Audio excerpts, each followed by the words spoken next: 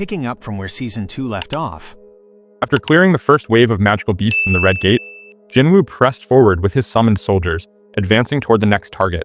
Then, the dungeon boss emerged. Flanked by his elite guards, he scanned the battlefield, searching for the one responsible for the massacre of his forces. His gaze locked onto Jinwoo, an overwhelming presence that sent a ripple of unease through him. But before he could even issue a command, a chilling realization set in. The battlefield was silent. His entire army, all of them, had already been wiped out.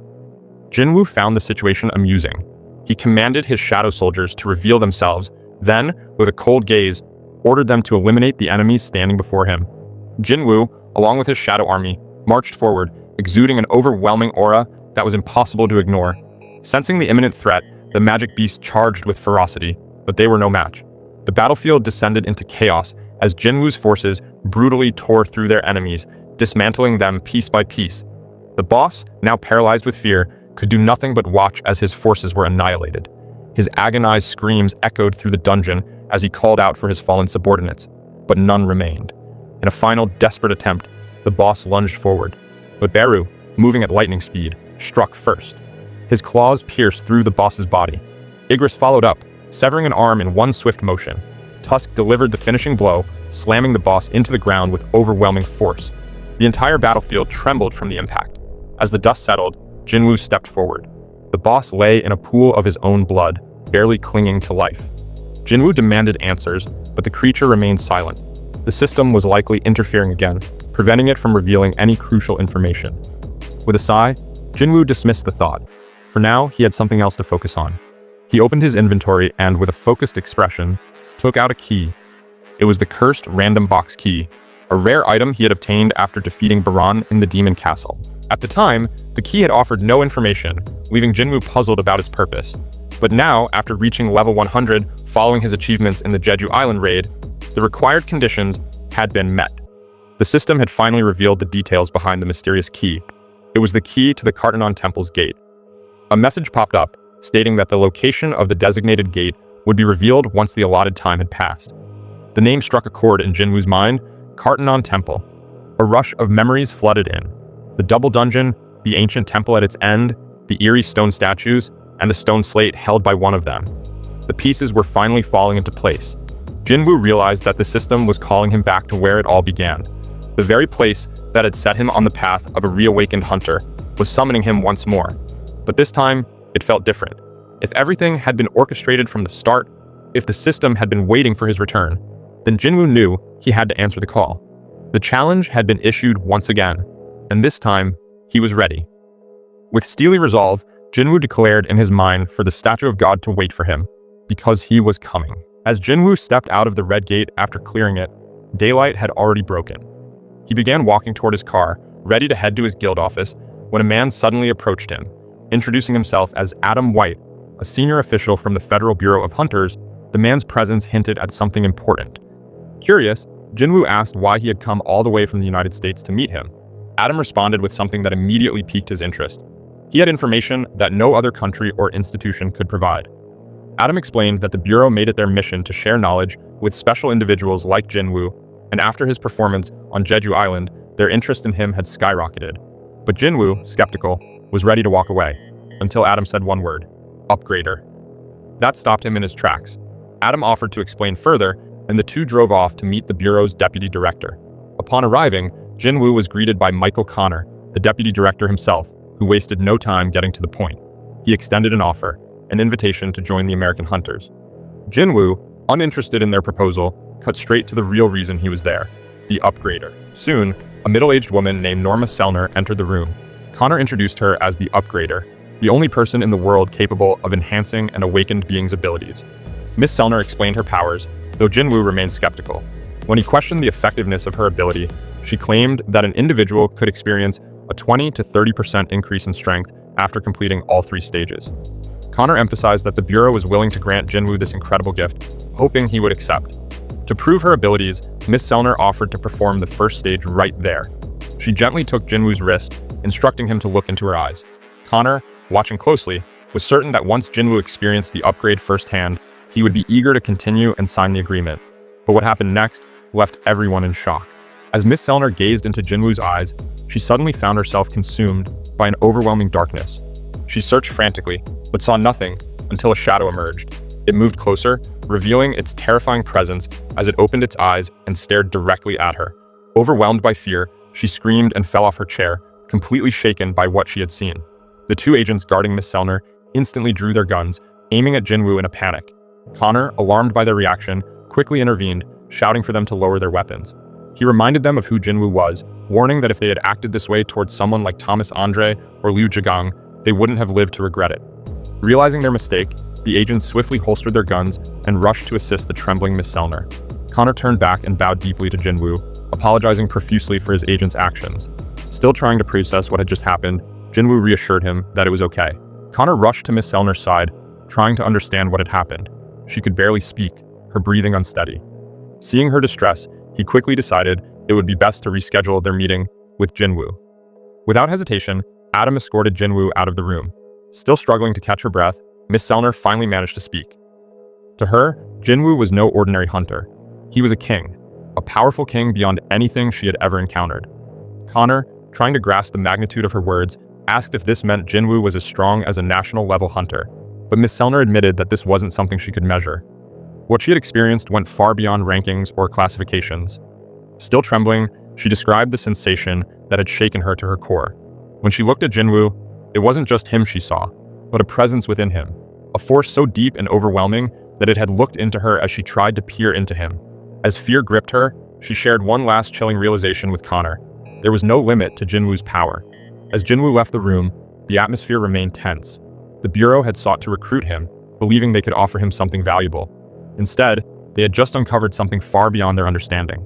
The story then shifted to an earlier event in the timeline. The scene cut to America, where a hunter was trapped in a high-level dungeon. Fear gripped his face as a chilling presence emerged before him, Silid, the Frost Monarch who was on the hunt for the rulers within the country. A moment later, a gate opened behind him, revealing Yogumund, the Transfiguration Monarch.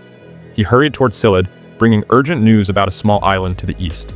Silid frowned, questioning why Yogumund was bringing up a place he had already claimed, as the island in the east was home to the Shadow Monarch. Yogumund explained that the rulers were attempting to free Legia, south of that location, and he needed to head there immediately. He urged the Frost Monarch to take his place in the east, but Silid pressed again. What about the Shadow Monarch? Yogumund reassured him that as long as the architect fulfilled the contract, and everything would go according to plan. However, he also shared an intriguing detail that made Silid grin with excitement. The greatest fragment of light had been located in the east. Just then, the Frost Monarch sensed a powerful presence. A ruler had arrived. It was Song Il-hwan, Jinwoo's father. He had deliberately left traces of his power, luring the monarchs to America. His glare was filled with fury as he demanded to know if they were referring to Korea as the small island to the east. As they prepared to leave, the Frost Monarch confirmed it, taunting Il-hwan to chase them if he dared. Not one to back down, Il-hwan launched a swift attack, but Silid countered effortlessly, erecting a massive ice wall that exploded upon impact, shaking the entire area. Back in the present, Yu Jinho sat in the office, fully committed to his new mission, silencing anyone who dared to badmouth Jinwoo. After the Jeju Island raid and the controversy surrounding Jinwoo's involvement, he was determined to protect both his partner and their guild's reputation. Wasting no time, he meticulously went through each offending comment, reporting them one by one with unwavering focus. Just then, Jinwoo appeared silently beside him. The sudden presence startled Jinho, snapping him out of his concentration. Jinwoo casually asked if there was any trouble, but Jinho assured him everything was fine. That's when he noticed something unusual. Jinwoo was still in his hunter gear. Jinwoo explained that he had just returned from a gate, bringing back high-level magic cores to fund their guild. Hearing this, Jinho was both relieved and impressed. With such valuable resources, they wouldn't have to worry about salaries for future employees. Jinwoo, however, looked confused when Jinho mentioned employees. Jinho reminded him that they still needed one more member to officially establish the guild. But before they could dwell on it, another pressing issue came up: the guild's name. Jinwoo initially dismissed it as unimportant, but Jinho emphasized that a name would define their identity. As they debated potential names, a knock at the door interrupted their discussion. Jinho hesitated, curious about who could be visiting. As he creaked the door open, he froze in shock. Standing before him was Hunter Cha Hae-in. Jinwoo was just as surprised. Someone of her stature showing up at his office was completely unexpected. He asked what brought her there, and Hae-in, without hesitation, stated her reason. She wanted to join his guild. Jinwoo, puzzled by her request, sought clarification. It had only been 2 years since her awakening, which meant she was still under contract with the Hunters Guild. He assumed she wouldn't be able to leave so easily, but to his surprise, Hae-in was willing to pay the penalty to break her contract. What shocked him even more was that she expected nothing in return, not even a signing bonus or a salary. Jinwoo couldn't understand why she would abandon one of Korea's most powerful guilds for his newly formed, unproven one. Pressing further, he asked why she was making such a drastic decision. Hae-in hesitated. She lowered her gaze, struggling to put her feelings into words. She couldn't possibly admit the truth. After what happened in Jeju and how he saved her from the jaws of death, she wanted to be near him. But she couldn't say that. Instead, she composed herself and gave a made-up excuse. She simply wanted a simpler life. Jinwoo listened, understanding more than he let on. As an S-rank hunter himself, he knew the burden that came with it. But he wasn't about to let her join just like that. To test her resolve, Jinwoo introduced a guild entrance test. Hae-in was caught off guard, as there was no mention of a test in the recruitment notice.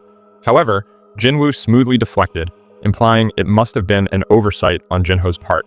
For the test, Jinwoo announced that she would have to face one of his summons, his strongest one. Yet, despite the unexpected challenge, Hae-in didn't even flinch. There was no fear, no hesitation. She was ready to take it on.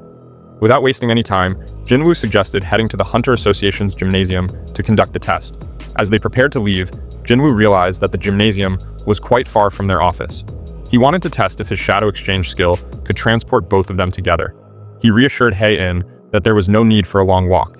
They could take a shortcut, but she needed to stay close. As Jinwoo stepped toward her, Hae-in felt a lump in her throat. He was closer than she expected. Before she could process it, Jinwoo activated Shadow Exchange. In an instant, their forms sank into the shadows, vanishing from the room without a sound. As they arrived at the gymnasium, the lights flickered on automatically, reacting to their mana. The vast space was brightly illuminated, and Hae-in couldn't hide her amazement at what she had just experienced. She took a moment to take in her surroundings before her gaze finally settled on Jinwoo, who was already prepared to begin the test. Just as they were about to start, Hae-in realized she had left her weapon behind. Jinwoo pointed out that the gymnasium had reserve weapons, though they were mostly for training and not of the highest quality. Without hesitation, she examined the selection and chose a sword similar in weight and length to her usual one. Once she confirmed her choice, Jinwoo summoned Igris, the best swordsman among his shadow soldiers. While Beru was undoubtedly his strongest summon, Jinwoo knew unleashing him against Hae-in might be too much, potentially even traumatizing, so he settled on Igris for this test. Jinwoo explained the conditions. Victory would be achieved by destroying the summon, while defeat would occur if Hae-in surrendered. To make the fight fair, he retrieved the Demon Monarch's sword from his inventory and handed it to Igris.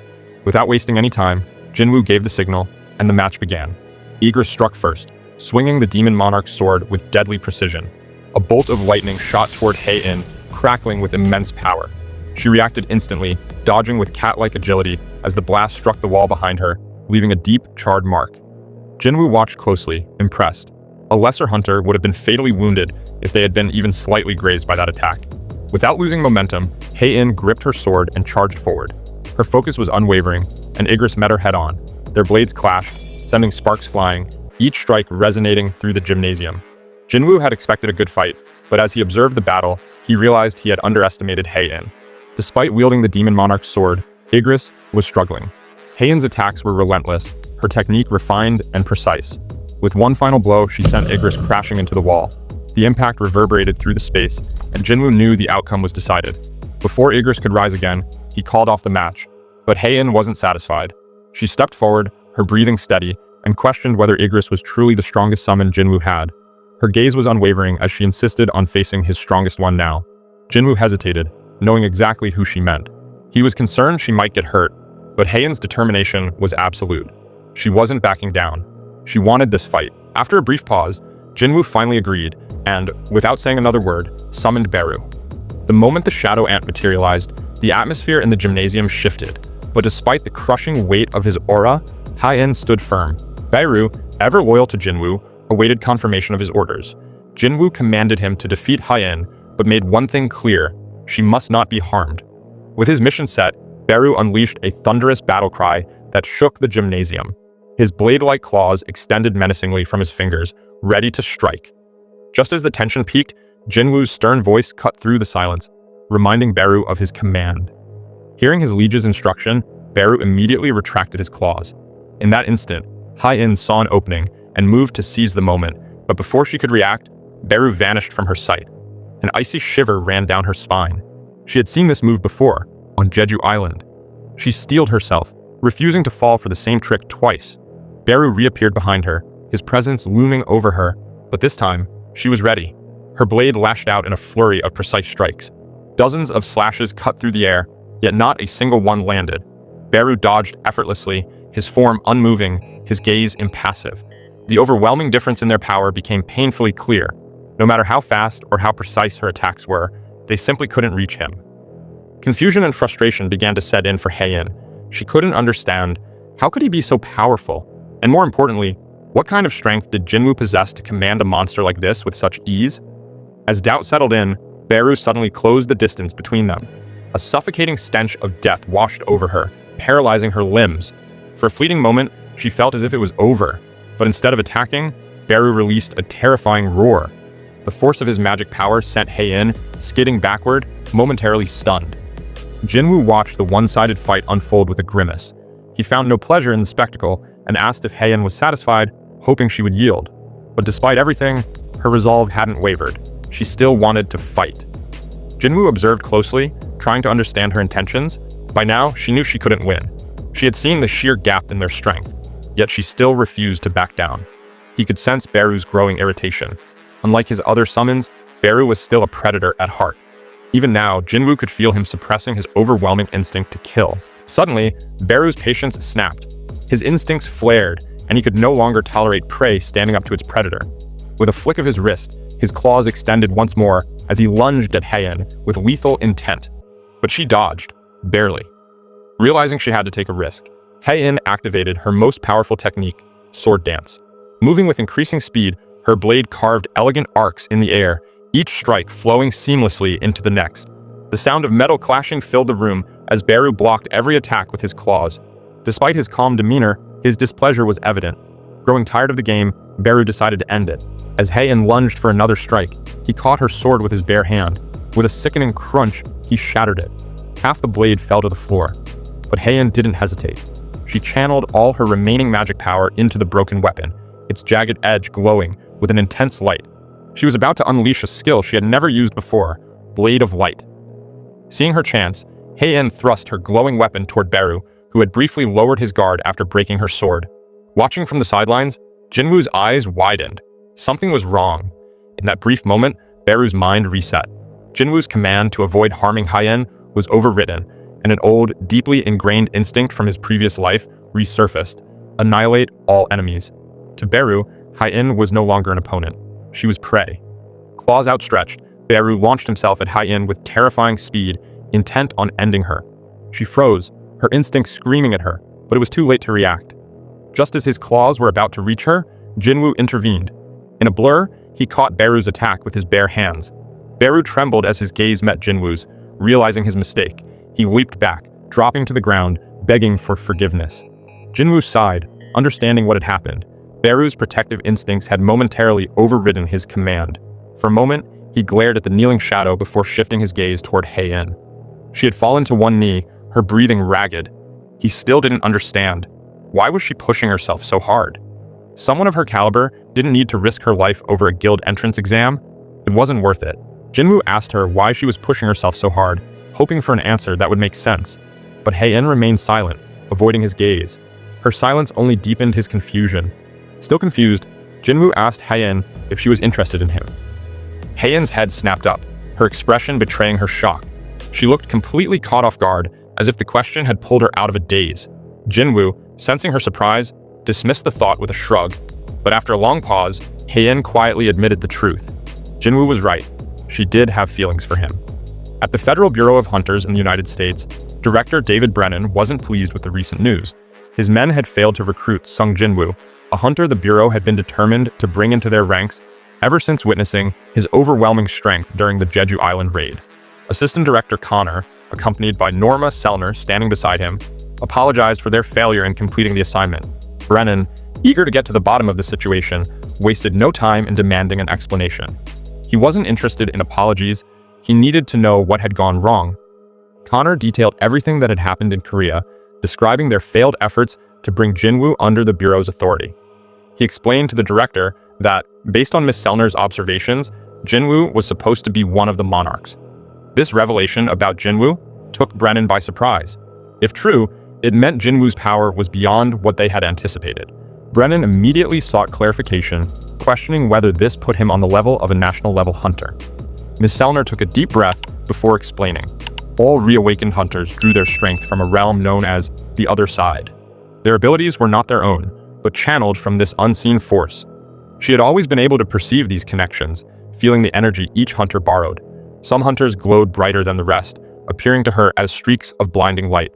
She had always referred to them as monarchs. But Jinwoo's case was different. A chill ran through her as she recalled the experience. When she looked into Jinwoo's eyes, she hadn't seen a connection to another source of power. Instead, she had seen darkness, a vast, overwhelming force, something endless and all-consuming. Unlike other hunters, Jinwoo did not borrow his strength from anywhere. He was the source of his own power. No external forces granted him abilities, no limitations restricted his growth. He was the darkness itself. The weight of her words settled over the room like a suffocating pressure. Director Brennan, now understanding the gravity of the situation, thanked Miss Selner for her time. The implications were far beyond what he had expected. Connor watched as Director Brennan abruptly began walking, clearly having a plan in mind. When he asked where he was headed, Brennan instructed Connor to follow him to basement level 24. Both men walked to the elevator and stepped inside. As the doors closed and the descent began, Director Brennan finally broke the silence. If they couldn't use Miss Selner's abilities to bring Jinwoo into the Bureau, they would need to find another way. He wasn't willing to give up so easily. He then reminded Connor of the first ever S-rank gate that had opened, a moment in history that no one could forget. Connor immediately understood what he was referring to. That catastrophic dungeon break had unleashed destruction on a scale never seen before, wiping out the entire West Coast. In response to the disaster, America had launched an unprecedented operation, offering massive rewards to gather the world's strongest hunters. Out of all those who had participated in the legendary raid, only 5 had survived. These 5 warriors, forged in the flames of battle, had been granted a title that carried the weight of an entire nation, national-level hunters. The monster responsible for the carnage was Kamish, the dragon known as the Undying Flame, a beast so powerful that it had single-handedly slaughtered hundreds of top-ranking hunters.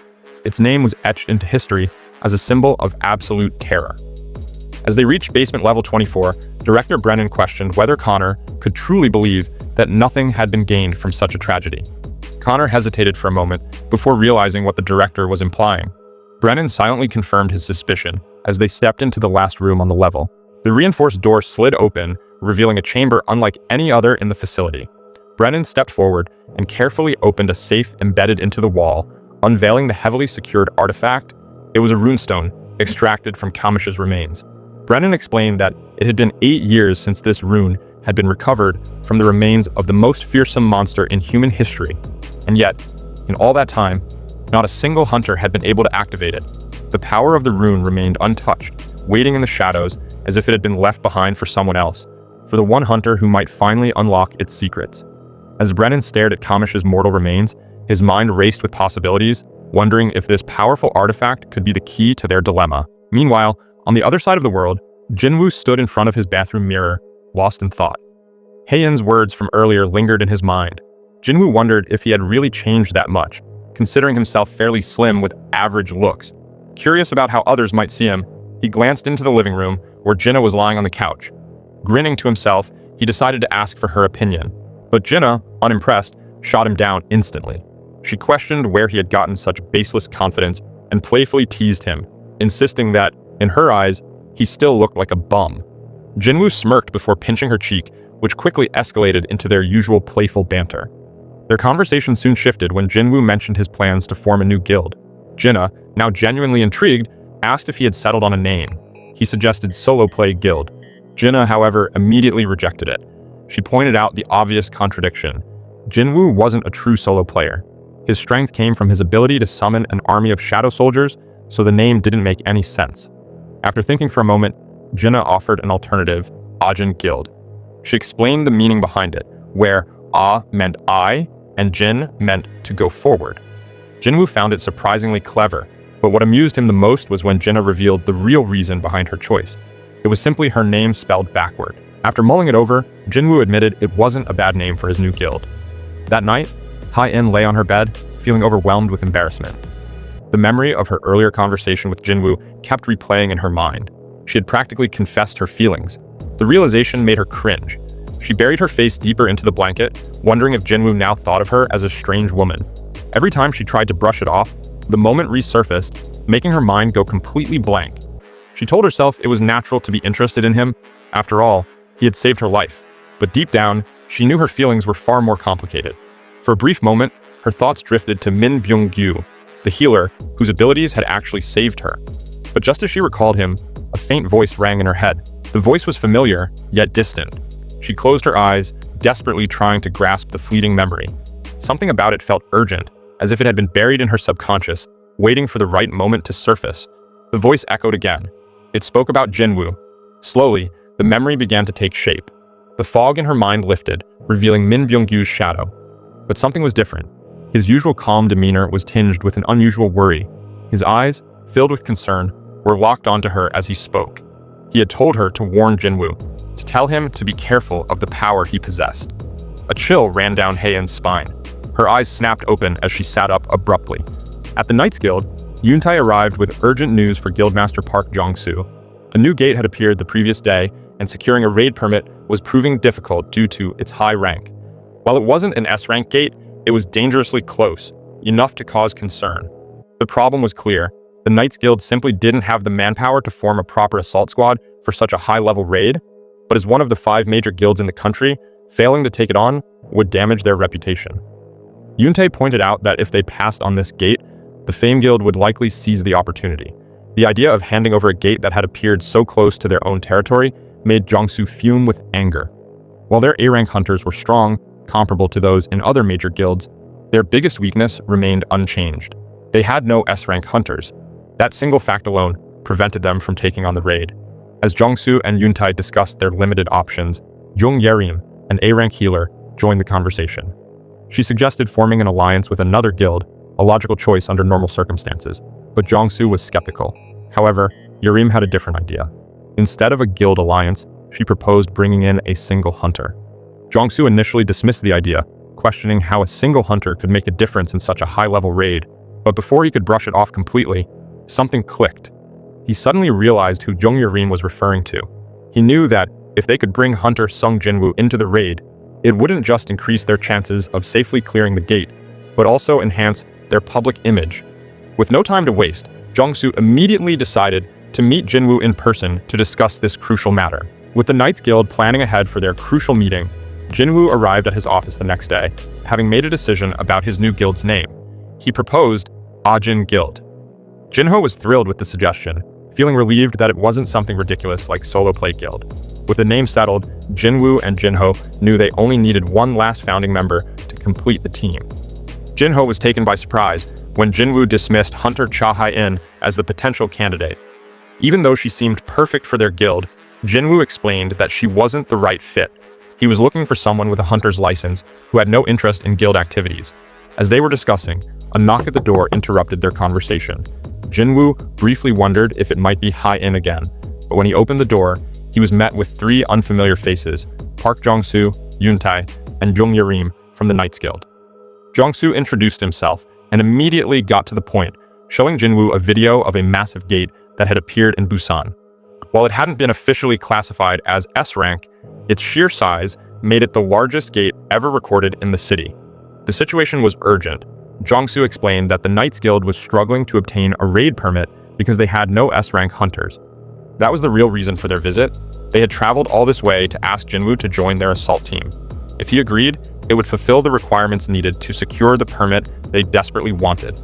To make the offer more appealing, Jong-soo offered Jinwoo 20% of the profits, a generous share compared to the usual 10% most S-rank hunters received. Jinwoo, however, countered with a 50-50 split. He made it clear that he would only join them if they treated him as a guild rather than just an individual hunter. Jong-soo, realizing that Jinwoo was far from a pushover, agreed to the terms, but with one condition. Jinwoo would have to defeat the dungeon boss. Without hesitation, Jinwoo accepted. Jong-soo informed him that the raid needed to happen by the next day at the latest. Jinwoo had no objections and assured them he wouldn't be late. Just as the meeting was wrapping up, Jinwoo's phone vibrated. Stepping outside to take the call, he was greeted by a familiar voice, his mother. She had just bought a cell phone and called simply because she wanted to hear his voice. Jinwoo, happy to hear from her, suggested they have dinner together that night. As it had been a while since they had spent time together, she agreed, and Jinwoo looked forward to the evening. The next day, at Gwangali Beach in Busan, the elite hunters of the Knights Guild had gathered at the designated meeting point. Guildmaster Park Jong-soo stood among them, feeling a mix of excitement and nervousness as he anxiously awaited Jinwoo's arrival. The scheduled start time was fast approaching. Only 5 minutes remained before the raid was set to begin. At that exact moment, Jinwoo stepped out of his apartment building. He glanced up at the sky, sensing that it was time. Without wasting a second, he activated Shadow Exchange and disappeared. Back at Gwangali Beach, a large crowd had formed, their eyes locked on the enormous gate, despite the gloomy clouds overhead. The sheer size of it was intimidating, even up close. Jinwoo observed the scene carefully, noting the various raid teams assembled, and was quietly impressed by the number of A-rank hunters present. As he walked forward, he quickly found himself surrounded by the other hunters. They were eager to see him in action, especially after his legendary performance during the Jeju Island raid. The air buzzed with excitement and curiosity, but Jinwoo found the sudden attention somewhat uncomfortable. Noticing his unease, Jung Yerim stepped in to deflect some of the attention.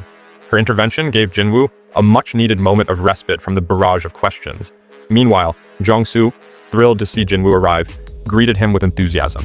Jong-soo quickly addressed the group, officially announcing that as guildmaster, he would be leading the raid. The declaration was met with disappointment from several hunters, many of whom had hoped that Jinwoo would take command instead. Despite their reactions, Jong-soo remained firm, explaining that Jinwoo's role was to protect the backline and ensure the team's safety. With everything in place, Jong-soo signaled the start of the raid. The team moved forward, stepping toward the unknown dangers lurking beyond the gate, ready to face whatever awaited them inside. While things had settled at Gwangali Beach with Jinwoo's arrival, a storm was silently brewing elsewhere, inside Jinna's high school. 3 male students, grumbling about being sent on an errand, wandered through the halls, following their art teacher's instructions. Their destination was the second art classroom, a room that had long been repurposed into a storage space.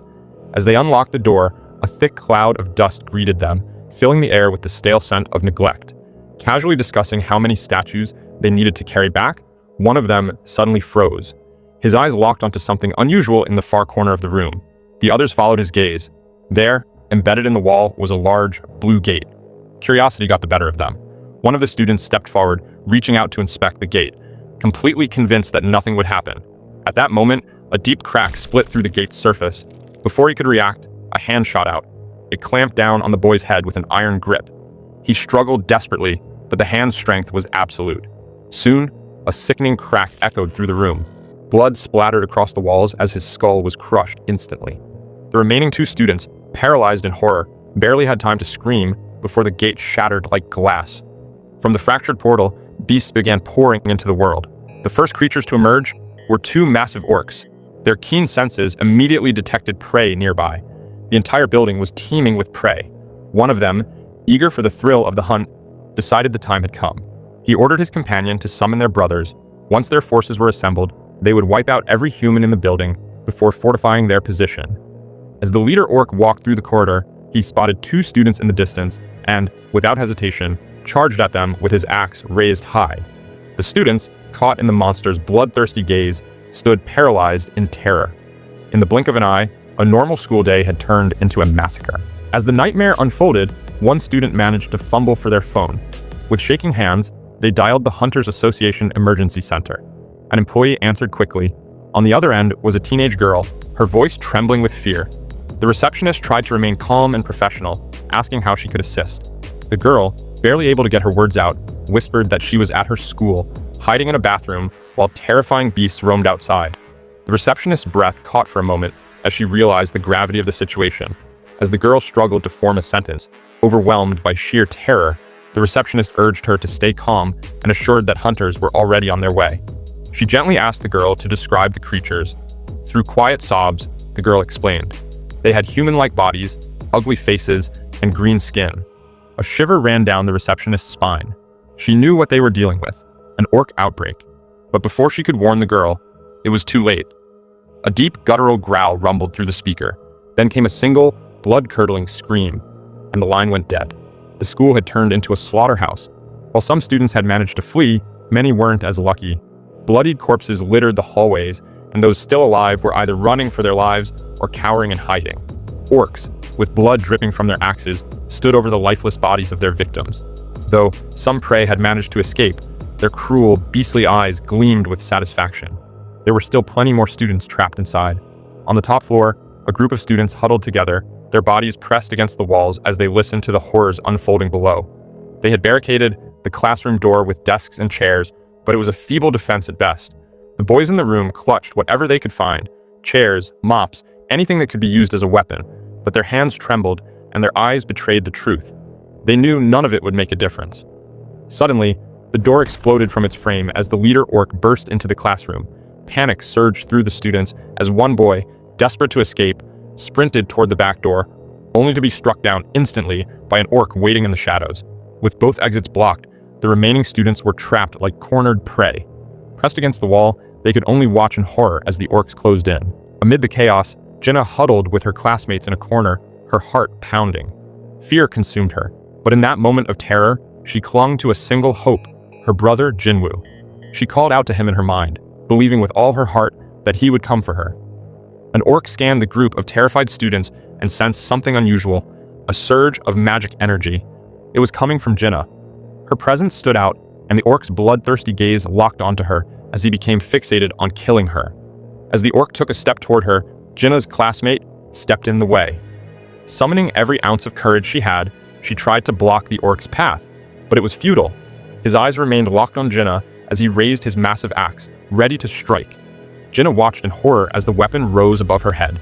She couldn't move. Her body was frozen in fear.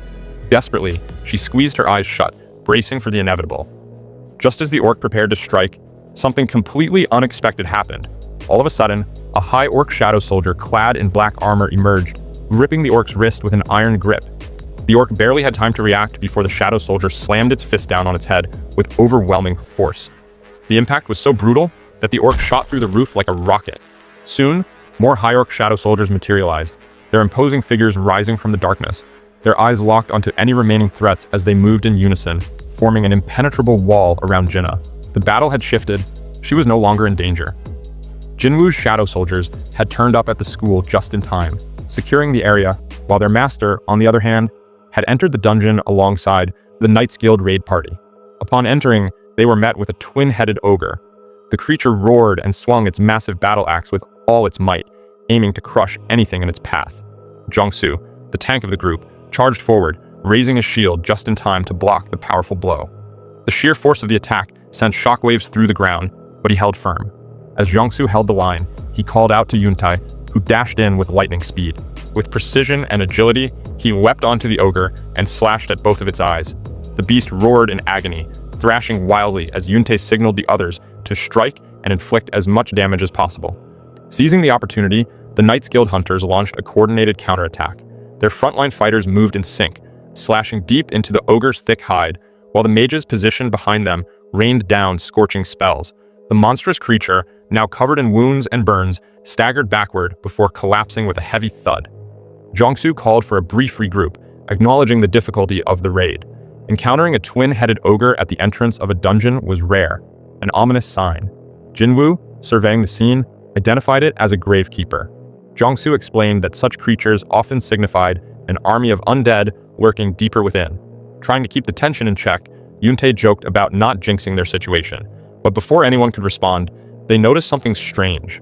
The undead creatures within the dungeon weren't charging at them as expected. Instead, they were retreating, backing away as if something far more terrifying was chasing them. Jinwoo's instincts flared. A sudden jolt of adrenaline shot through him as his heart pounded. He picked up urgent signals from the High Orc warriors he had stationed to protect Jinna. Something was wrong. Without hesitation, he turned to Jongsu, informing him that he had an urgent matter to attend to. Jongsu, startled by the sudden announcement, protested, concerned about the dangers they might face without his presence. But Jinwoo remained unfazed. With a cold, steady gaze, he assured them that he would summon someone just as reliable to take his place. Then, without delay, he called forth the most powerful soldier in his shadow army, Beru. He instructed him to protect the humans while dealing with any other creatures however he pleased. The sheer presence of Beru, radiating overwhelming mana, sent a wave of fear through the hunters. They instinctively backed away, uneasy at the thought of finishing the raid alongside such a monstrous being. Jinwoo calmly informed them that his summoned soldiers, including Beru, would assist them. He assured Jongsu that 20 of his shadows were more than enough to clear the dungeon. Yerim, still in shock, questioned Jinwoo's decision to leave after summoning such an overwhelming force, but one glance at Jinwoo's icy expression silenced her. He made it clear, if they didn't want his help, he could withdraw his summons, but whatever happened next would be on the Knights Guild, not him. Realizing the gravity of the situation, Jongsu quickly agreed. Jinwoo checked the cooldown timer for his shadow exchange skill, frustration washing over him as he realized there was still over an hour left before he could use it. He couldn't afford to wait. Determined, Jinwoo turned and sprinted toward the exit, but just as he prepared to cut through the undead blocking his path, something unexpected happened. The creatures, instead of attacking, dropped to their knees, bowing before him. Jinwoo's eyes narrowed. Perhaps they were reacting to his necromancer abilities, but now wasn't the time to dwell on it. Dismissing his dagger back into his inventory, he burst out of the dungeon's exit and summoned his winged dragon, Kaisel. As he emerged, the crowd outside the gate stood frozen, watching in awe. Ignoring their curious stares, Jinwoo climbed onto Kaisel's back, eyes burning with determination. With one command, he took off, soaring through the skies at breakneck speed, racing toward Jinna. Back at the high school, the leader orc's head was sliced in half, its massive body collapsing to the floor. The towering shadow soldier slammed the remaining 2 orcs into the ground with a lethal blow. The students, frozen in fear, could only watch in horror, unable to comprehend what had just happened. In an instant, all 3 orcs attacking the classroom had been eliminated. Now, the shadow soldiers stood silently, guarding Jinna. Confused and still in shock, Jinna wondered if her brother had arrived, but as she looked around, the shadow soldiers refused to let her leave their side, pointing toward the lingering dangers still present in the building. Suddenly, a thunderous boom echoed through the halls. The dungeon gate cracked open, and a throne emerged. The final restriction had been lifted, unleashing the dungeon's master, Groktar, the orc warlord and chief of the Red Blade tribe. Sitting atop his throne, he exuded a terrifying presence, ready to bring mayhem upon the school. His moment of stillness was broken by a panicked subordinate rushing to his side, breathlessly, reporting that a group of high orcs was assisting the humans. Groktar, unimpressed, asked how many there were. Upon learning there were only 3, he scoffed at the idea that his warriors couldn't handle them. Calling it pathetic, he lifted his massive axe and commanded his subordinate to lead the way. Reaching the classroom, Groktar wasted no time. With a powerful swing, his axe struck the towering shadow soldier, sending it flying. The other orcs erupted in cheers, chanting their leader's name. Despite their formidable strength, the shadow warriors were no match for the chief of the Red Blade tribe. Boasting about his countless victories, Groktar pointed to the tattoos covering his body, each a symbol of an enemy he had slain. He taunted the shadow soldiers, demanding a better fight. When they managed to block his strikes, he acknowledged their resilience but remained dominant. With a swift motion, he cut through them, expecting them to fall for good, but to his shock, the shadows regenerated instantly. Groktar frowned. Was this some kind of sorcery? No matter how many times he cut them down, they kept coming back. Frustration boiled inside him. As he pondered a way to eliminate the shadow soldiers, a voice rang in his head, urging him to kill the humans. The constant nagging gave him a headache. He then suddenly realized that if these shadows were controlled by magic, eliminating their caster would put an end to them. His gaze scanned the room, and then he saw Jinna. She stood behind the towering shadows, trembling. Groktar was certain she was the source. Without hesitation, he commanded his orcs to seize her, knowing the shadow warriors would be powerless while regenerating. One of his subordinates lunged toward Jinna. The shadow soldiers tried to intercept, but they were swarmed by the other orcs, who relentlessly slashed and stabbed, keeping them at bay. As the battle raged on, Groktar advanced on Jinna himself. He grabbed her by the mouth, lifting her effortlessly off the ground. A wicked grin spread across his face. He was about to squeeze the life out of her when a deafening roar echoed from the distance. Groktar's instinct screamed at him. Something was coming, fast. A surge of fear locked him in place as the thunderous sound of an approaching force grew louder. His grip loosened, and Jinna fell to the ground, gasping for air. Her friend rushed to her side, frantic with concern, but Groktar wasn't paying attention anymore. His focus was locked on the overwhelming presence closing in. Every second, it drew closer. Groktar's jaw clenched, his eyes widening as he grasped the sheer magnitude of the power rushing toward them.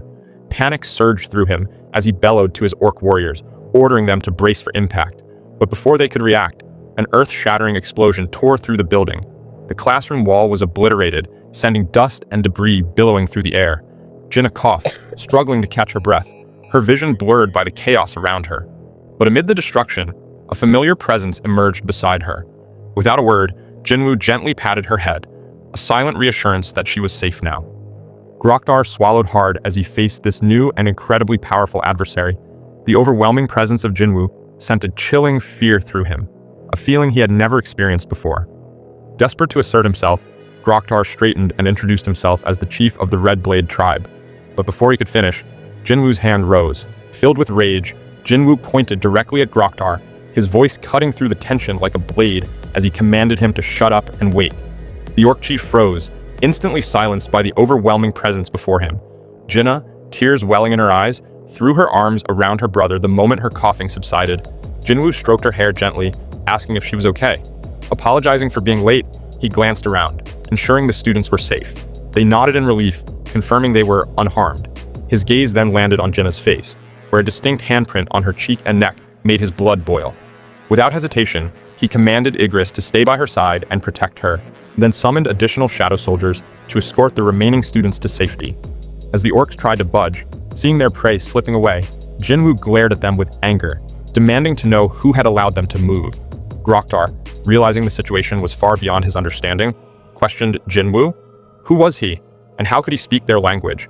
But Jinwoo's expression remained unreadable, his silence more terrifying than any answer he could give. Seeing no response, Groktar didn't waste another second. With a roar, he commanded his warriors to attack. The orcs surged forward, their weapons raised, but they never stood a chance. One swung a massive axe at Jinwoo, but before it could land, Jinwoo caught its fingers effortlessly, crushing them in his grip. The orc howled in pain before Jinwoo flipped it upside down, slammed it into the ground, and crushed it beneath his foot. Two more orcs lunged, but Jinwoo barely moved. With a flick of his wrist, he activated Commander's Touch, sending them colliding midair before clenching his fist, causing their bodies to burst apart. Despite the mounting losses, the orcs pressed forward, charging at him with reckless abandon. But Jinwoo weaved through them with ease, dismantling them with nothing but his fingers. Wherever he touched, heads, shoulders, arms, torsos, the orcs exploded on impact, their remains painting the walls in carnage. In mere moments, dozens of orcs lay motionless, and Jinwoo stood face to face with Groktar.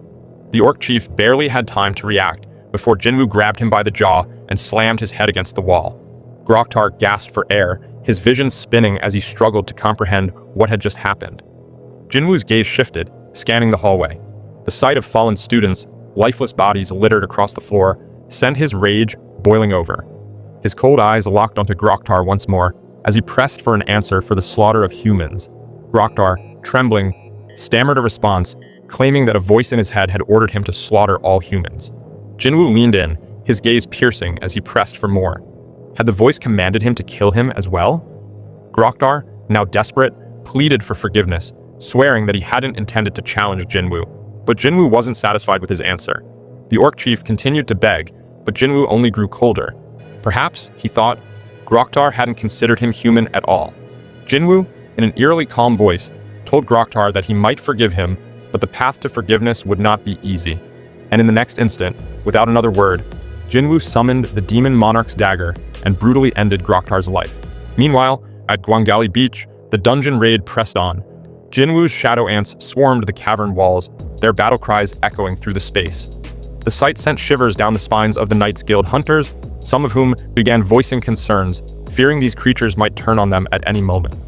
Yuntae, uneasy, looked toward Jongsu for direction. Jongsu, deep in thought, realized they couldn't afford to back out now. If they retreated, they would have to face the reporters waiting outside, and calling off the raid out of fear wasn't an option. Just as he was steeling himself, Beru suddenly appeared in front of him. The unexpected appearance of the monstrous figure made Jongsu freeze, his confidence draining instantly. He struggled to find the right words, nervously attempting to address the creature with respect. Beru, however, simply stared at him in silence, heightening Jongsu's unease before vanishing just as quickly as he had appeared. The moment Jongsu began to process what had happened, Beru reappeared again, startling him further, and tossed something toward his feet. It was a severed head, the remains of a Death Knight, one of the strongest monsters they could encounter. Jong-soo's breath hitched as he registered what he was looking at. The realization that Beru had effortlessly slain such a formidable foe in an instant left him in stunned silence. As Beru returned to commanding the Shadow Ants, Jong-soo slumped to the ground, overwhelmed. His teammates rushed to check on him, asking if it was safe to continue following the shadow creatures. Gathering himself, Jong-soo assured them he was fine and pointed at the decapitated head. He reminded them of the immense value of magic stones harvested from high-ranking monsters like this. Then, turning to his party, he asked if they still wanted to proceed. Before he could even finish his sentence, the raid party had already started moving. Yoontae chuckled, calling out to Jong-soo to hurry up and keep pace. It had been quite a while since the raid began, and at last, the Knights Guild strike squad reached the entrance of the boss's lair. As they stepped inside, a chilling sight awaited them. An arch-lich, the dungeon's boss, flanked by a group of Death Knights. The moment they laid eyes on it, fear paralyzed them. None of them had expected to face a creature this powerful and infamous. Jong-soo quickly assessed the situation. Arch-liches were notorious for wiping out entire guilds. He recalled the devastating incident involving China's Gold Dragon Guild, an elite force that was annihilated by an arch-lich, resulting in a near-catastrophic dungeon break that was only contained thanks to Liu Zhigang's intervention. His gut told him they were in trouble. Their squad, composed of only A-rank hunters, stood little chance against such a formidable opponent. Sensing the danger, Yoontae turned to Jong-soo, anxiously asking what they should do. But before he could respond, the hunters noticed a horde of Death Knights marching toward them, weapons raised and ready to attack. Jong-soo snapped into action, urgently ordering his team to block the doors. Yerim, reacting instantly, activated her holy shield, erecting a barrier that sealed the entrance in an instant. Jong-soo knew they were running out of options, and without Jinwoo, survival seemed impossible. Yerim, already struggling to maintain the barrier, turned to Jong-soo with a look of concern. She warned him that it wouldn't hold for even 5 minutes. Then, at that critical moment, Beru stepped forward.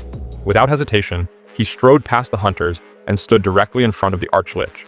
The boss, upon recognizing the Shadow Army's presence, was momentarily taken aback. It demanded to know why the Monarch's personal army was attacking them. Beru remained unfazed. Baring his mandibles and extending his claws, he coldly declared that they had been chosen by the king, while the Arch-lich had not. Indignant and in disbelief, the Arch-lich insisted that it would speak to the king itself. But before it could finish its sentence, Beru materialized mere inches from its face. The Arch-lich barely had a moment to react before Beru's claw pierced through its chest. A stunned silence filled the room as the lich looked down, eyes wide in horror. Beru gripped its heart and yanked it free. The boss trembled, shaking its head in denial, desperately pleading for Beru not to break it. But the Ant King didn't care for its screams. Without hesitation, he crushed the life source in his fist. In an instant, the Arch-lich and its Death Knights disintegrated into the air, leaving nothing but a fading echo of their existence. Beru roared triumphantly as he struck down the final boss of the dungeon. The Knights Guild members stood in a mix of disbelief and excitement, watching as the raid concluded without a single casualty on their side. But things weren't as calm at Jinna's high school, where a large crowd had gathered, shaken by the tragic incident. The atmosphere was heavy with panic, grief, and the cries of parents mourning the loss of their children in the dungeon outbreak. Meanwhile, Jinwoo had already left the scene, seated in a car alongside President Go Gunhee. As they rode together, President Go provided a report on the situation. Out of all the students, 213 had managed to escape safely, while 10 others were rescued from the building. The rest, tragically, hadn't made it in time. He then shared additional data with Jinwoo, revealing an alarming trend. Gate appearances had been steadily increasing worldwide over the last 6 months. Alongside this surge, there was also a noticeable rise in the number of people awakening as hunters. It was as if the world was trying to maintain a balance between the threats emerging from the gates and those who could stop them. Jinwoo then calmly asked about the reason behind the chairman's sudden visit. President Go explained that several countries had expressed interest in meeting him. Due to his S-rank status, many nations were eager to recruit him for their own purposes, with some even making highly lucrative offers. He assured Jinwoo that the association had protected his personal information thus far, but ultimately, the decision to engage with these nations rested with him. As Jinwoo listened closely, President Go voiced his concern. If he were to leave Korea, the country might struggle to adapt to the changes looming on the horizon. Soon, the chairman's car arrived at the hospital where Jinna had been taken. As Jinwoo stepped out, President Go made one final plea, urging him to stay in the country. He He reassured Jinwoo that the association would do everything in its power to provide him with the resources he needed. The Korean Hunter Association had already lost 3 of its official S-rank hunters, 2 in the Jeju raid and 1 to the United States. Losing another, especially someone of Jinwoo's caliber, would be a devastating blow. President Go was determined to prevent that at all costs. After a brief moment of thought, Jinwoo made an unexpected request.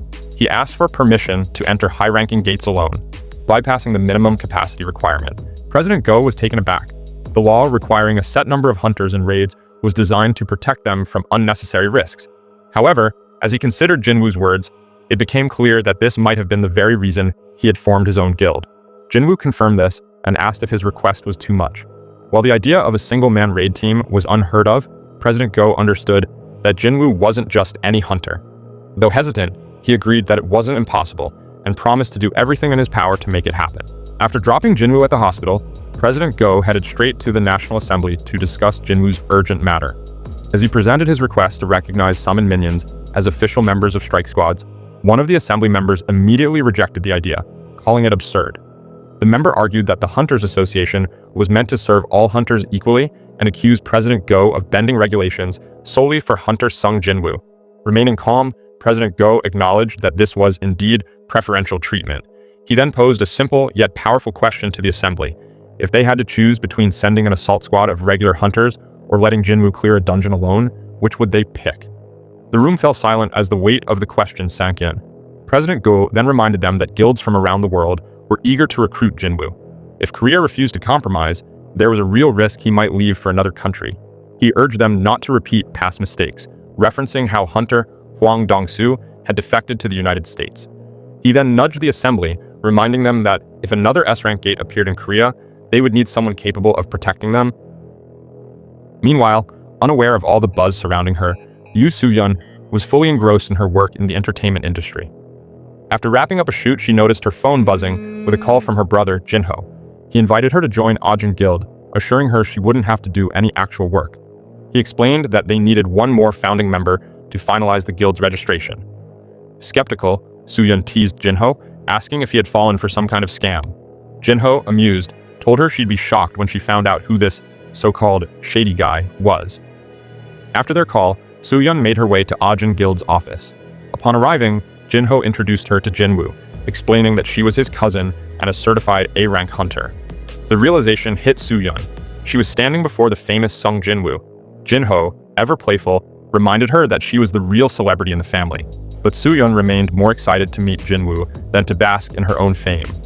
Observing their interaction, Jinwoo considered the family dynamics. Jinho was a D-rank hunter, while Soo-yeon was A-rank. He pondered whether genetics played a role in the awakening process, recalling cases of siblings gaining abilities and reflecting on his own father, who had been a hunter. Turning his attention back to Soo-yeon, Jinwoo asked if Jinho had explained everything to her. She confirmed that she understood they needed a founding member. Jinwoo then warned her that joining their guild would likely cause a media frenzy and asked if she was prepared for that. Unbothered, Soo-yeon brushed it off, saying that anything was better than being involved with Jin-sung. Curious, Jinwoo asked who she was referring to, and Jinho quietly explained that Jin-sung was his older brother, infamous for his bad personality. As Jinwoo processed the conversation, Soo-yeon hesitated for a moment before stepping closer to him. With a small smile, she asked if he would mind taking a selfie with her. Jinwoo obliged, and Soo-yeon quickly posted it on social media. The post went viral almost instantly, sparking conversations everywhere. When Hae-in saw the photo, an uneasy feeling washed over her. Her heart ached, her body trembled, and for the first time, she felt a deep sense of insecurity she couldn't ignore. After the National Assembly approved Jinwoo's request to recognize his summoned minions as official members of strike squads, he arrived with Jinho at the site of an A-rank gate that had recently appeared. It was their guild's first ever raid after receiving authorization, and Jinho stood in awe, staring at the massive, towering structure before him. Jinwoo, always focused, led the way as they prepared for their mission. However, they weren't alone. The chief inspector of the Hunters Association's surveillance team, Woo Jinchul, was also present, assessing Jinwoo's shadow soldiers. Observing them closely, he noted that each of them was at least B rank, with some likely reaching A rank. Jinwoo and his soldiers easily passed the safety checks required for the A rank gate, proving they were more than capable. Jinchul quickly realized that those questioning whether Jinwoo received special treatment simply didn't understand the full extent of his power. With preparations complete, Jinchul signaled that they were ready to proceed. However, before stepping into the gate, he unexpectedly removed his coat. Both Jinwoo and Jinho were taken aback as Jinchul revealed a full suit of armor underneath his formal attire. He then explained that Chairman Go had ordered him to personally observe the raid to ensure everything was truly safe. He asked if he could accompany them as a representative of the inspection team, just for the day. Jinwoo questioned whether Chief Jinchul was truly prepared for what lay ahead. At that moment, Jinchul didn't fully grasp what Jinwoo meant, but he soon realized it after witnessing the gruesome scene unfolding before him in the dungeon. An A-rank monster, a Naga, was being ruthlessly stabbed and slashed by Jinwoo's shadow soldiers. On the other side of the battlefield, the shadow ants devoured their prey alive, creating a disturbing sight. Iron and Tank tore through the monsters with sheer brute force, while the formidable Beru decapitated a Naga with a single effortless slice. Sweat dripped down Jinchul's forehead as he observed the massacre. Even elite veteran hunters with exceptional combat and magic skills would struggle against such formidable opponents. Yet, these monsters stood no chance against Jinwoo's shadow army. Among them, one figure stood out the most. Igris, wielding the demon Monarch's sword, moved with blinding speed, lightning striking from his blade with every swing. He annihilated the Nagas in an instant, his overwhelming presence making Jinchul wonder if he surpassed even A-rank hunters. For a brief moment, Jinchul questioned whether he himself would stand a chance in a one-on-one fight against Igris. While his army handled the monsters, Jinwoo commanded another squad to mine the mana crystals, ensuring every resource was efficiently utilized. Jinchul, still in shock, now fully understood why Chairman Go had sent him to observe Jinwoo firsthand. This wasn't just a one-man assault squad. Jinwoo was capable of clearing an A-rank dungeon, retrieving valuable corpses, and mining mana crystals entirely on his own. Just then, the boss of the dungeon appeared, a massive Naga wielding dual tridents. Its presence alone sent a wave of unease through Jinchul. Jinwoo, however, remained calm. He instructed his mining team to keep working while commanding the rest of his soldiers to return to him. Jinchul was puzzled. Why send away the shadow soldiers when they could easily handle the boss? Jinwoo simply smirked, taking out his demon Monarch's dagger. He explained that relying too much on his shadows could dull his own abilities. Then, without hesitation, he lunged forward. The Naga boss roared, swinging its tridents with immense force, but Jinwoo had already moved. In a flash, he closed the distance, dodging effortlessly. Before the creature could react, Jinwoo sliced through its head in one swift, precise strike. Jinchul watched in awe as the beast's lifeless body crumpled to the ground with a heavy thud. A notification appeared before Jinwoo. He had reached level 101. Even more surprising, all his job-exclusive skills had leveled up. His shadow exchange cooldown had decreased by an hour. Jinwoo's eyes widened with delight as he realized that if it continued to decrease with each level he gained, he would eventually be able to move freely anywhere without worrying about his mother and sister's safety. Meanwhile, Jinchul stood frozen, still trying to process what he had just witnessed. Jinwoo had sliced through the thick Naga scales with nothing but 2 daggers, something that should have been impossible. Just then, something else caught Jinchul's attention. Jinwoo raised his hand over the fallen Naga boss and murmured a single word, "Arise." The system notified him that the shadow enhancement was successful. His new soldier started at level 13. Despite being smaller, it radiated an enormous amount of mana. Jinwoo concluded that, like Tusk, it might be able to increase its size through magic. The system then prompted Jinwoo to choose a name for his new summon. After a brief moment of thought, he decided on Jima. Jinho, who had been watching closely in awe, was amazed at Jinwoo's ability to turn such a powerful monster into one of his own. Despite his excitement, he reminded Jinwoo that they should head out. However, Jinwoo's gaze remained locked on the massive carcass before him, contemplating what to do with it. Outside the gate, reporters stood in wait, ready to capture anything noteworthy. Then, from within the gate, an enormous figure emerged, carrying the Naga boss's carcass on its shoulders. It was Tusk. Gasps filled the air, cameras flashed wildly. Panic briefly set in among the reporters, but once they realized it was Jinwoo's summon, fear turned into excitement. Tusk, feeling self-conscious under the spotlight, responded with a big, awkward smile. Jinho and Jinwoo stood silently, realizing that their first raid had attracted far more attention than they had expected. Meanwhile, Chief Wu Jinchul, standing beside them, remained shaken. The scenes he had witnessed inside the dungeon refused to leave his mind. With the same exhausted and shaken expression, Chief Wu Jinchul arrived at the Hunter Association, recounting the entire ordeal to President Go Gunhee. Jinchul, his eyes dark with unease and sweat trickling down his brow, admitted that what he had witnessed wasn't a typical raid, it was a massacre. As he detailed every moment inside the dungeon, President Go let out a deep sigh. Understanding the toll this experience had taken on him, the chairman calmly instructed Jinchul to take some rest. Left alone in his office, President Go stood by the window, lost in deep thought. Hunter Sung Jinwoo had not only cleared an A-rank dungeon, but had also retrieved monster corpses and mined mana crystals, completely on his own. He recognized Jinwoo as a one-man guild, an army unto himself. A slow smile spread across President Go's face. His earlier instincts had been correct. Korea, and the world, was on the brink of a massive shift in power. And the first tremor of that shift was already underway. In Tokyo, the bustling city suddenly came to a standstill. Pedestrians froze. Conversations stopped. All eyes turned to the sky, where an enormous shadow loomed overhead. A gigantic portal, the size of a skyscraper, had opened in the heart of Shinjuku. An S-rank gate had just appeared. As terror settled in, the nation's top hunters gathered at the Prime Minister's residence to discuss the impending crisis. The leaders of Japan's major guilds, Draw Swords, Phantoms, Invincible Kings, and Snowy Mountains, were all present. Among the murmuring association employees, whispers spread as Reiji Sugimoto of the Draw Sword Guild arrived, flanked by Minoru Hoshino, Atsushi Kumamoto, and Kanai Tawada. One employee mistakenly referred to Reiji as the Vice Guildmaster, only to be corrected. He had since risen to leader after Goto Ryuji's devastating loss in the Jeju Island raid. Speculation ran rampant. The loss of half of Draw Sword's S-rank hunters, coupled with Chairman Matsumoto Shigeo's underhanded dealings, had weakened the once dominant guild. Many saw this as an opportunity for other guilds to challenge their position at the top. Some even murmured that with Goto gone, Draw Sword's reign as Japan's strongest guild was nearing its end. Reiji and his team overheard the whispers, their steps momentarily pausing. A sharp glare from them was enough to silence the room. But before they could meet anyone's eyes, the gossiping employees had already turned their backs, pretending not to notice. Minoru was frustrated by the incident. He reflected on how no one would have dared to speak so boldly in front of them before.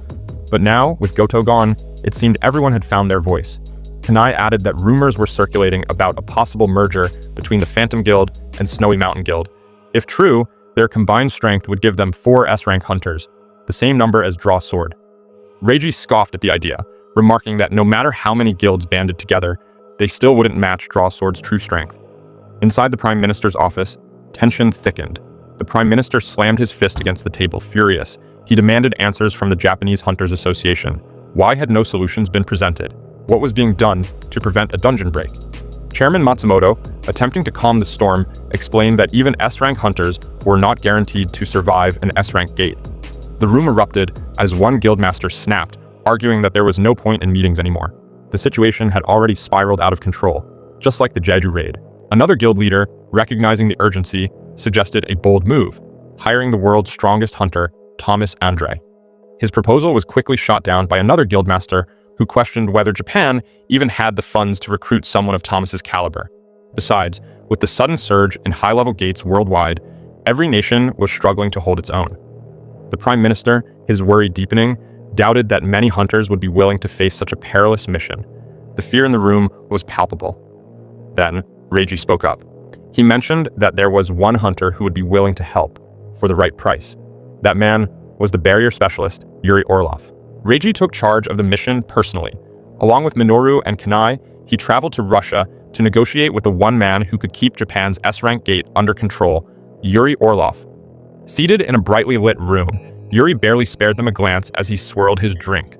With an air of arrogance, he introduced himself, reminding the Japanese hunters of his reputation as the best support-type hunter in the world.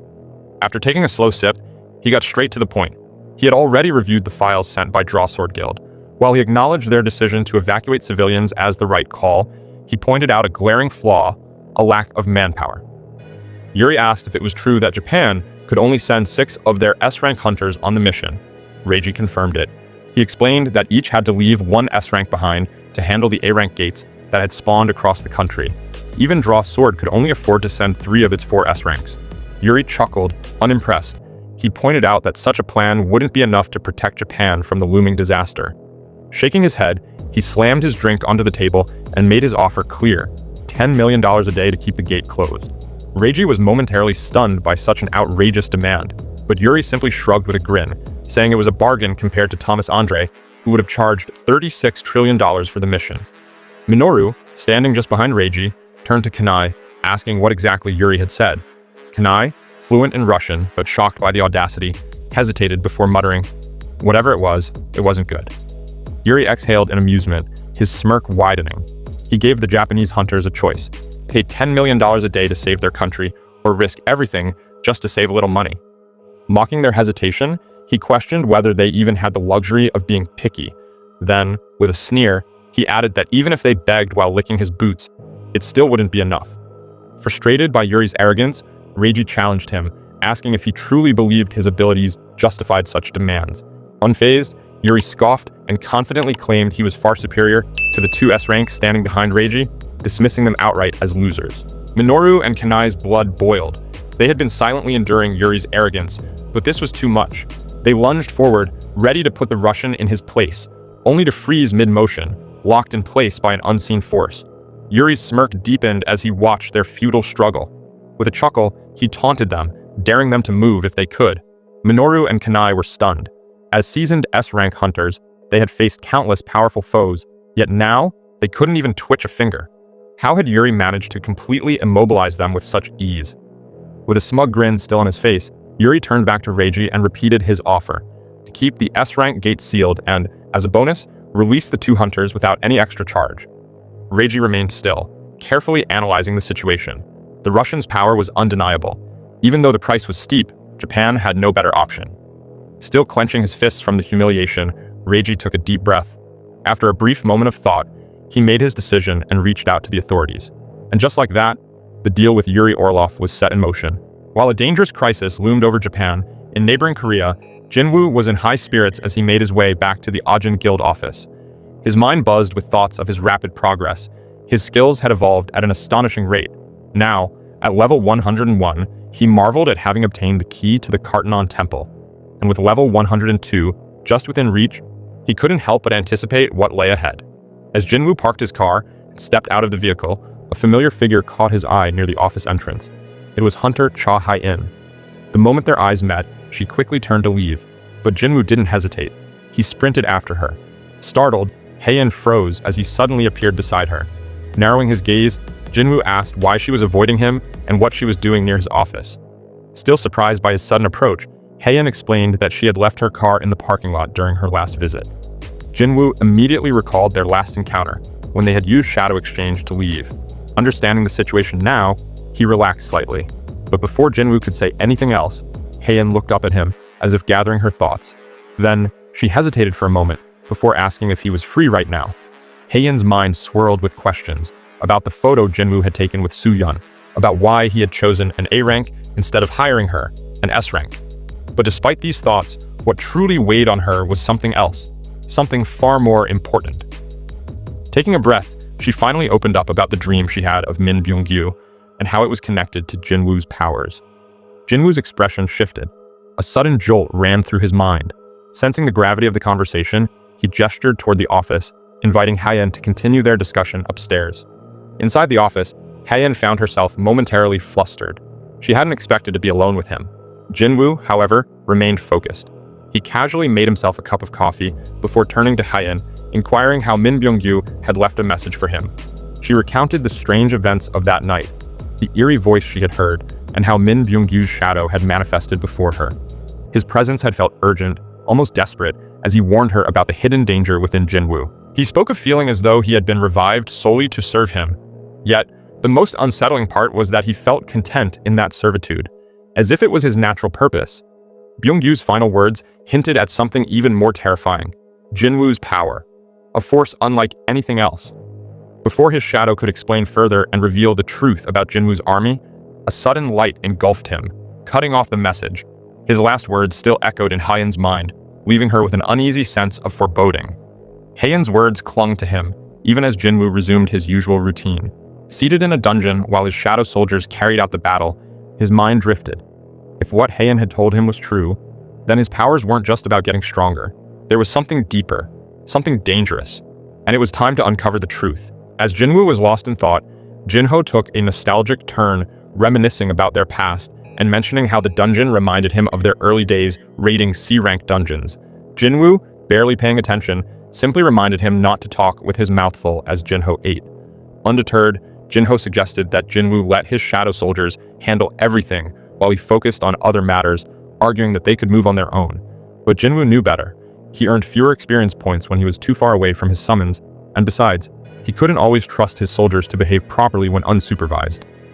Shifting the conversation to a more serious note, Jinho asked about Jinwoo's sister, Jinna, and how she was recovering after that horrific event.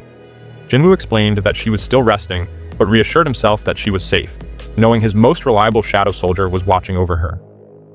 Realizing he should check in, Jinwoo closed his eyes and activated his new skill, Shared Senses, allowing him to see through the vision of his shadows. Through Beru's perspective, he saw Jinna sound asleep while his mighty summon stood beside her, deeply engrossed in a historical drama, speaking in a manner that was overly formal and dramatic. Amused, Jinwoo decided to check on others as well. He suddenly heard the soft dripping of water. Focusing on the source, he was jolted by the realization that he had unintentionally glimpsed Hae-in in the bath. Jinwoo's eyes flew open in shock, a flicker of embarrassment crossing his face. Jinho, catching the odd reaction, asked if he had dozed off for a moment. Jinwoo shook his head, quickly dismissing it as nothing, though a brief thought crossed his mind. Perhaps he should take Hae-in out for dinner as an apology. Before he could dwell on it, Jinho broke the latest news, informing him about the S-rank gate that had recently appeared in Shinjuku and warning that if it wasn't cleared within 3 days, a dungeon break was inevitable. He then asked if Japan had reached out to Jinwoo for the mission. Jinwoo, already aware, confirmed that he had received the call but was still considering his options. There were more urgent matters at hand, and his decision wasn't immediate. As he spoke, Jinwoo summoned the key to the Cartenon Temple from his inventory, his mind racing with unanswered questions about the system, his powers, and what it all truly meant. With only a day left before he could use the key, he knew the long-awaited truth was finally within reach. Pushing the thought aside, he turned to Jinho, reminding him that if he was done eating, they still had work to do. Jinho, lifting his backpack, nodded enthusiastically and followed Jinwoo deeper into the dungeon. The next morning, Jinwoo was ready in his hunter gear to head out of his apartment. His mother glanced at him over her shoulder, concern evident in her eyes as she asked if there was anything she needed to worry about. Jinwoo quickly reassured her, telling her it was just an appointment and promising to return soon before stepping outside. As he walked, he summoned the black key once again, watching as a notification popped up, revealing the location where the key could be used. The moment he had been waiting for had finally arrived.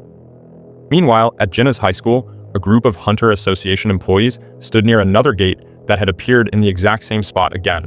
Jinwoo, cloaked in stealth, approached quietly, unnoticed at first. One of the employees moved to stop him, but he calmly lowered his hood, revealing his identity. The female employee, the same one he recognized from the Red Gate incident, looked surprised as she informed him the gate had been open for 3 days. Jinwoo's jaw tightened. The system had played him this time. He had assumed the location of the gate would only be disclosed today, but instead, it had already spawned days prior. Despite the gate being classified as C rank, something felt wrong. Jinwoo turned to the employee and asked if any hunters had already entered. When she confirmed that an assault team had gone in 2 hours ago, Jinwoo didn't hesitate. He told her to call them back immediately, warning that if they stayed inside, they would all die. The employee looked confused, alarmed even, questioning his urgency, but Jinwoo ignored her, walking straight towards the gate, stating firmly that there was no time to explain. Inside the dungeon, the assault team gathered in front of what they assumed was the boss room, struggling to open the door. Something was off. As they debated their next move, Jinwoo emerged from behind, halting them. His sudden appearance startled the group, who barely had time to register his presence before he stated that he was the survivor of the double dungeon and warned them of the danger they were in. The assault team exchanged bewildered glances, trying to process his words. Still, Jinwoo advised them to leave immediately, declaring that from here on, he would take care of the gate. Ignoring their murmurs of disbelief, Jinwoo stepped forward and examined the stone door blocking their path. It refused to budge. As he inspected it further, a notification appeared, informing him that the gate to the Cartenon Temple was locked and required the key to open. Summoning the key one last time, he pressed it into the stone, and with a heavy creak, the door began to open. The assault team stood frozen, stunned by how easily Jinwoo had accomplished what they couldn't. Just as he was about to enter, one of the group members stepped forward, reminding Jinwoo that the Dragon Guild had purchased the raid permit for this dungeon. Despite him being an S rank, they argued, he had no authority to take over. More voices joined in from behind, echoing their guildmates' concerns. Jinwoo listened silently, watching their anxious expressions. He knew convincing them otherwise would be difficult, so he simply gave them a choice. He wouldn't stop anyone from entering the gate if they wished to go forward. One hunter, emboldened by the challenge, stepped past him and crossed the threshold. A notification flashed instantly. Access denied to individuals who do not possess the key. The words had barely registered before a monstrous doorkeeper swung its massive sword down, aiming straight for the hunter's head. Jinwoo moved in an instant, yanking the hunter back just in time, as the sword smashed into the stone tiles, shattering them. The squad members recoiled in terror, their gazes locking onto the crimson-eyed statue looming before them. Jinwoo turned to the shaken hunter, asking if he still wanted to continue. He explained that every monster in this dungeon was just as dangerous, if not more. The reality of their situation settled over the group like a suffocating weight. Jinwoo turned back to the rest of the assault team, warning them to leave the dungeon immediately and report to the Hunter Association that a double dungeon had appeared. Then, without waiting for their response, he stepped into the eerie chamber. A notification flashed. One who possesses the key has entered. The door slammed shut behind him, sealing the assault team outside. In Japan, the Russian S-rank hunter, Yuri Orlov's plane, finally arrived at the airport. As he walked towards the terminal, a massive crowd awaited him, cameras flashing as everyone eagerly tried to catch a glimpse. With a wide smile, Yuri greeted them all, reveling in the attention. Reporters rushed in, firing questions at him, the loudest one demanding to know how he planned on blocking off the S-rank gate. Exuding confidence as he stepped into the spotlight, Yuri simply explained that he would draw a large magic circle around the gate and pour his mana into it, creating a barrier strong enough to contain the magical beast. Skepticism rippled through the crowd as another reporter pressed him, asking if he could truly handle such a massive task alone. With a calm shrug, Yuri clarified that sustaining a barrier indefinitely by himself was beyond even his capabilities, but his magic circle had a solution. It would draw mana from its surroundings.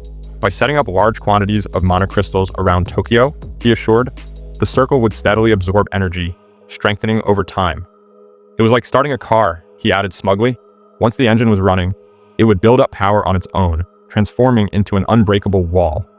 Lifting his chin, Yuri then made his bold declaration, reminding everyone that he was about to save their lives and that they should remember his name for it. Chairman Go Gun-hee watched the telecast unfold from his office, his fingers steepled as doubt lingered in his eyes. Yuri's confidence was undeniable, but the chairman wasn't entirely convinced of his ability to seal off such a powerful gate. If he failed, the consequences would be catastrophic, and Japan couldn't afford to gamble on empty promises. Turning to Jinchul, Chairman Go shifted the conversation, asking about Jinwoo's recent activities. Jinchul, prepared, handed over a list, explaining that Jinwoo had been keeping busy raiding gates in the capital. A chuckle escaped the chairman as he scanned the reports. He was amused by the sheer power of a one-man guild rivaling major organizations. It was nothing short of fascinating. Their discussion was cut short as Jinchul's phone buzzed. Seeking permission to step outside, he left the office to answer the call.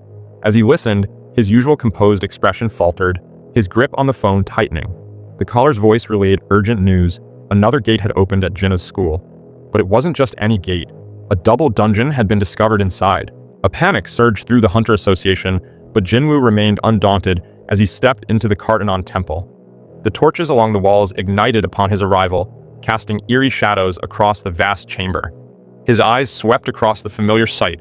Towering statues lined the walls, their frozen gazes fixed forward, while at the far end of the hall, the largest of them all loomed on a stone throne, watching in silent judgment. Everything looked exactly as he remembered, yet something felt different. The stillness of the temple no longer unsettled him. It beckoned, whispering to a deeper understanding within him. He could sense it now, something he hadn't grasped before. These statues, these ominous figures that once struck fear into him, were neither living creatures nor magic beasts. They were mere puppets, empty husks tethered to a greater force. Jinwoo's sharp instincts latched onto the single presence in the room, something that concealed its monstrous nature beneath layers of stillness. His gaze locked onto one particular statue, its aura betraying it. Slowly, he advanced, his voice cutting through the silence as he demanded to know if it was the one orchestrating everything. There was no response. The statue remained motionless. Irritation flickered across Jinwoo's face as he took another step closer. He knew it was there, knew it was watching him. His voice was cold now, sharper, as he questioned why it was refusing to answer. He was now face to face with the towering stone figure, a hooded angel with 6 wings, its hands clasping a massive stone tablet. Finally, its eyes flickered to life, glowing an ominous red as a slow smile crept across its face. A voice filled the chamber, welcoming Jinwoo with a chilling certainty. At last, he had arrived. A powerful rumble echoed through the chamber as the angelic statue unfurled its massive wings, sending a gust of wind sweeping across the temple. Dust and debris swirled in the air, but Jinwoo stood firm, his gaze locked on the being before him. Without warning, the stone tablet in its hands began to crack, fractures racing across its surface, until, in a violent motion, the statue smashed it to pieces. Jinwoo narrowed his eyes, watching the fragments scatter across the floor. Something about that act felt wrong. Muttering that maybe the commandments inscribed on it never really mattered in the first place, he took a step forward. The statue's lips curled into a knowing grin as it admitted that once they held meaning, but no longer. Jinwoo's expression darkened. So it was the one who had brought him here. The realization settled in, and he demanded confirmation. The chilling chuckle that followed made his skin crawl as the statue finally admitted that yes, it had called him to this place. Jinwoo's stance remained firm as he questioned further, asking if it was a monster, but the statue simply clapped its hands, dismissing the question entirely. Instead of asking about its identity, it told him he should be questioning his own. The weight of those words pressed against him, but before he could dwell on them, movement flickered at the edges of his vision. The towering stone figures that lined the chamber, once frozen in place, were now shifting. The air grew thick with an oppressive force as the angelic statue declared the beginning of his final test, promising that if he remained standing by the end, he would be given the truth as a reward. Jinwoo's instincts flared. Reaching for his shadow soldiers, he prepared to summon them, only for the statue to snap its fingers. A notification appeared in his vision, restricting all job-exclusive skills. Jinwoo grit his teeth, understanding the message. This was a test for him alone. The statue watched him with amusement, reminding him that it was only interested in his strength, not that of his soldiers. Before Jinwoo could respond, a massive stone figure lunged at him, its sword slicing through the air. His instinct screamed. Then it hit him. His inventory was still accessible. Without hesitation, he caught the descending blade with his bare hands, his grip tightening as cracks formed along its surface. With a sharp motion, he snapped it in two. Wasting no time, he grabbed one of the broken shards and hurled it forward. The jagged piece whistled through the air before piercing deep into the temple of the stone figure. But he wasn't finished. Leaping into the air, he twisted mid-motion and kicked the shard even deeper, shattering the figure's head entirely. Another statue advanced, an axe raised high. Jinwoo met its strike head-on, his daggers flashing as he deflected the crushing blow. Without hesitation, he countered, his blade slicing clean through the axe handle before he leaped onto the figure's shoulders, his weapons carving through stone as he crushed its skull with a precise, devastating strike. Before he could land, an archer statue had already drawn its bow. The arrow tore through the air, but Jinwoo moved faster. His dagger sliced the projectile in two mid-air. Without missing a beat, he kicked one of the broken halves with lethal force, sending it flying back toward its source. The makeshift projectile struck the archer's head, shattering it instantly. Jinwoo didn't stop. His movements were fluid, calculated. He dodged, struck, and dismantled the statues one by one, their once overwhelming speed now nothing more than sluggish movements in his eyes. Every attack that once seemed unavoidable was now predictable. His heart surged with anticipation. This was the battle he had been waiting for. Across the chamber, the angelic statue trembled in delight. Watching Jinwoo carve through the stone figures with ruthless efficiency, it marveled at his growth, at the sheer power he had attained. This was beyond what it had expected. Jinwoo, however, paid it no mind. He was focused solely on the enemies before him. His daggers clashed against stone as he tore through them, their relentless assault becoming less of a challenge with every second that passed. But the angelic statue was not done. A deep, guttural rumble shook the temple, forcing Jinwoo's eyes toward the far end of the hall. The colossal figure seated on the throne, which had remained motionless all this time, was finally stirring. Slowly, it gripped the armrests of its massive seat and rose, the sheer weight of its presence making the ground tremble. Each step it took sent violent tremors through the chamber, the very air seeming to bow to its overwhelming power. Then, its glowing red eyes snapped open. From its perch, the angelic statue let out a delighted laugh. With a voice laced in twisted amusement, it announced that the time had come to worship God. Undaunted, Jinwoo surged forward with blinding speed, decapitating yet another stone figure with a swift slice from his daggers. Yet, no matter how many he cut down, their numbers constantly replenished. Glancing past the stone figures, he saw the statue of God standing tall, its eyes glowing an intense red. In a split second, he knew what was coming: the deadly heat vision. With no time to prepare, he abandoned his dagger for a moment and activated Commander's Touch. The skill yanked a few stone figures midair, pulling them into the line of fire just as the Colossus unleashed its beam. The attack struck with such force that the temple shook, vaporizing the statues into molten rubble. But the delay had been enough. Jinwoo had leaped back in time, avoiding the brunt of the blast. As the heat and dust cleared, a notification flashed before him. Commander's Touch had been upgraded to its final form, Commander's Authority. His instincts screamed that even at his current level, a direct hit from that beam would be fatal. It was clear. If he wanted any chance of surviving this test, the Colossus had to fall first. He launched himself forward. The statue of God tracked him, its massive foot rising before slamming down, cracking the floor with a deafening sound. A sinister smile crossed its face, certain it had crushed him. But Jinwoo's speed was beyond its comprehension. The foot struck empty ground as he weaved past, propelling himself upward with explosive force. The Colossus's eyes locked onto him again, preparing another beam. But Jinwoo had already formulated a plan. If he combined his speed with his newly upgraded skill, he could strike from its blind spot. Channeling Commander's Authority, he yanked himself toward the Colossus's shoulder. The red beam fired instantly, but veered off target as the giant lost its balance, sending tremors rippling across the battlefield. The gravitational pull from his skill dragged Jinwoo toward the Colossus. Even at its enormous size, it couldn't resist the force. Now right beside its eerie face, Jinwoo gripped his daggers and activated Mutilation, slashing at its stone surface. Yet the blades barely left a mark. The Colossus smirked, mocking his efforts. Realizing his daggers were useless, Jinwoo shifted tactics. His eyes locked onto a deep crack on the statue's face. Without hesitation, he leaped onto it, grabbing hold as he funneled a tremendous amount of mana into his arms, his fist clenched, glowing with raw power, before he delivered his first punch. The impact sent a shockwave through the temple. The Colossus's face distorted slightly from the sheer force of the blow. The angelic statue watching from afar flinched in surprise. It had never anticipated such a direct, brute force approach against its perfect creation. Jinwoo didn't stop. Strike after strike, he hammered into the Colossus's face, his relentless assault echoing like thunder. Each punch carried the weight of his growing strength, his fury fueling every blow. He was determined to show what the power of a level 101 hunter truly looked like.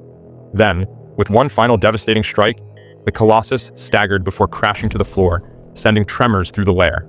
As the dust settled, Jinwoo stood unscathed amidst the destruction. But the battle wasn't over. The remaining stone figures lunged at him, seizing the opportunity. Before they could reach him, he activated Commander's Authority. Instantly, their heads slammed into the ground, immobilized. A moment of silence followed, the ground trembling before everything went still. Jinwoo clenched his fists, feeling the power surge through him. He had grown even stronger. Across the chamber, the angelic statue clapped, impressed by his triumph. Narrowing his eyes, Jinwoo demanded answers, but instead of an explanation, a hollow, chilling laugh filled the room.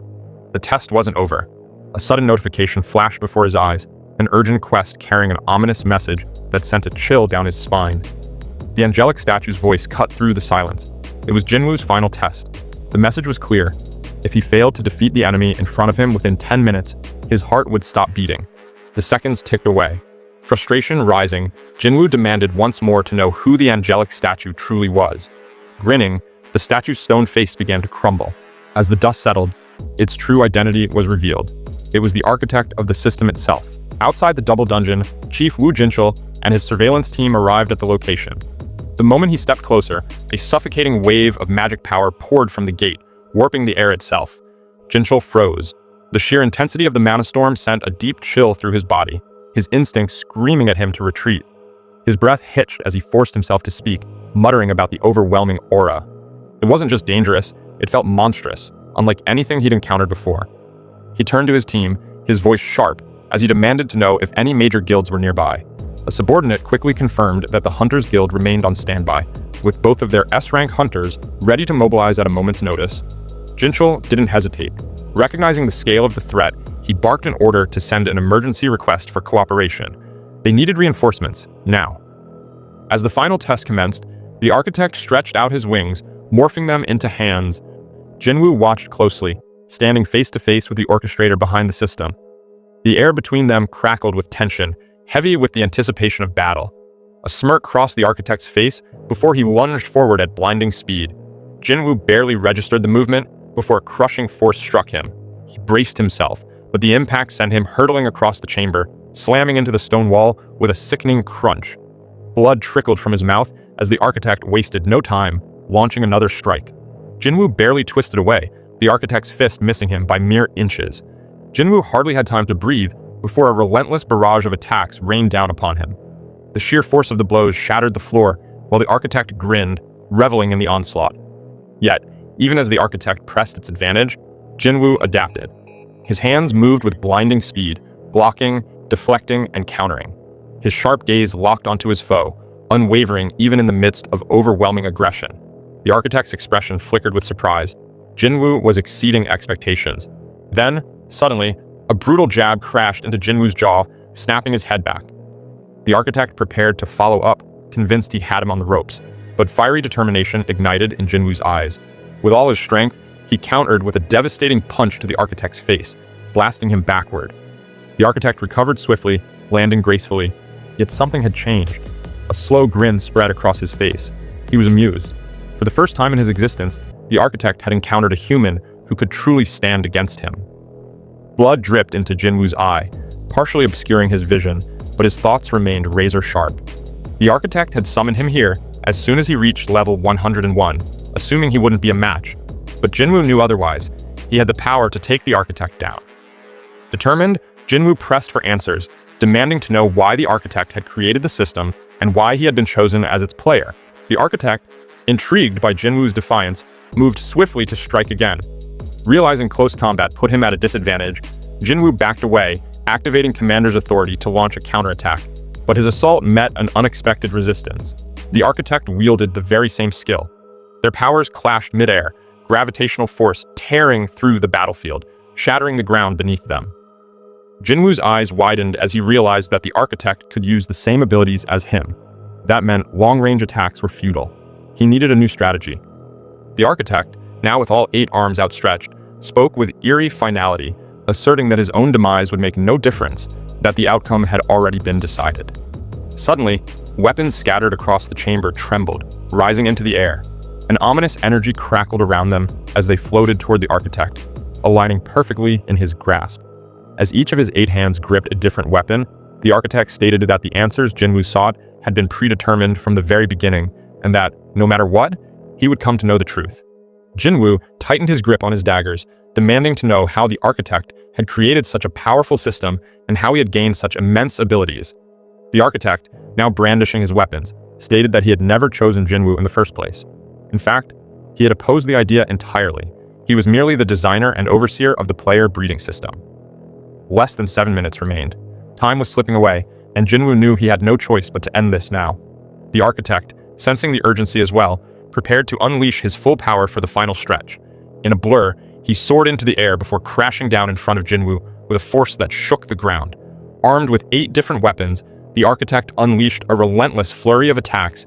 Each strike sent shockwaves through the chamber, the deafening impact echoing as blades and hammers tore into the ground and walls around Jinwoo. Yet amid the chaos, something within Jinwoo shifted. His instincts sharpened, his movements growing more precise with every passing second. Even with one eye impaired by blood, he saw the patterns, reading the attacks before they landed. The architect moved with incredible speed, but Jinwoo, despite the storm of attacks surrounding him, weaved through the barrage with an uncanny ease. The architect was taken aback. He had unleashed his full force, yet Jinwoo was not only blocking his blows, but also counterattacking with relentless precision. With every passing moment, Jinwoo's speed increased, his strike sharper, his movements more fluid. Before the architect could even comprehend what was happening, Jinwoo's blade sliced through the air, severing one of his arms in a clean, merciless strike. The architect staggered back, a pained groan escaping his lips. He couldn't believe it. Jinwoo had managed to wound him, even though he resided within a mere imitation of a body. His eyes narrowed as he studied the hunter, realization dawning upon him. Within Jinwoo, there existed a fragment of something far greater, something that allowed him to stand against forces beyond human comprehension. Yet Jinwoo remained calm, his unwavering gaze locked onto his opponent. The architect, filled with rage and disbelief, let out a furious bellow. He couldn't fathom how a human could defy him in such a way. In desperation, he summoned the remaining stone figures to attack. Even those with shattered heads and broken limbs began to rise, their fractured forms obeying his will. Time was running out. Just over 3 minutes remained. Wasting no time, Jinwoo leaped forward and activated his skill Commander's Authority once again. Landing in the midst of the statues, he sent them flying backward. Then, he dashed through the chaos, narrowly avoiding the massive fist of the Colossus before cutting down another stone figure with a swift slash of his daggers. The gap between him and the architect was closing rapidly. In a blur of motion, Jinwoo's blade struck again, severing another arm from the architect, making him roar in fury. Desperate, the architect swung his sword with full force, the blade barely grazing Jinwoo. Before Jinwoo could regain his footing, another devastating impact slammed into his back. A shield, wielded by one of the statues, crashed into him with bone-rattling force. Gritting his teeth, Jinwoo turned his gaze to the culprit. It was the same statue from his first expedition into the double dungeon, the one that had nearly ended his life. A surge of fury erupted within him. With less than 3 minutes left, he launched himself into the air, descending with a brutal elbow strike that shattered the statue's head into dust and rubble. Fueled by vengeance, Jinwoo sprinted toward the architect, who could do nothing but watch in disbelief. In a flash, he slashed again, severing more of the architect's arms. The lair trembled under the force of the battle as the architect crashed to the ground. As the dust settled, Jinwoo stood over the fallen architect, his dagger pressed against his throat. 2 minutes remained. With a heavy breath, the architect finally admitted defeat, declaring that the final test had come to an end. But Jinwoo wasn't done. It was time for the answers he had been seeking. The architect, however, merely lifted a trembling finger and pointed directly at Jinwoo, stating that everything he had been searching for was already within him. Jinwoo's brow furrowed in confusion, but before he could press further, a system notification flashed before his eyes, asking if he wished to retrieve the data stored in his memory. The architect locked eyes with him, making it clear that the choice was Jinwoo's alone. Thoughts surged through his mind as he grappled with the idea of data hidden within him. After a brief hesitation, he steeled himself and accepted the system's prompt. In an instant, radiant light erupted around him, engulfing him in its brilliance. The world around him twisted, and suddenly, Jinwoo felt himself being hurled through an endless tunnel at an unfathomable speed, as if time and space had lost all meaning. The sensation was overwhelming, yet familiar, like returning to a place he had long forgotten. Jinwoo gasped at the breathtaking spectacle before him. Beneath his feet stretched an endless army of monstrous creatures, their ranks so vast they seemed to extend beyond the horizon. Every species imaginable, high orcs, ice elves, goblins, giants, stood shoulder to shoulder, their eyes locked onto something in the sky above. Following their gaze, Jinwoo lifted his head. Suspended high above was an enormous jet-black gate, looming like a celestial void against the eerie purple sky. It exuded a menacing aura, as though sealing something terrifying beyond its threshold. Jinwoo's breath caught in his throat. This was not Earth. The realization hit him hard. If these creatures ever crossed into his world, humanity would be annihilated. Yet, something told him the monsters weren't focused on Earth. They were preparing for something else. Then, it happened. A deafening crack split the silence as fractures spread across the surface of the gate. With a final, ear-shattering rupture, it burst open, revealing what lay beyond. From the void emerged legions of silver-armored warriors, their radiant wings unfurling as they flooded into the sky like divine retribution. If the monsters blanketed the earth, these celestial soldiers eclipsed the heavens, forming an endless tide of light and steel. It didn't take long for Jinwoo to grasp what was about to unfold. The silver-armored soldiers in the sky raised their majestic horns, and an earth-shaking blast echoed across the battlefield. What followed was a war of unimaginable scale and intensity. The two opposing forces, both radiating raw hostility, clashed just above the ground. But the outcome became clear almost immediately. The silver-clad soldiers overwhelmed their monstrous foes in an instant. Wave after wave of their ranks advanced like an unrelenting storm, cutting through the monstrous horde and reducing them to nothing but lifeless husks. It was an overwhelming display of power, one that left no doubt as to who the victors would be. And then suddenly, everything changed. Just as the Silver Army was on the verge of totally annihilating their nemesis, they all came to a sudden, eerie halt. Their collective attention drawn to something ominous, stirring in the distance. A dark shadow spread across the battlefield, swallowing the reddish-brown land beneath it. A suffocating stillness took hold, until a single word shattered the silence. Arise. The moment the command was spoken, a ripple of dark energy surged outward, devouring the battlefield in an abyss of writhing shadows. The blood-soaked earth became a sea of blackness as something unfathomable emerged from the darkness. Jinwoo's eyes widened. He knew this power. His gaze darted toward the source of the command. There, atop a warhorse wreathed in black energy, stood a towering knight clad in jet-black armor. The strands of dark aura rising from him were so thick they seemed almost alive.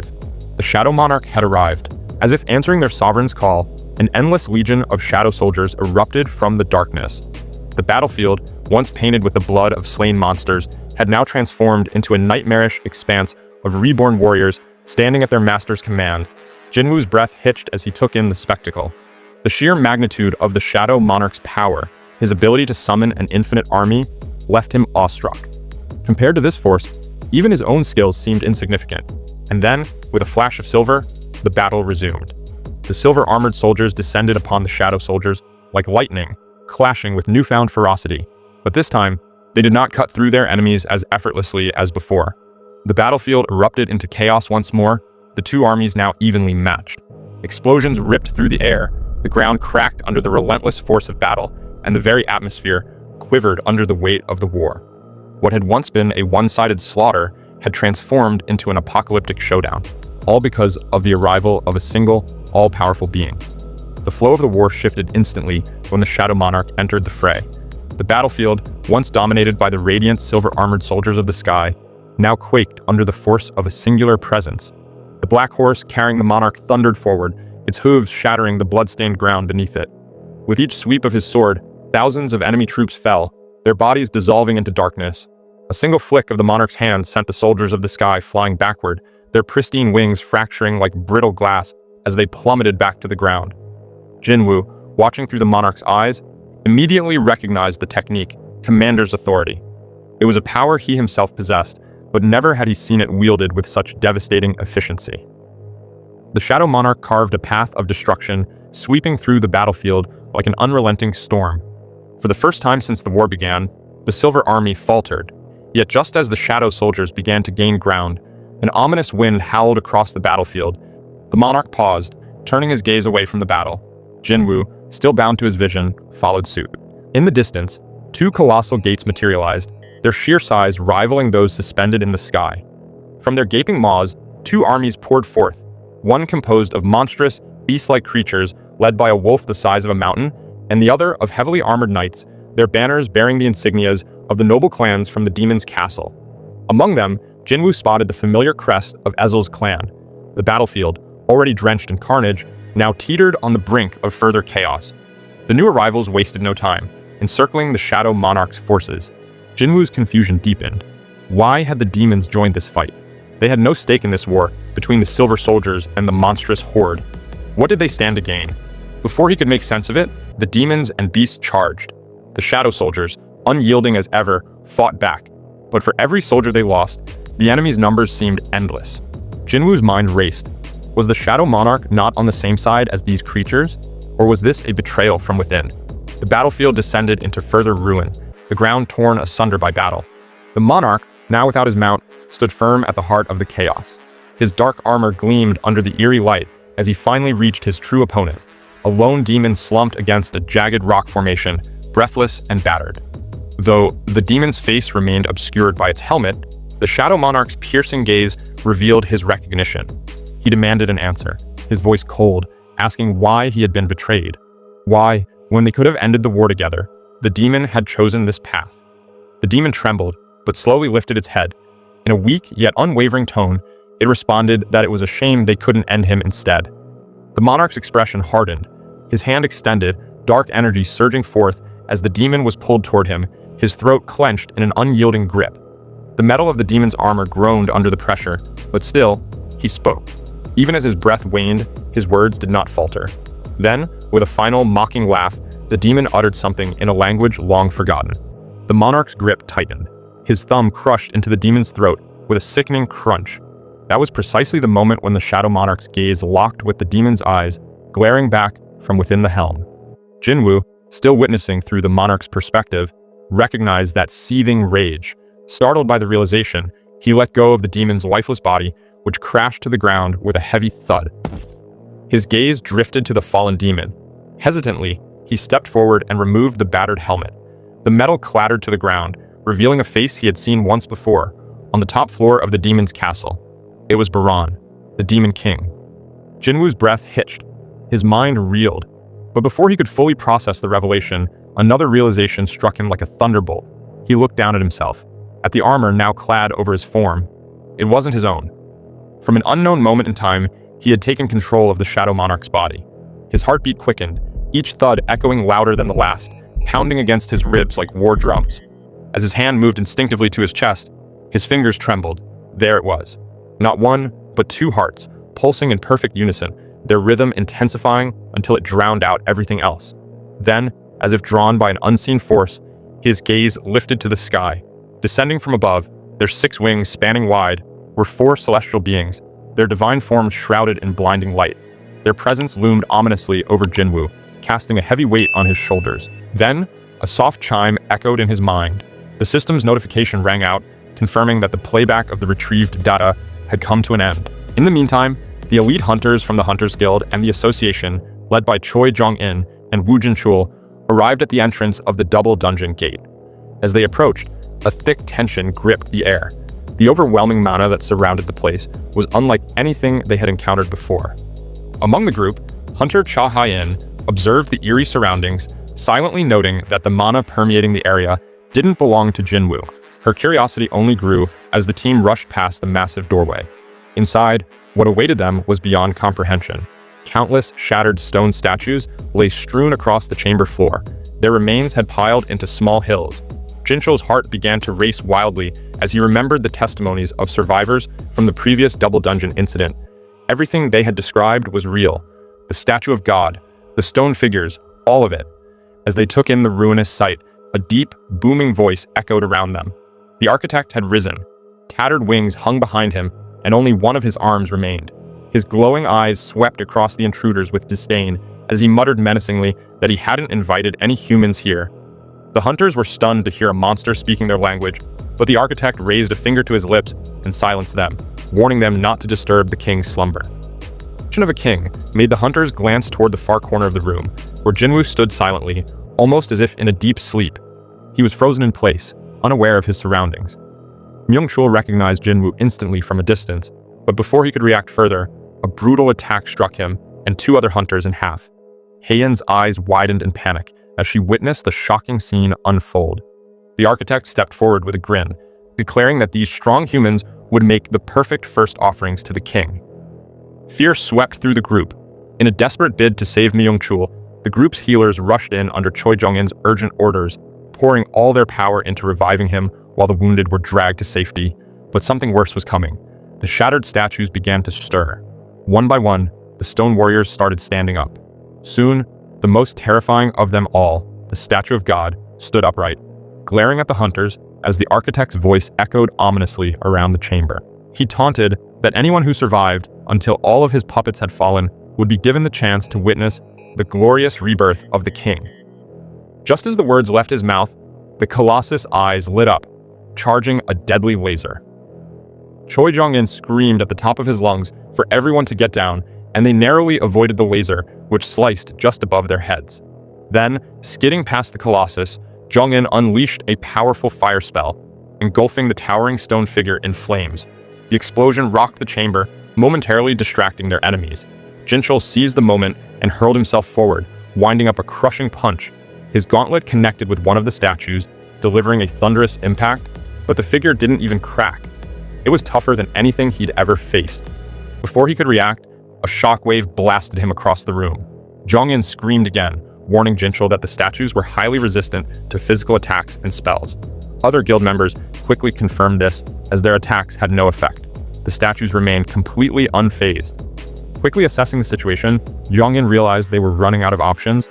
His eyes locked onto Jinwoo, knowing their only hope lay in waking him. Taking a drastic measure, he fired a fireball directly at Jinwoo, hoping it might break whatever trance he was trapped in. But to his surprise, the architect suddenly stepped in front of the projectile and absorbed the explosion with his own body. Enraged that someone dared interrupt the king's slumber, the architect lunged at full speed toward Jong-in, aiming to strike him down. Before the attack could land, 3 hunters rushed past and intercepted the blow, blocking the architect's assault with sheer force. Seeing an opening, Jinchul urgently instructed Hae-in to wake Jinwoo while the rest of the team handled the chaos. Understanding the gravity of the situation, Hae-in sprinted toward Jinwoo, who still stood motionless, caught in a deep and unbreakable sleep. But before she could reach him, the architect stepped into her path, blocking her way. Amused by Hae-in's determination, he taunted her to push beyond her limits, prompting her to launch into her most powerful skill, sword dance. The architect seemed delighted, easily blocking her flurry of attacks without breaking a sweat. Hae-in struggled to keep pace with his speed until a strike sliced through her arm, drawing a scream of pain. Unimpressed, the architect smirked and boasted about the system he built, one that could predict and respond to every possible outcome.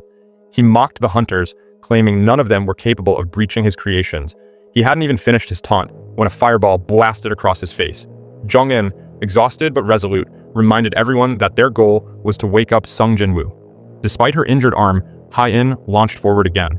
The architect extended his arm, trying to grab her, then swung his sword with devastating force. She narrowly dodged the strike, which slammed into the ground and left a deep scar. Impressed, the architect grinned, until he suddenly flinched. He noticed a trace of a shadow soldier within Hae-in's shadow. Though it couldn't fully manifest due to the dungeon's rules, its presence was undeniable. Intrigued, he questioned her about the shadow's origin and her connection to Jinwoo. Gasping for breath, Hae-in declared she was Jinwoo's friend and had come to rescue him. The architect, amused by her determination, offered her a grim gift. She would witness the descent of one of the greatest monarchs, but only after every one of her companions lay dead. Before he could make good on his threat, a sudden voice cut through the chamber, and a rock-solid punch from Jinwoo slammed squarely into the architect's face. Jinwoo had finally awakened from his slumber, demanding answers from the fallen architect. Looking down at him, Jinwoo, feeling a surge of unfamiliar power, raged as he asked what the architect had done to his body. Jinchul and Hae-in stood frozen in shock, while Jong-in exhaled in relief at seeing Jinwoo awake. Jinwoo's anger surged as he further stomped the architect into the ground. Howling in disbelief, the architect couldn't understand why Jinwoo was conscious instead of the king, or how he had awakened despite the Black Heart's influence. Hearing that name, Jinwoo's mind raced as he now realized where the irrational mana levels within him came from. A sudden notification appeared before his eyes. He had fulfilled the requirements for the title Demon Hunter. With it, he received the mystical Black Heart, granting him a staggering increase of 100,000 to his mana capacity. Yet something didn't add up. Jinwoo observed the architect closely, deducing that the Black Heart wasn't his doing, and certainly not intended to benefit Jinwoo. Despite the data retrieved, the system had yet to provide all the answers. He recalled that the architect had opposed his selection as a player, yet Jinwoo still didn't understand what being a player truly meant, or what had been planned for him. With narrowed eyes, he pressed the architect for answers. Before he could continue, the architect snapped, identifying Jinwoo as the Shadow Monarch, and warning that the other monarchs would never tolerate what had just occurred. Jinwoo, with no patience left, summoned every dagger from his inventory. The weapons pulsed with mana as they hovered ominously around him, his demand for answers pressing down like a storm. Even in his peril, the architect laughed darkly, hinting at a deeper reason behind Jinwoo's selection. But chaos erupted before he could say more. The other hunters began to panic as the stone statues reanimated. The architect chuckled at the panic and reminded Jinwoo that his puppets would keep attacking even if he died. Smirking, Jinwoo coldly threatened to kill the architect and then the puppets afterward. When the architect attempted to argue that Jinwoo would return to being an E-rank hunter upon his death, Jinwoo cut him off, asserting that the system wouldn't collapse with the architect's demise. The architect, stunned, realized Jinwoo had seen through his bluff. At that moment, the system pinged repeatedly as Jinwoo attempted to take over. The architect froze in disbelief. His access was denied again and again. Jinwoo stood his ground. He understood the mutual dependency between himself and the system. It needed him just as much as he needed it. With a chilling stare, he declared that he would devour the system entirely if needed. He then taunted the architect, claiming the system he'd built wasn't so flawless after all. Furious, the architect lunged, but Jinwoo's dagger tore through him first. The architect's face split in two as his body collapsed. In his final moments, he uttered a grim prophecy: when the pillars of fire that uphold the heavens rise, an inescapable death will descend upon Jinwoo. As his voice faltered and his body disintegrated, Jinwoo stood tall, his eyes steely and unshaken, coldly stating that he'd be waiting. It had been about an hour since the Hunters Guild had gone in, and the tension outside the dungeon had grown heavier with each passing minute. Bravery Guild remained on standby, their members growing increasingly impatient. Eyes remained fixed on the gate, hoping for any sign of movement. Then, finally, the first glimpse of the returning hunters appeared. Jong-in and Jinchul emerged from the gate, leading what remained of the Hunters Guild. Their faces were haggard, their bodies battered and bruised, not a single smile among them. The Bravery Guild members stood frozen, overwhelmed by the devastation before them. It was hard to believe that such ruin had come from a C-rank dungeon. Jinchul stepped forward, his voice low but steady as he addressed the Bravery Guild members, asking them to help carry out the bodies of the deceased. A moment later, Jinwoo stepped out. He didn't speak. His eyes were distant, his mind lost in thought. The architect was gone. But so many questions still lingered in his head, questions the system hadn't answered. Jinchul walked up to him, his expression grim as he relayed the casualties. Nearly 20 top-ranked elite hunters had lost their lives inside the dungeon. He took a moment to acknowledge Jinwoo's bravery, remarking that if this had escalated into a full-scale dungeon break, the devastation would have been beyond imagination. Jinwoo listened silently before responding, his voice barely above a whisper as he thanked the Hunters Guild and the Monitoring Division. He admitted that he wouldn't have made it out alive without their help. Jinchul, however, was puzzled. He looked at Jinwoo curiously, asking how he even knew to investigate this specific gate in the first place. Jinwoo met his gaze, eyes somber as he revealed the truth. The dungeon had summoned him. Jinchul blinked, trying to understand, but in the end, he didn't question it further. The horrors he had witnessed were enough to make him believe anything. Before either could say more, Hae-in approached them, her expression filled with concern. She asked if Jinwoo was all right, her eyes scanning him for injuries. Jinwoo offered a small nod, saying he was fine, just tired. But as the words left his mouth, his knees gave out from under him. He collapsed to the ground without warning. Jinchul and the other hunters rushed to his side, calling out his name in desperation, their voices filled with urgency as they tried to rouse him. Jinwoo was urgently rushed to the hospital, while far from him, a different kind of storm was brewing. A private meeting had been called at the Korean Hunter Association headquarters. Inside a secured conference room, Japan's Hunter Association chairman, Matsumoto, sat across from President Go. Tension was thick as Matsumoto slid a document across the table, stating that Japan was willing to give up all rights to the monocrystals on Jeju Island, a resource valued in the billions. President Go raised an eyebrow, clearly surprised by the proposal. When he asked why Japan would surrender something so valuable, Matsumoto gave a measured nod and confessed they wanted to hire Jinwoo. All they needed was the association's help in arranging a meeting with him. As President Go glanced down at the enormous monetary figures outlined in the proposal, it became clear to him Japan was desperate. He speculated silently that their urgency had something to do with the newly emerged S-rank gate in Tokyo. With Goto Ryuji gone, Japan had no one left capable of handling such a threat. He kept his expression neutral and set the document aside. Then, in a more serious tone, he requested they continue the conversation in private. Once both assistants had stepped out, President Go's demeanor shifted. Calmly but firmly, he warned Matsumoto that if this was another one of his notorious schemes, he should back off before it was too late. Matsumoto blinked in disbelief at the accusation, clearly caught off guard. President Go didn't stop there. He revealed that he had heard rumors, whispers that the Blade Guild, once tightly under Matsumoto's thumb, had recently severed ties with the Japanese association. Matsumoto stood up, eyes narrowing, as he asked how the Korean president could possibly know that. But President Go, unmoved, simply replied that it wasn't hard to figure out. Without Goto, the Blade Guild was fracturing, and the internal power structure within Japan's Hunter Association was crumbling with it. Matsumoto's offer to hire Jinwoo wasn't just strategy, it was survival. Then, without a hint of hesitation, President Go pulled out a small camera device. Its design was unmistakable. It was the same kind used by Goto's team during the Jeju Island raid. He held it up just long enough for Matsumoto's face to pale before setting it on the table. His voice dropped to a growl as he asked if Matsumoto had really believed his scheme would remain hidden. Matsumoto was at a loss, realizing there was no more room to maneuver now that the truth had come to light. President Go continued, unrelenting. He warned that if this information were ever made public, the fallout would devastate not only Matsumoto's reputation, but all of Japan's remaining stability.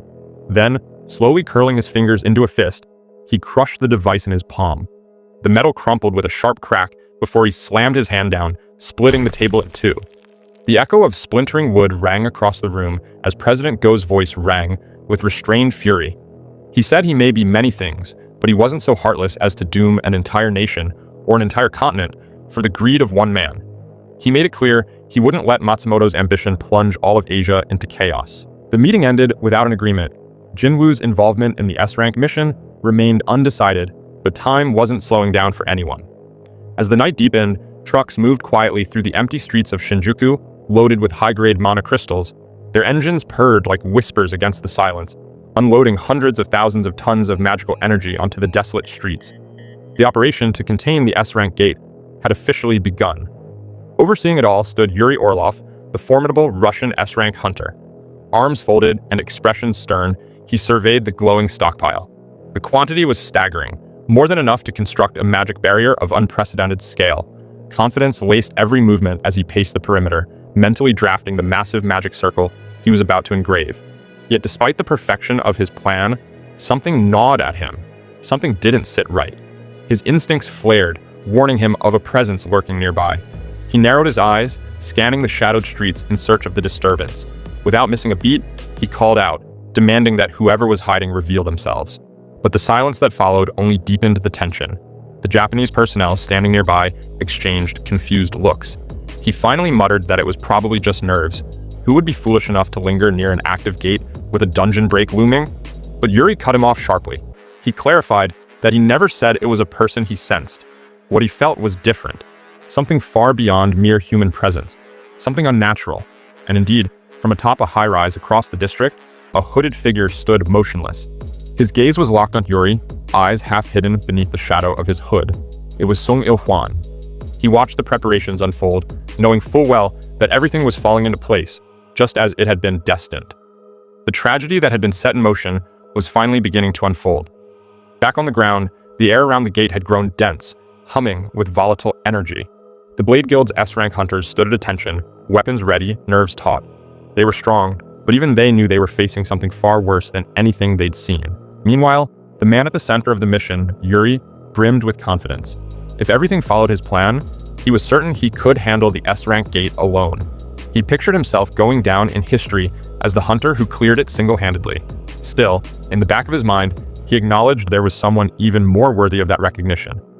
Smirking, he brushed the thought aside and casually took a sip from his flask, asking how many S-rank hunters were currently on standby. The personnel informed him there were only 15 S-rank hunters on standby, hardly the crowd Yuri had hoped for to witness the spectacle he was about to deliver. With mild curiosity, he asked whether the United States had dispatched any of their elite hunters to support Japan, but the response was clear. A new S-rank gate had opened in Maryland, with similar occurrences in England and India, leaving their top hunters stationed in their own countries. Just as their conversation continued, the personnel's expression shifted. His eyes widened in terror as he noticed something horrifying unfolding right in front of him. The dark barrier at the gate's entrance began to dissolve, cracking apart like shattered glass. An ominous silence fell over the area as hunters and military personnel turned their eyes toward the gate, only to freeze in place. What they saw defied their expectations, an unimaginable threat spilling into their world. A thunderous tremor rolled through the earth, followed by a heavy thump that shook the ground.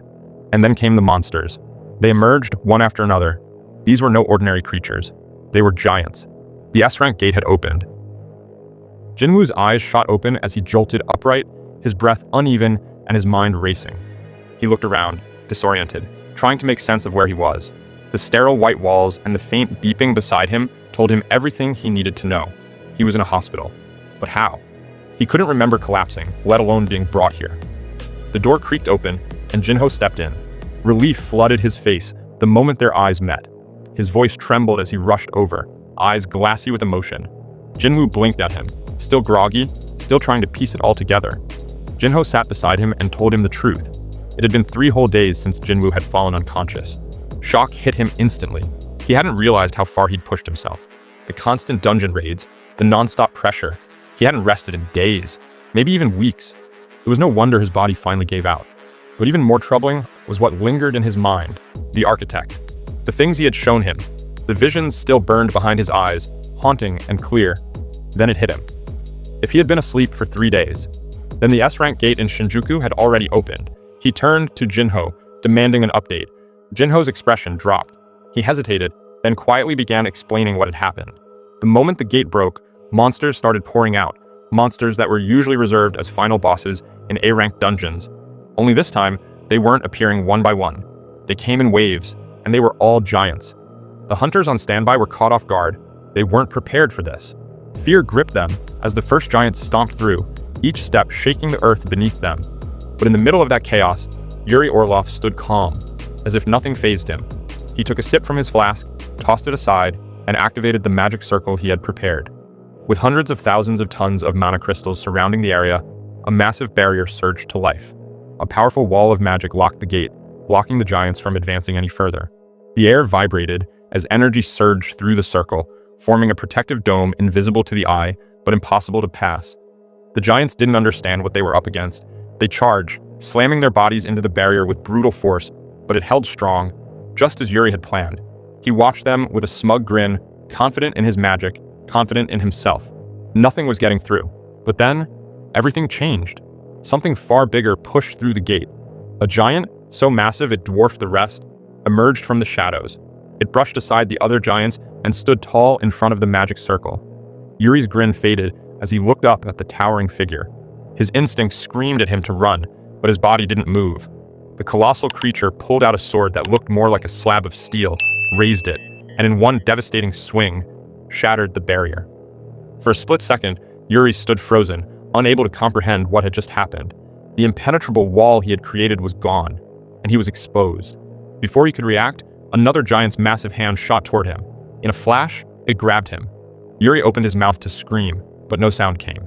The behemoth raised him into the air, opened its jaws, and swallowed him whole. Just like that, Yuri Orlov was gone, and with him, the only line of defense around the gate. The giants, now unchecked, stormed into the city, their roars echoing through the streets of Tokyo. The raid had failed. As Jinho finished, silence settled over the room. Jinwoo stared ahead, deep in thought. The weight of the situation pressed down on him. This failure wasn't the end, but merely the beginning of a much greater storm looming on the horizon. Elsewhere, inside the Yujin Guild, the atmosphere was heavy. Yu Myunghan sat slouched at his desk, eyes closed, head in his hands. He stirred slowly, still groggy, unsure of how long he'd been out. Secretary Kim, who had been waiting quietly nearby, stepped forward and informed him. He'd been asleep for nearly 24 hours. They were minutes away from sending him to the hospital, just as he had instructed. But now that he was awake, there were two urgent matters waiting for him. The first stopped him cold. A patient, long trapped in eternal slumber, had woken up. It was a rare, almost impossible occurrence, and the patient was Jinwoo's mother. Myunghan sat upright, mind racing. Could Jinwoo truly possess the ability to cure eternal slumber? The thought lingered as he asked for the second piece of information. Just then, Secretary Kim opened the door, revealing a visitor. His daughter, Jinhee, stood there with numb eyes, silently staring at her father. In Japan, the dungeon outbreak had already escalated into full-blown war. Tanks lined the streets, their cannons firing at maximum power, sending explosive rounds straight into the path of the advancing giants. Above, helicopters hovered with ruthless precision, unleashing a relentless hail of bullets and missiles, but it was all in vain. The giants pressed forward, unfazed by the barrage. Realizing the situation was slipping out of control, Reiji gave the command. The Blade Guild moved instantly. Kanai and Minoru launched into action, blades drawn and eyes locked on the closest threat. They struck with perfect coordination, aiming to cripple the advancing giant before it reached the city's inner blocks. But the creature reacted with inhuman speed, sidestepping both attacks with ease. For a moment, Kanai froze, stunned at how something that size could move with such fluidity. It made no sense. Giants weren't supposed to be this fast, and that's when it hit her. These monsters weren't just strong, they were smart, adaptable, far beyond what any of them had trained for. High above the battlefield, news helicopters hovered, broadcasting the carnage live. From their vantage point, the destruction stretched across Tokyo. Skyscrapers crumbled, roads were split apart, trees were ripped out by their roots and hurled like debris. The giants moved with purpose, as if erasing anything man-made from the land. The camera zoomed in on one particular figure near the gate, the largest giant of them all. Unlike the others, it didn't rampage through the city, it just stood there, still and watchful, as though guarding the gate itself. Whether it was waiting for something or someone, no one knew. One of the cameramen, eye pressed to the viewfinder, whispered his own observation. Despite its sheer size and slow, deliberate movements, the giant looked empty, like it wasn't truly alive. The way it moved was too mechanical, too calculated, as if following orders it couldn't disobey. The destruction continued with no end in sight. Flames devoured buildings, smoke choked the sky. In 2 days, only 2 of the 30 giants had been taken down, and the damage was already catastrophic. The reporters in the sky began to ask the question everyone else was thinking: how much longer could they last? Far from the front lines, Jinwoo sat in his apartment, silently watching the news unfold on the television. News anchors called the situation apocalyptic. The footage spoke for itself.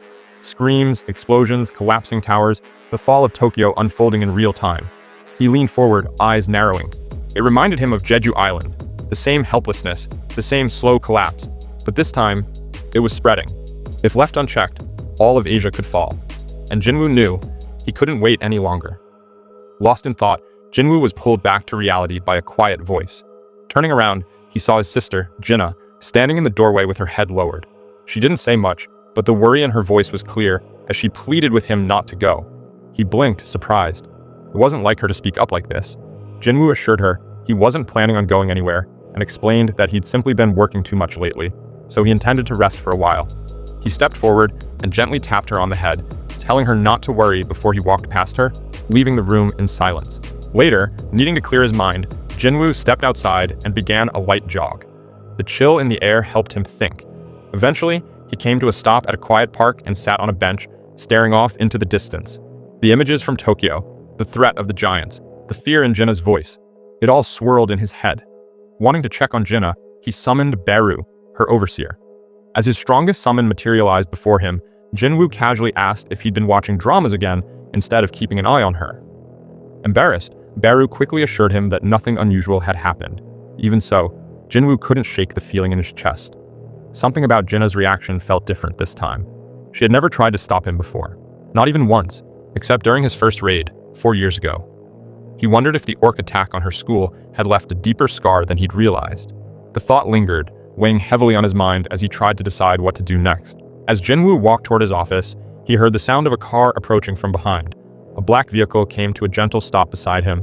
A representative from the Yujin Guild had arrived to pick him up.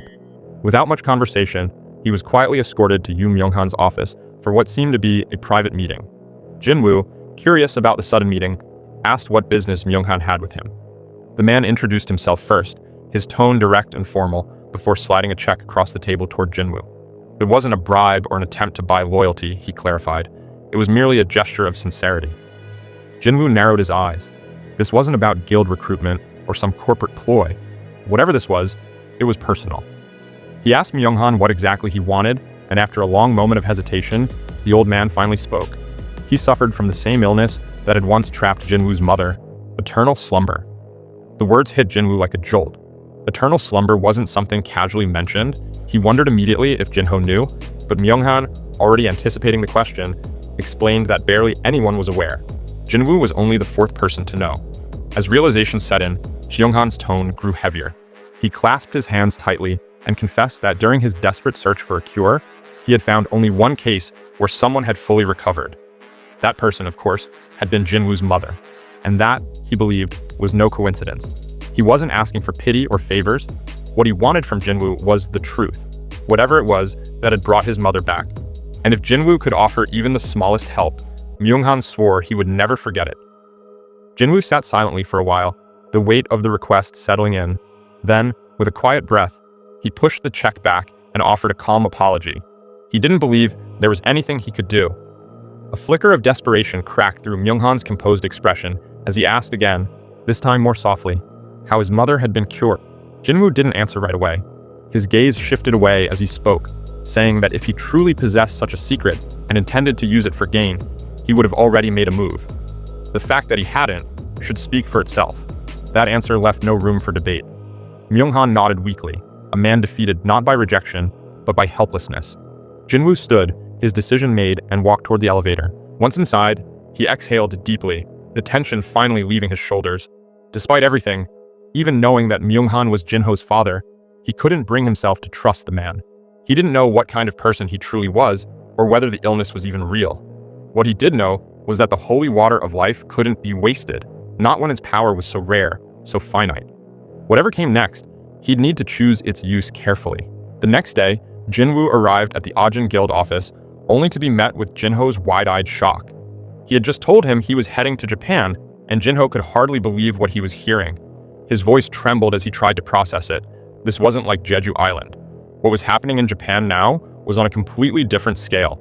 But Jinwoo, ever composed, simply said that if they could prevent the disaster, the Ajin Guild's name would be known across the globe. Jinho, after a moment of silence, straightened his back and declared that if Jinwoo was going to Japan, then he would be going too. The sudden change caught Jinwoo off guard. He asked what he meant by that, genuinely surprised. Jinho didn't raise his voice. He reached into his bag and pulled out a bundle of old newspaper clippings and printed headlines, each highlighting Jinwoo's feats and accomplishments. His voice cracked as he admitted something he had held inside for too long. Not a single one of those reports ever mentioned his name. He confessed, between tears, that it made him feel useless, like his efforts meant nothing. The only thing he could truly be proud of was standing by Jinwoo's side. That's why he wanted to go. Not for fame, not for glory, but because being by Jinwoo's side gave him purpose. Jinwoo let out a small sigh, reminding him that just moments ago, he was against going to Japan at all. So what changed? The answer came without hesitation. Jinho looked at him and said he trusted him. As long as Jinwoo was there, he felt safe. A soft chuckle escaped Jinwoo as he stood up. He glanced back and told Jinho not to take it too seriously. He had only been joking about going to Japan. Jinho blinked, confused by the sudden reversal, but Jinwoo didn't explain further. Instead, he simply told him to head home and rest. Jinho nodded reluctantly, still uncertain, watching as Jinwoo exited the office with quiet resolve. The walk back to his apartment was a silent one. Jinwoo's thoughts drifted, memories surfacing like waves. He recalled his battle with the architect. Even without his shadow soldiers, that being had pushed him to his limit. That fight proved something he hadn't wanted to admit. He wasn't the strongest, not yet. There were still others out there who could stand above him. When he stepped into his apartment, the familiar scent of home welcomed him. His mother smiled brightly at the sight of him, asking if he would be staying for dinner. He gave a small nod, and while the food was served, he glanced around and asked where Jinna was. His mother, still cheerful, explained that she hadn't been hungry and had gone back to her room. As Jinwoo sat at the dinner table, his mind drifted between thoughts of Jinho's father and the lingering worry in his sister's eyes. Eventually, he looked up from his plate and said softly that he would be leaving again. His mother didn't argue. She simply smiled, the same quiet smile she always wore in moments like this, and said she would help him pack once he finished his meal. With a full stomach and a firmer resolve, Jinwoo walked quietly to Jinna's room. The door creaked slightly as he entered. His sister lay on her bed, restless even in her sleep, her body shifting beneath the blanket, as if her dreams too were weighed down by worry. He sat beside her without a word, taking a moment before gently placing a comforting hand on hers. He told her, in a calm voice, that he had faced death countless times, and every single time, he came back alive. He thanked her for caring, for worrying, and promised that this time would be no different. Though her eyes remained closed, Jinna's lips trembled. Her voice, barely a whisper, cracked as she said he would have gone regardless. Jinwoo didn't deny it. He simply looked at her with warmth and summoned his shadow ants. As the towering figures appeared behind him, he reassured her that no matter where he went, no matter how far, she would never be left unguarded. The following day, Chairman Go stood before a sea of reporters, his expression solemn. The atmosphere was tense, cameras already rolling, pens poised, eyes locked on the man at the center of the storm. He stepped up to the microphone, clearing his throat before delivering the words everyone had been waiting for. Hunter Sung Jinwoo, he announced, would be officially joining the S-rank gate mission in Japan. A wave of murmurs swept through the crowd just as Jinwoo appeared beside him. The sound of camera shutters intensified, rapid and relentless, as reporters surged forward for a clearer shot. He stepped forward and shook Chairman Go's hand, sealing his commitment with quiet finality. Later, at the airport, Jinwoo and Jinho arrived together, shoulders squared, expressions sharp. Determination radiated from both of them. The crowd that had gathered quickly took notice, and once again, the flashes began, each click trying to capture the moment before they stepped into uncertainty. Representing the Ajin Guild, the two stood side by side, ready to cross the sea into chaos. Whatever waited for them in Japan, they had already made their choice. News of Jinwoo's decision to join the mission in Japan spread fast, even across the ocean. In Maryland, deep within the headquarters of America's elite, a cluster of S-rank hunters gathered around a long table, their conversations already drifting to the Korean hunter who had now taken the spotlight. Murmurs filled the room, laced with doubt and scoffs. One of them leaned back in his chair, pointing out how even Lady Selner, The psychic, who had pushed their powers beyond normal human limits, had failed to enhance Jinwoo by a single stage. That, to them, was all the proof they needed. If Selner couldn't awaken him further, another hunter chimed in, then Jinwoo had already hit his ceiling. No amount of Jeju Island fame would change that. Clearing an S-rank gate, he claimed, was on a completely different level. The ants were one thing, but giants? That was a death wish. Their confidence swelled as the conversation devolved into bets. A sleek yacht, a mountain estate, even a luxury villa were thrown on the table, each wager riding on the same belief. Jinwoo wouldn't last a day in Japan. But then, from the corner of the room, a quiet voice broke through the arrogance. Thomas Andre didn't even look up from his meal as he cut into his steak with the calm of a man who'd heard enough. With a small smirk, he declared that he'd bet his scavenger guild's entire building on Jinwoo making it out alive. The room fell silent. Eyes turned toward him, half in disbelief, half in irritation. Instead of arguing, Thomas gave them a blunt reminder. With the dungeon break fast approaching right here on their soil, maybe they should stop worrying about Japan and start asking how many of them would survive. The silence thickened, some rolling their eyes, others shifting uncomfortably. One muttered under his breath that Thomas always had a way of killing the vibe. But Thomas only chuckled under his breath, leaning back in his chair with a shrug. Maybe Japan would have been more fun after all.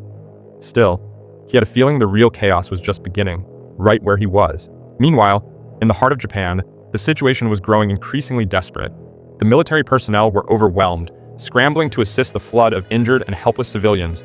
At a crowded nursing home, a soldier wiped sweat from his brow as he was approached by an elderly couple, their faces worn, yet calm, supporting several immobile patients behind them. He tried to usher them away, warning that there was no room left and that they needed to evacuate before the giants got any closer. But the old man refused to move. He spoke gently but firmly, saying they had promised these patients they wouldn't leave their side, not even at the end. Something in the soldier shifted. He hesitated, then quietly made his decision to stay with them, knowing full well what that meant. He turned to help guide them to the safest area he could find, only for a shadow to suddenly cast over them. A massive giant loomed above, the limp body of a human still clenched in its jaws like a trophy.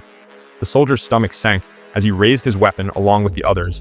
Gunfire erupted, but the bullets were useless. The giant kept advancing, its massive hand lunging forward toward one of the soldiers, shielding the elderly couple. And then, in a blur of motion, a black spear tore through the air, piercing the giant's chest with explosive force. The impact was so powerful, it sent the towering creature flying, crashing through several buildings before finally skidding to a lifeless halt. The soldiers froze, eyes wide with disbelief. Towering where the attack had originated stood a figure, tall, fearsome, and unmistakably inhuman. Jima, the Naga boss shadow soldier, stood silent, black spear in hand, his gaze locked on the battlefield. For a moment, the soldiers couldn't tell if they were witnessing reality or a waking dream. Then, Jinwoo stepped forward, his voice cutting through the chaos. He told them to evacuate immediately. This area wasn't safe. Before anyone could react, rubble from a shattered building began to fall toward the old couple. But a shield rose just in time. Jinho, breath steady and stance firm, had thrown himself into the path, intercepting the debris. He called out to Jinwoo, his voice unwavering as he declared he would stay behind to assist with the evacuations. Jinwoo gave a slight nod, acknowledging Jinho's determination. Then, without another word, he turned, stepping forward with a heavy presence, his aura rising like a dark storm. With shadows stirring around him, Jinwoo readied himself for the battlefield ahead. Jima, thrust into his first battle, unleashed a storm of unrestrained fury. Each step he took shook the earth, his black spear spinning with a savage rhythm as he tore through the giants. One after another, they fell before his raw power. There was no hesitation, no mercy, only carnage in his path, a trail of broken bodies left behind like shattered statues. Above him, Jinwoo charged forward, sprinting across Jima's towering back before launching into the air. His grip tightened around the demon monarch's dagger, its dark edge pulsating with lethal intent. As he soared toward one of the giants, his eyes locked onto its face. With a single brutal stroke, Jinwoo split the giant's skull clean down the middle, the body collapsing in a heap before it could even register what had happened. Above the chaos, helicopters buzzed nervously. Reporters inside peered down with wide eyes, their cameras capturing what felt like a myth in motion. The giants were being torn apart effortlessly by Jinwoo's summoned army. It was a massacre, and they were watching the ascension of a war hero. As the towering beasts continued to fall one after another, a piercing scream cut through the chaos. A young girl, no older than 12, darted through the wreckage with terror in her eyes. Her cries echoed off broken walls and crumbling concrete, chased closely by the thunderous steps of a giant. Its massive hands stretched out, casting a shadow over her trembling form, ready to claim its next victim. Then, in an instant, a violet flash tore across the air like lightning made solid. The giant's wrist exploded with sparks and blood as a blade carved through it mid-reach. The monster reeled back, howling in pain, its severed hand crashing to the ground. From the smoke, Igris emerged, his long red plume flickering like flame, his demon monarch sword humming with residual energy. Without a word, he placed himself between the girl and the monster, unmoving, a silent wall of protection. Before the giant could recover, a deafening roar shook the battlefield. Iron hurtled through the air like a cannonball, axe raised high above his head. His descent was swift and merciless. The moment his weapon connected with the giant's skull, the air itself seemed to split. The impact sent a powerful gust rippling outward, flattening debris and dust in its wake as the giant collapsed in a heap, its eyes already lifeless. Still shivering, the little girl clung to Igris's body, finding safety in the stoic knight's presence. Iron stood proudly atop the fallen beast, with his axe in one hand and flashing a playful wink as if to say the job was done. Meanwhile, Igris knelt beside the girl, resting a gloved hand gently on her head. His gesture, calm and reassuring, told her without words that no harm would come to her now. Jinwoo watched the scene unfold. Watching Iron in action filled him with a rare sense of pride. The towering knight, now stronger after his recent upgrade, was holding his own with impressive force and precision. As Jinwoo stood amidst the aftermath, a soldier cautiously approached, nerves evident in his expression.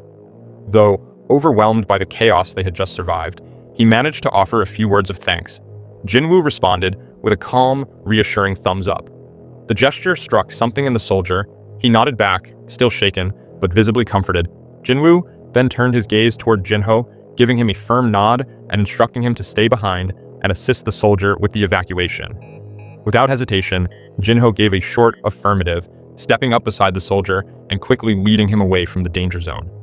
With that resolved, Jinwoo shifted his attention back to the massive corpse lying before him. Standing beside the fallen giant, a command slipped from his lips like a whisper laced with power. Arise.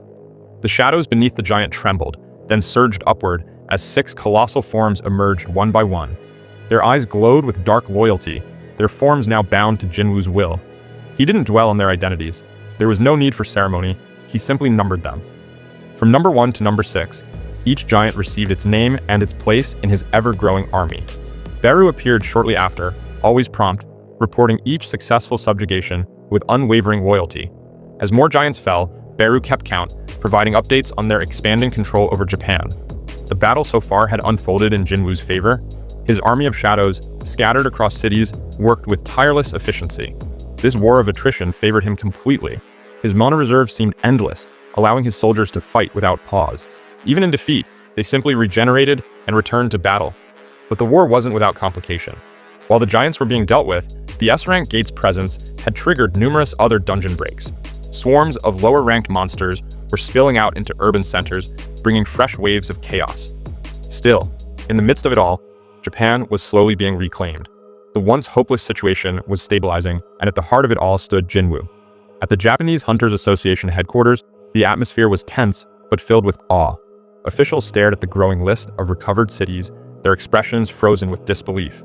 No one could deny the impact Jinwoo was making. For Chairman Matsumoto, the shock ran deeper than most. He stood in silence, mind reeling back to their first meeting. He remembered clearly how he had rushed to greet Jinwoo at the airport, desperate to salvage what little control they had left. Without hesitation, he had asked the Korean hunter to focus solely on defending Osaka, explaining that the giants were closing in and that they would request support from other nations in the meantime. He hadn't expected resistance. He had expected compliance, at the very least cooperation, but Jinwoo had refused, calmly, bluntly, and without any intention of compromise. The officials present at the time had been stunned, left speechless by his defiance. Now, watching the impossible unfold city by city, Matsumoto finally understood. Jinwoo hadn't come to defend. From the very beginning, he had come to wipe them all out, alone. Days had slipped by, like a slow-burning fuse. On the 7th day since the dungeon break, night draped itself over the ruined shell of Tokyo. Jinwoo and Jinho walked in silence through the city's wreckage, the once vibrant streets now a hollow echo of what they used to be. Jinho glanced around, his heart sinking as he took in the devastation. Just then, a familiar presence emerged from the shadows. It was Hanakawa, the A-rank hunter who had stayed behind when everyone else had fallen or fled. Her face was pale, not from fear, but from the weight of what she had witnessed. Without needing to be asked, she confirmed what Jinwoo had sensed long before her arrival. Tokyo had no hunters left. The destruction was absolute. The Giants had used this place as their ground zero, fanning out to wreak havoc across the nation. She gave him the numbers next. Cold, final. 16 S-rank hunters remained globally, Jinwoo included. 6 were still in Japan. The rest were scattered across China, Canada, India, Russia, and England. Yuri Orlov, alongside 2 others, had fallen. Even the most powerful weren't immune to the chaos that had erupted. Hanakawa's voice trembled slightly as she recounted the losses, but she remained composed. There were still 31 giants left. One had already begun crossing the ocean, heading toward China. The others were scattered but slowing, thanks in large part to Jinwoo's army of shadows fighting beside the remaining hunters. Still, the threat was far from over, and Jinwoo knew it. The last, most dangerous giant remained at the gate, its protector, the strongest of them all. He could feel it waiting, like a storm on the edge of the horizon. As Hanakawa's words faded into silence, Jinwoo's thoughts drifted to something far removed from the battlefield before him. The burning buildings, the ash in the air, the lifeless city around them. It reminded him of the Demon Castle. That place, once just a floor within the system's trials, now felt eerily prophetic. The destruction here mirrored the Demon Castle so closely, it sent a chill down his spine. He wondered, if the system's architect had truly died back then who was carrying out this vision now? Or was it already set in motion long before? Perhaps that castle had been more than just a challenge, it had been a glimpse into a possible future. Jinwoo clenched his fist. He had overcome that place once, trained in its fire, bled within its walls, and now, that strength would be put to the ultimate test. If what he saw was a warning, then this, right now, was the chance to rewrite that fate. The final battle loomed ahead, and Jinwoo was ready. With a calm, unwavering confidence, Jinwoo signaled that it was time to move. Hanakawa hesitated for a moment, uncertain, noting that the other hunters hadn't arrived yet, but Jinwoo, calm and composed, assured her they were already here. That's when the sound began. A low, rhythmic thud, echoing across the shattered cityscape. The ground trembled faintly as one by one, dark silhouettes emerged from the fog. They climbed atop broken rooftops, stood silently upon ruined ledges, and filled the street corners like shadows cast by a god. Then, behind Jinwoo, his most trusted summons, Tusk, Iron, and Igris, stepped out of the shadows.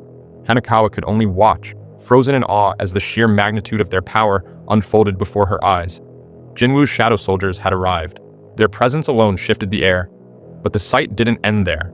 The rest of Jinwoo's army flowed in, hundreds of shadow soldiers spreading like ink through the city, filling every space. Their forms rippled with black energy, glowing eyes locked on their king. And then, in a perfectly timed motion, they all dropped to one knee, an entire army of shadows pledging themselves in total, unwavering loyalty. But the moment wasn't complete, not yet. From the sky, a streak of dark lightning flashed downward. With a massive thud, Beru landed in a crater of his own making, the ground shattering beneath him. His wings curled behind his back as he bowed deeply before Jinwoo, voice crackling with pride as he addressed his sovereign. Jinwoo gave him a nod, commending his soldiers for their performance. Then, turning toward Jinho, he instructed him to fall back and protect Hanakawa. Without question, Jinho obeyed as he led her away to a safer vantage point. Once Jinho was safely out of harm's way, Jinwoo turned his attention to the battlefield. He summoned the towering forms of the Shadow Giants, his newly acquired weapons of war. They stepped into formation at the front, their massive bodies forming a wall of unstoppable strength. Standing atop a cliff, overlooking the field, Jinwoo's gaze burned with resolve. His army, a blend of loyal summons and fallen enemies, stood ready below. Raising his hand, he pointed ahead, and with a single word, unleashed them. Beru flung his head back and let out a thunderous screech that tore through the city's ruins like a war cry. The Shadow Army roared in response, charging forward as one. The earth trembled beneath their charge. Like a black tide, they surged across the wasteland and into the domain of the final guardian. Dust whipped into the air, buildings trembled in their foundations, and the oppressive atmosphere grew heavier with each step closer to the gate's protector. But as they breached the heart of the city, everything shifted. There it stood, the final giant, unmoved by the spectacle before it. Surrounded by a sea of shadows, the creature remained eerily calm. It didn't flinch. It didn't even adjust its stance. Then, in a blink, it vanished. The giant reappeared mid-air like a phantom, its sword already in motion. And then, destruction. With one swing, half of Jinwoo's front line was obliterated. Shadows burst into smoke as the enormous blade tore through them like paper, cleaving the battlefield apart. Without pause, the giant landed, its sword raised again, cutting a direct path through Jinwoo's ranks. The shockwave alone flattened nearby buildings. Jinwoo narrowed his eyes. He wasn't shaken easily, but even he had to admit, the giant was on another level. Its swordplay was precise, fast, and devastating. Its aura pulsed like a living storm, magic power so dense it warped the air around it. He wondered how a being so monstrous could even exist. The sheer presence of it gnawed at his mind, but Jinwoo understood there were only two choices: turn away or destroy it. And he had never been one to turn away. Tusk, now towering in his full battle form, stepped forward and faced the monstrosity. Wasting no time, he drew in a deep breath and unleashed a massive pillar of flame.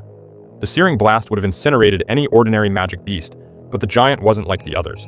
With a calm motion, it raised its massive palm, blocking the fire effortlessly, untouched and unmoved. A shadow giant leapt in from the side, but the titan pivoted effortlessly and bisected it with a single, brutal sweep of its sword. Smoke filled the air as more shadows were crushed beneath its heel. Ant soldiers scrambled to overwhelm it, but they were trampled like insects. Beru, enraged by the giant's rampage, prepared to charge, but Jinwoo raised a hand, stopping him. It wasn't time yet. Beru stepped back reluctantly, taking position beside Igris, both poised for battle yet holding back, waiting for the signal. Their eagerness was clear, but Jinwoo had a plan. He'd anticipated this challenge. The giant's strength and defense were overwhelming, but Jinwoo wasn't without strategy. He had more than enough mana, but knew he had to be patient. His army was immortal, and perfect for probing the enemy's weakness. The giant continued its assault, crushing shadow soldiers beneath its feet, slamming its fists into the ground with terrifying force. Yet even as they fell, the shadows rose again, relentless. Jinwoo observed from a distance, eyes narrowed, mana draining steadily with each resurrection. Then, something caught his eye. The giant's body was cloaked in powerful magic, a constant barrier that gave it confidence, even arrogance. It didn't defend, not until one moment. Just once, it raised its arm to block an incoming attack. That told Jinwoo everything he needed. Without wasting a second, he summoned his flying mount, Kaizul. With a single powerful flap, Kaizul rose into the air. Jinwoo leapt onto his back, calling out to Beru and Igris. Beru unfurled his wings, while Igris silently climbed aboard behind Jinwoo. With both Beru and Igris on board, Kaizul let out a piercing cry and launched into the sky. His wings flapped powerfully, slicing through the air as they ascended, soaring straight toward the giant's head. Though surrounded by 1,000 shadow soldiers, the giant's sharp eyes caught sight of the approaching threat. Its gaze shifted, locking onto Kaizul with immediate awareness. Igris was the first to strike. His demon monarch sword flashed violet, sending a streak of lightning toward the giant's forehead. But the massive creature reacted swiftly, tilting its head just enough to evade. Igris didn't falter. He followed with another powerful swing, faster and more precise. But the giant dodged again, moving with unreal speed for its size. From Kaizul's back, Jinwoo observed every movement, analyzing the giant's reaction. Igris kept up the pressure, unleashing strike after strike, forcing the creature on the defensive. Finally, the giant swung its enormous sword upward, aiming to swat them out of the sky. But in perfect sync, Jinwoo and Igris leapt from Kaizul's back just before impact, narrowly avoiding the blade. Jinwoo's eyes sharpened. He had seen what he needed. He'd found the weak spot. Igris launched another burst of lightning from above, blinding and loud. The crackling energy struck the giant's upper face, disorienting it just long enough. Jinwoo surged forward like a bolt, his dagger drawn. With one swift, vicious motion, he carved across the giant's eye. A guttural roar shook the battlefield as the beast recoiled in pain. Then came Beru. Diving in with claws bared, he slammed into the giant, tearing deep into its flesh and forcing its defenses to crumble. The onslaught didn't let up. Jinwoo, now locked in, activated ruler's authority and rocketed toward the giant's face. Below, Hanakawa watched in awe. This wasn't a battle anymore. It was war between monsters. Lightning from Igris continued to rain down, staggering the giant. Jinwoo seized the moment. He summoned more daggers and activated mutilation. With a flash of fury, he tore into the giant's torso. One dagger sliced its eye further. Fluid erupted, spraying across the air, while the others ripped into muscle and bone. The giant thrashed wildly, but Jinwoo clung on and called for Beru. In an instant, Beru joined him, flying straight into the exposed wound. Together, they assaulted the creature's face, Jinwoo tearing through tissue, while Beru shredded flesh without pause. Blood sprayed, bone cracked.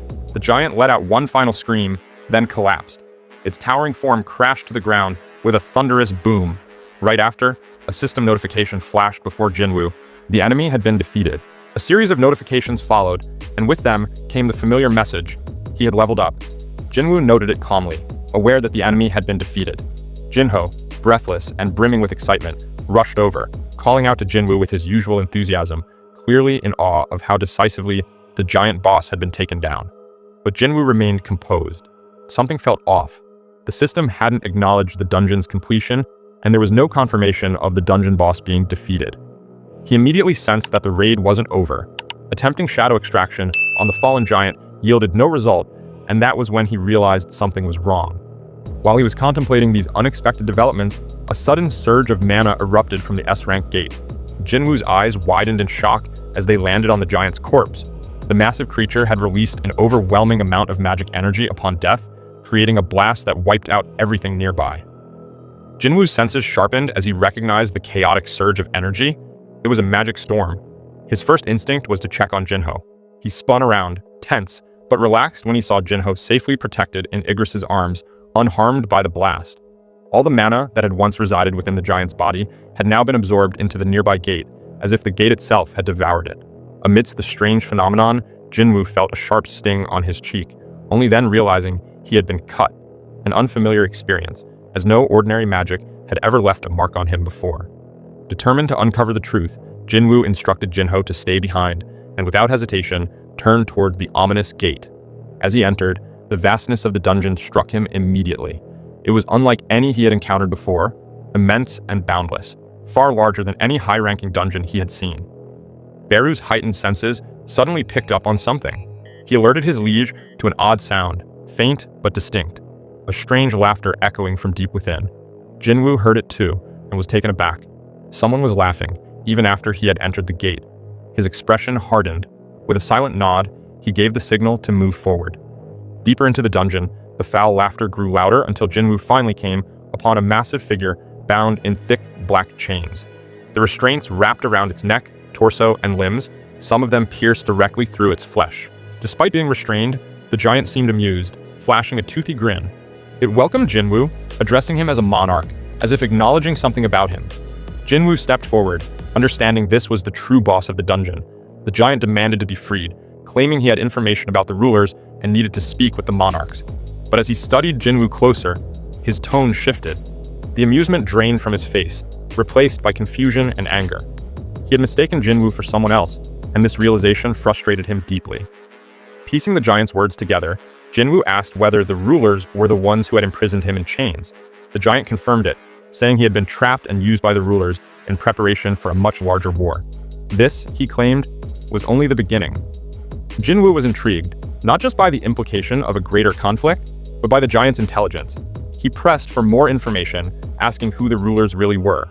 The answer came with a revelation.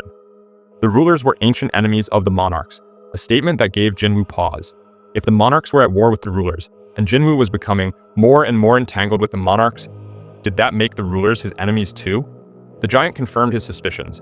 He revealed that he too was a monarch, and explained that both factions, the Monarchs and the rulers, were targeting Jinwoo.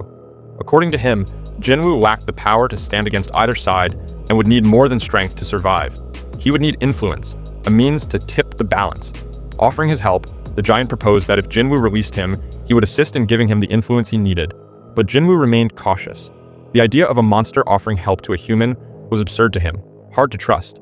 Yet the giant, unbothered, promised to prove his intentions. Suddenly, the giant began to chant. His lips moved at an unnaturally rapid pace, words spilling out like a distorted recording as he muttered in an ancient, unfamiliar tongue. The strange cadence set Jinwoo on edge, and without hesitation, he summoned his daggers, prepared for a surprise attack. But the giant showed no intent to strike. He simply continued the incantation with eerie composure. A familiar chime echoed in Jinwoo's ears as the system interface appeared before him. The message identified the being in front of him as Ligia, King of Giants and Monarch of the Beginning. It explained that Ligia had activated an ancient spell known as the Oath of Faith, a binding pact that would prevent both parties from speaking any falsehood once accepted. The message ended with a prompt, asking Jinwoo whether he wished to accept the Oath of Faith. After a brief moment of reflection, Jinwoo made his decision and accepted the oath, confirming the pact had been sealed. With the oath of faith now active, both Jinwoo and Lydia were bound. Neither could speak a lie until the oath was mutually revoked. The rules were in effect. Lydia, now bound by truth, repeated his earlier offer. If Jinwoo freed him, he would lend his strength in the battles ahead. Curious to test the oath's influence, Jinwoo tried to express trust, but the moment he did, his throat tightened and no words came out. The King of Giants laughed heartily, clearly entertained by Jinwoo's reaction. He reminded him that the oath of faith was working exactly as intended. No falsehoods could slip past. Realizing the full weight of the pact, Jinwoo asked directly why Lydia could speak so fluently, so unlike the other creatures that had emerged from the gates.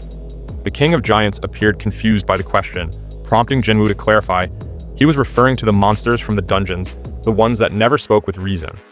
Lydia's tone grew more serious. He explained that Jinwoo had made a flawed comparison. The Monarchs were not like those monsters. They ruled over them. The beings Jinwoo had encountered were the residents of chaos, stragglers, prisoners warped by centuries of servitude. Their minds had long since broken, leaving behind only instincts and rage. But Lydia was different. As a monarch and a king, he had preserved his mind through the ages, resisting the madness of captivity. He had waited, patiently and silently, for the one who might finally set him free.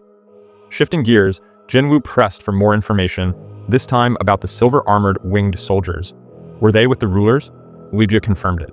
Those beings were indeed part of the ruler's army. When Jinwoo asked why the rulers were sending such creatures, along with demons, to Earth, Lydia calmly reminded him he had already revealed the answer. The rulers were preparing for war. Earth was to be their battlefield, a stage set for the inevitable clash between monarchs and rulers. Jinwoo still couldn't grasp how sending monsters to Earth would turn it into a battlefield, until the King of Giants explained that the ruler's plan was simply to flood the human world with magic energy, transforming it into an arena brimming with mana.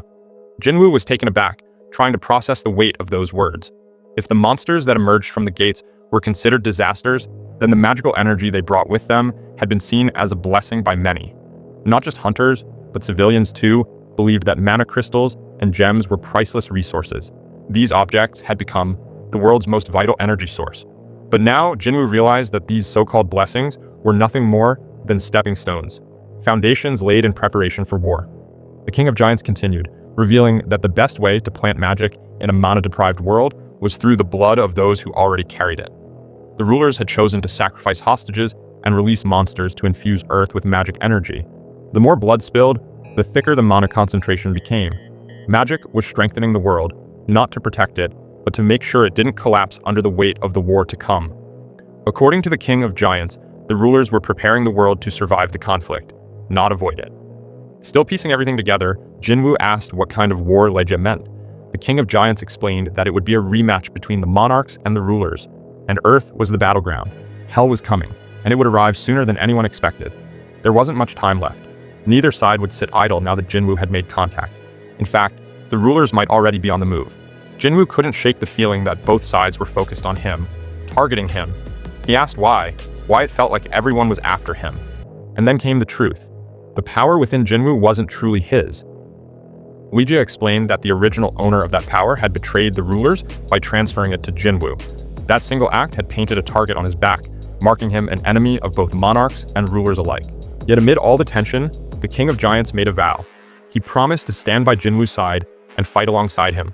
All he asked in return was to be freed from his chains. Jinwoo, eyes sharp, considered the offer.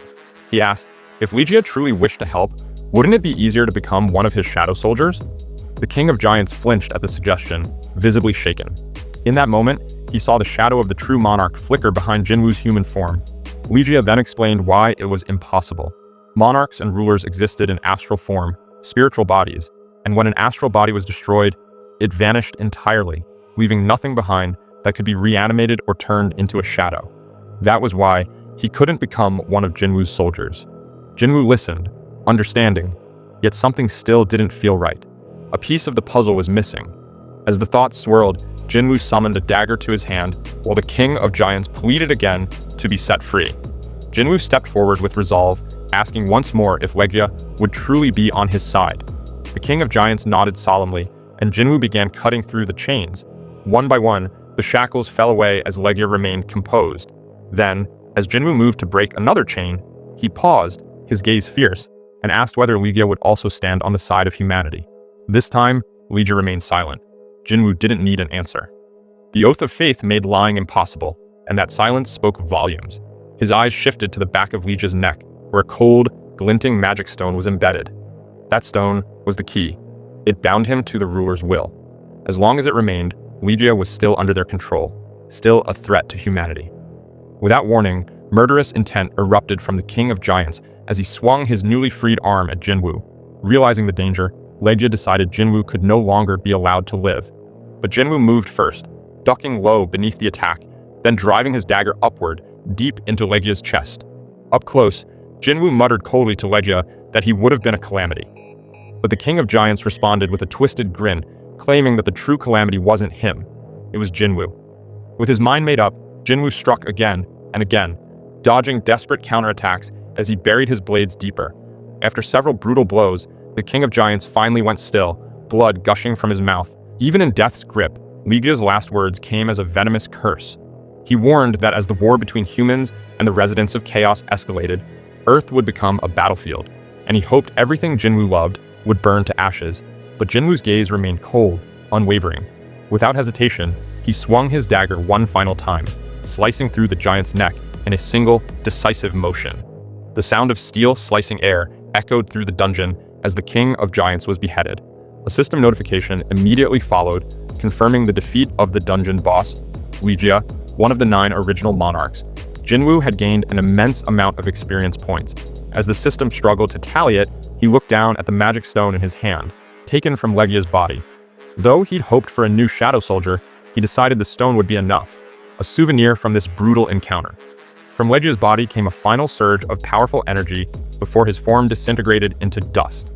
In the aftermath, a familiar chime sounded. The system displayed the results. Jinwoo had leveled up multiple times. His new level was now 122. News of the giant's annihilation spread like wildfire. Across the world, social media lit up with excitement. Talks of a new national-level hunter were everywhere. But unlike the Jeju Island incident, this wasn't just a Korean headline.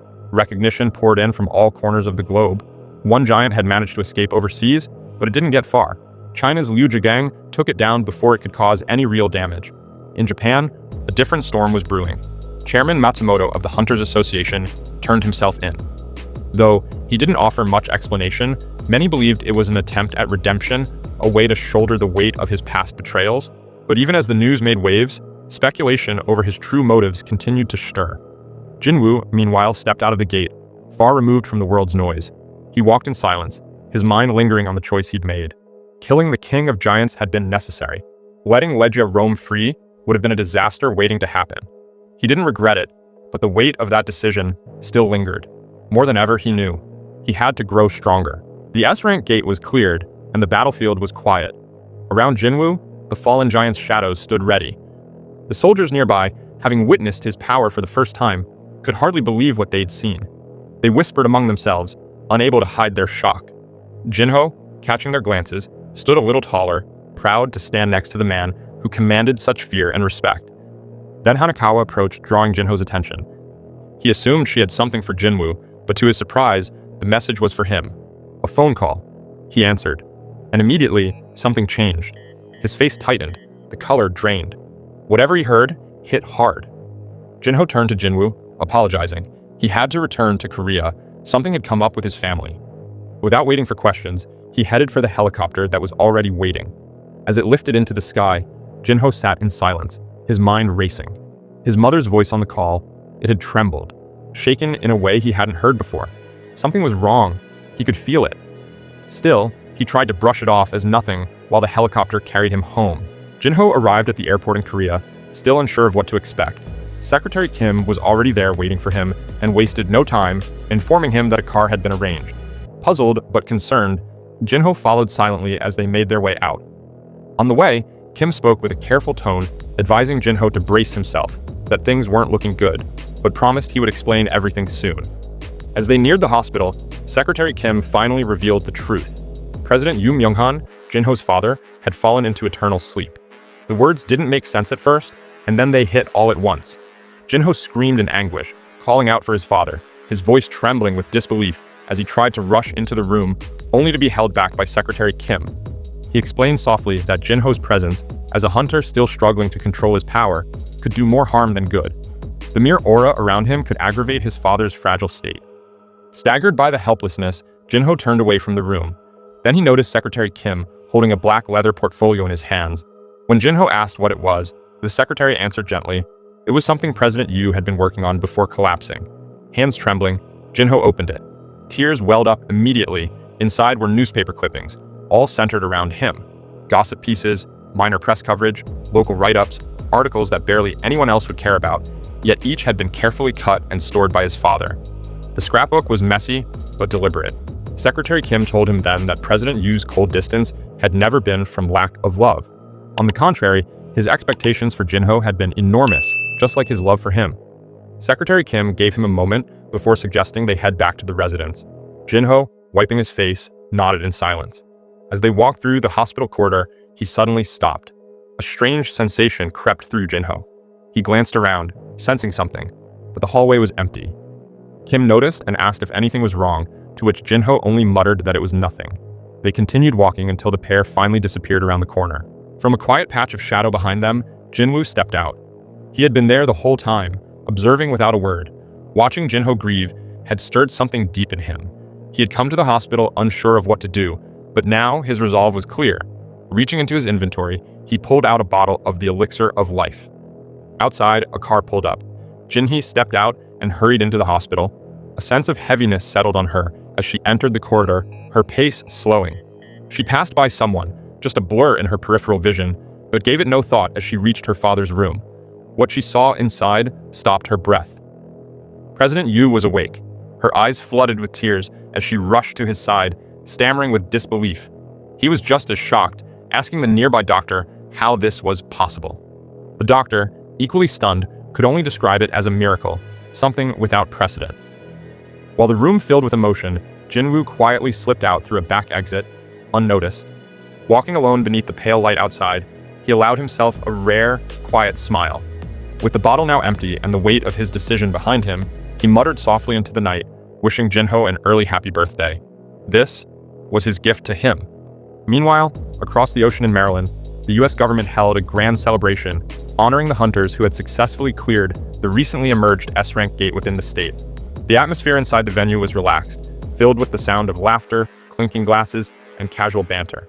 Hunters mingled freely, some marveling at the sheer scale of the event, others simply enjoying the rare chance to unwind. Then, without warning, a towering figure in a bright Hawaiian shirt stepped in from behind. Conversations quieted for a moment as heads turned toward him. It was Thomas Andre. He didn't say much, just reminded the group about a bet they'd made. His presence alone was enough to make a few of them shift nervously. With a grin, Thomas leaned toward one hunter and casually asked for his tie. The man hesitated, sweat beginning to form, but didn't argue. Wordlessly, he removed the tie and handed it over. Just as the laughter began to return, Thomas's assistant, Laura, entered the room, her tone bringing a different kind of attention. She informed Thomas that the list of guilds participating in the upcoming International Guild Conference had just been released. Among them was Korea's Ajin Guild. Thomas paused for a second, the name unfamiliar, until Laura added that it belonged to Sung Jinwoo. That's when a smirk slowly crept across Thomas Andre's face. Korea's strongest hunter was coming to the States, and Thomas couldn't wait to meet him. Meanwhile, in the United States, Christopher Reed, one of the national-level hunters, was asleep in his room. Suddenly, he sensed something and woke up. As he walked down the hallway, he noted how eerily silent everything was. He picked up a glass of wine and threw it to the ground. When the glass shattered but made no sound, he realized something unnatural was going on. He then asked, "Who's doing this?" He recalled Lady Selner's warning in the business card from Michael Connor, which had Chairman Go Gun Hee's contact information. Michael had told him to reach out if anything ever felt off. Christopher began to wonder if Michael had predicted this situation. Looking ahead, he suddenly saw a mysterious man standing in front of him, with several figures lurking behind him. He asked, "Who are you?" The man replied cryptically, saying, "You will not be able to save anything if you keep accommodating these human beings," and referred to Christopher as a fragment of brilliant light. Realizing the intruders were speaking in the language of monsters, Christopher demanded to know what they were talking about. The man pointed upwards and said, I'm not talking to you. I'm talking to the one above, the being connected to you. Infuriated, Christopher asked if they thought he was a joke. He began to activate his power, transforming as he said, "At least one of you is going to die by my hands." The enemies noticed his transformation and identified it as spiritualization, amazed that a mere human could use such an ability. Fully transformed, Christopher charged at the enemies, beginning a fierce battle. Back in Japan, Jinwoo was in a car headed to the airport. Crowds had gathered to see him off, grateful that he had saved their country from utter destruction at the hands of the giants. Jinwoo noted how so many people had come to get a glimpse of the hunter who had rescued them. Though not precisely counted, it was estimated that over 100,000 people were present to honor him. Later, the plane took off and the focus moved inside. Jinwoo sat quietly and mused. What's the probability that a familiar face would end up sitting next to you on a plane? Purely by chance? To his surprise, the person seated beside him was none other than Agent Adam White. Jinwoo asked if he was supposed to believe this was just a coincidence. Adam White replied that it would be nice if Jinwoo thought so, but that would be difficult to believe. He added, "We've only met once, but I see you still remember me. It's an honor to see you again." Baru then appears and speaks to Jinwoo from the shadows, reminding him, "His name is Adam. You can't get the name wrong this time." Jinwoo asked, "Weren't negotiations halted?" Adam responded, "I know it's rude to come see you like this without going through proper channels, but I have something to tell you." Hearing that, Jinwoo asked if the United States was unable to block the S-rank gate. Adam told him the situation had already been resolved. He then showed Jinwoo a video of a house burning as firefighters attempted to put out the flames. They said, "This isn't an ordinary fire. No matter what we do, we can't suppress it." Jinwoo asked, "What is this video?" Adam urged him to watch it until the end. He then explained that it was Christopher Reed who caused the fire. A total of 1,800 firefighters and 14 top-class hunters were mobilized to extinguish the flames he created. Jinwoo asked, "If there was that much fire, there must have been a battle. Was Christopher defeated?" Adam nodded. "Yes, we can hardly believe it either, but he's already been killed." He then pulled out a picture saying, "This is the person the Hunter Bureau considers to be the most likely suspect." Suddenly, Adam was lifted into the air as Jinwoo sat there, furious. He demanded, "Is this supposed to be a joke? I assure you, you won't be walking out of here on your own 2 feet." Adam stopped the agents who were preparing to attack Jinwoo and clarified, "The person in the picture came out of a dungeon. He may not be who we think he is." Jinwoo asked him to explain. Adam said, "His magic power is the same as that of monsters. He attacked our S-rank hunter during an interrogation. Do you remember the explosion at the Hunter Bureau a few months ago? The one that made headlines worldwide?" Jinwoo asked if they thought this had something to do with his father and let Adam go. Gasping for air, Adam continued, "He knocked out our hunters and went into hiding after that. The Hunter Bureau tried to track him in secret, but it's as if he evaporated. No trace of him was found." He added, "I understand how you must feel, but he meets every requirement to make him a suspect." Jinwoo asked, "Why are you showing me this picture?" Adam explained about the International Guild Conference. At the Newbern Conference, where representatives from famous guilds around the world gather, the U.S. Hunters Bureau plans to distribute his wanted posters. This means the investigation will no longer be secret. "We lost a national-level hunter because of this. The association will do everything in their power to find the culprit. We want to maintain a good relationship with you, which is why we prepared this meeting, to inform you before posting the bounty publicly." He added, "It would have been shocking for you to see your father's face on the screen at an event you were invited to." Jinwoo was deep in thought, struggling to process the revelation. His father, missing for 10 years, had somehow returned as a monster. The thought unsettled him. One of the hunters approached Adam White and asked about his condition. Adam, still slightly shaken from Jinwoo's display of power, assured the hunter that he was fine. As he observed Jinwoo, Adam couldn't help but be impressed. Telekinesis was a skill many high-tier magic hunters could use, but their abilities were typically limited to simply moving objects. What Jinwoo had demonstrated was on a completely different level, something only national-level hunters were usually capable of. It became clear to Adam that Jinwoo was, without a doubt, the sixth national-level hunter, a fact he knew he had to report to the vice director immediately. Fast forward a few days. The list of guilds invited to the conference was released, and the name of the Hae-in Guild was among those invited to attend. Shortly afterward, a press conference was held in Korea regarding the Hae-in Guild. Some reporters asked Hunter Choi Jong-in about his thoughts on the matter. He told the press, "The American Hunters Bureau has made an obvious decision. As someone who has witnessed Jinwoo's skills firsthand during several incidents, including the Jeju Island raid, I can confidently say the Hae-in Guild could be compared to any guild in the world, and its strength would be second to none." When asked whether, from the perspective of the Hunters Guild, which has represented Korea every year at the Guild conference, he was unhappy about this, Choi replied, "Of course, I'm disappointed that I won't be able to travel to the US, but I feel more proud than disappointed. A hunter has appeared in Korea whom I can place my faith in without hesitation during times of hopelessness against monsters." He added, "My guild members and I were actually saved by Hunter Sung Jinwoo in the past, so I am genuinely proud that he was selected to represent Korea." While walking toward his car, Choi was stopped by a guild member who informed him that they had successfully reserved the gate in Suseodong that spawned that morning. "It's an A-rank gate, but the readings aren't particularly high," the member said. Choi asked, "Did the Hae-in Guild request a reservation this time?" The man replied, "No, they've been a little too quiet lately." Meanwhile, at the Korean Hunters Association, Woo Jin-chul was reporting to Chairman Go Gun-hee about China requesting information about Jinwoo. The chairman asked, "Are they asking for personal information?" Woo replied, "No, only official and public data, his raid records and relevant news articles." Chairman Go wondered why China was suddenly interested in Jinwoo, especially since he had already made it clear that he wasn't interested in being scouted by another country. Wu clarified that it wasn't the Chinese government that made the request. It was Liu Zhigang, China's strongest hunter. Chairman Go noted that China doesn't follow the international ranking system.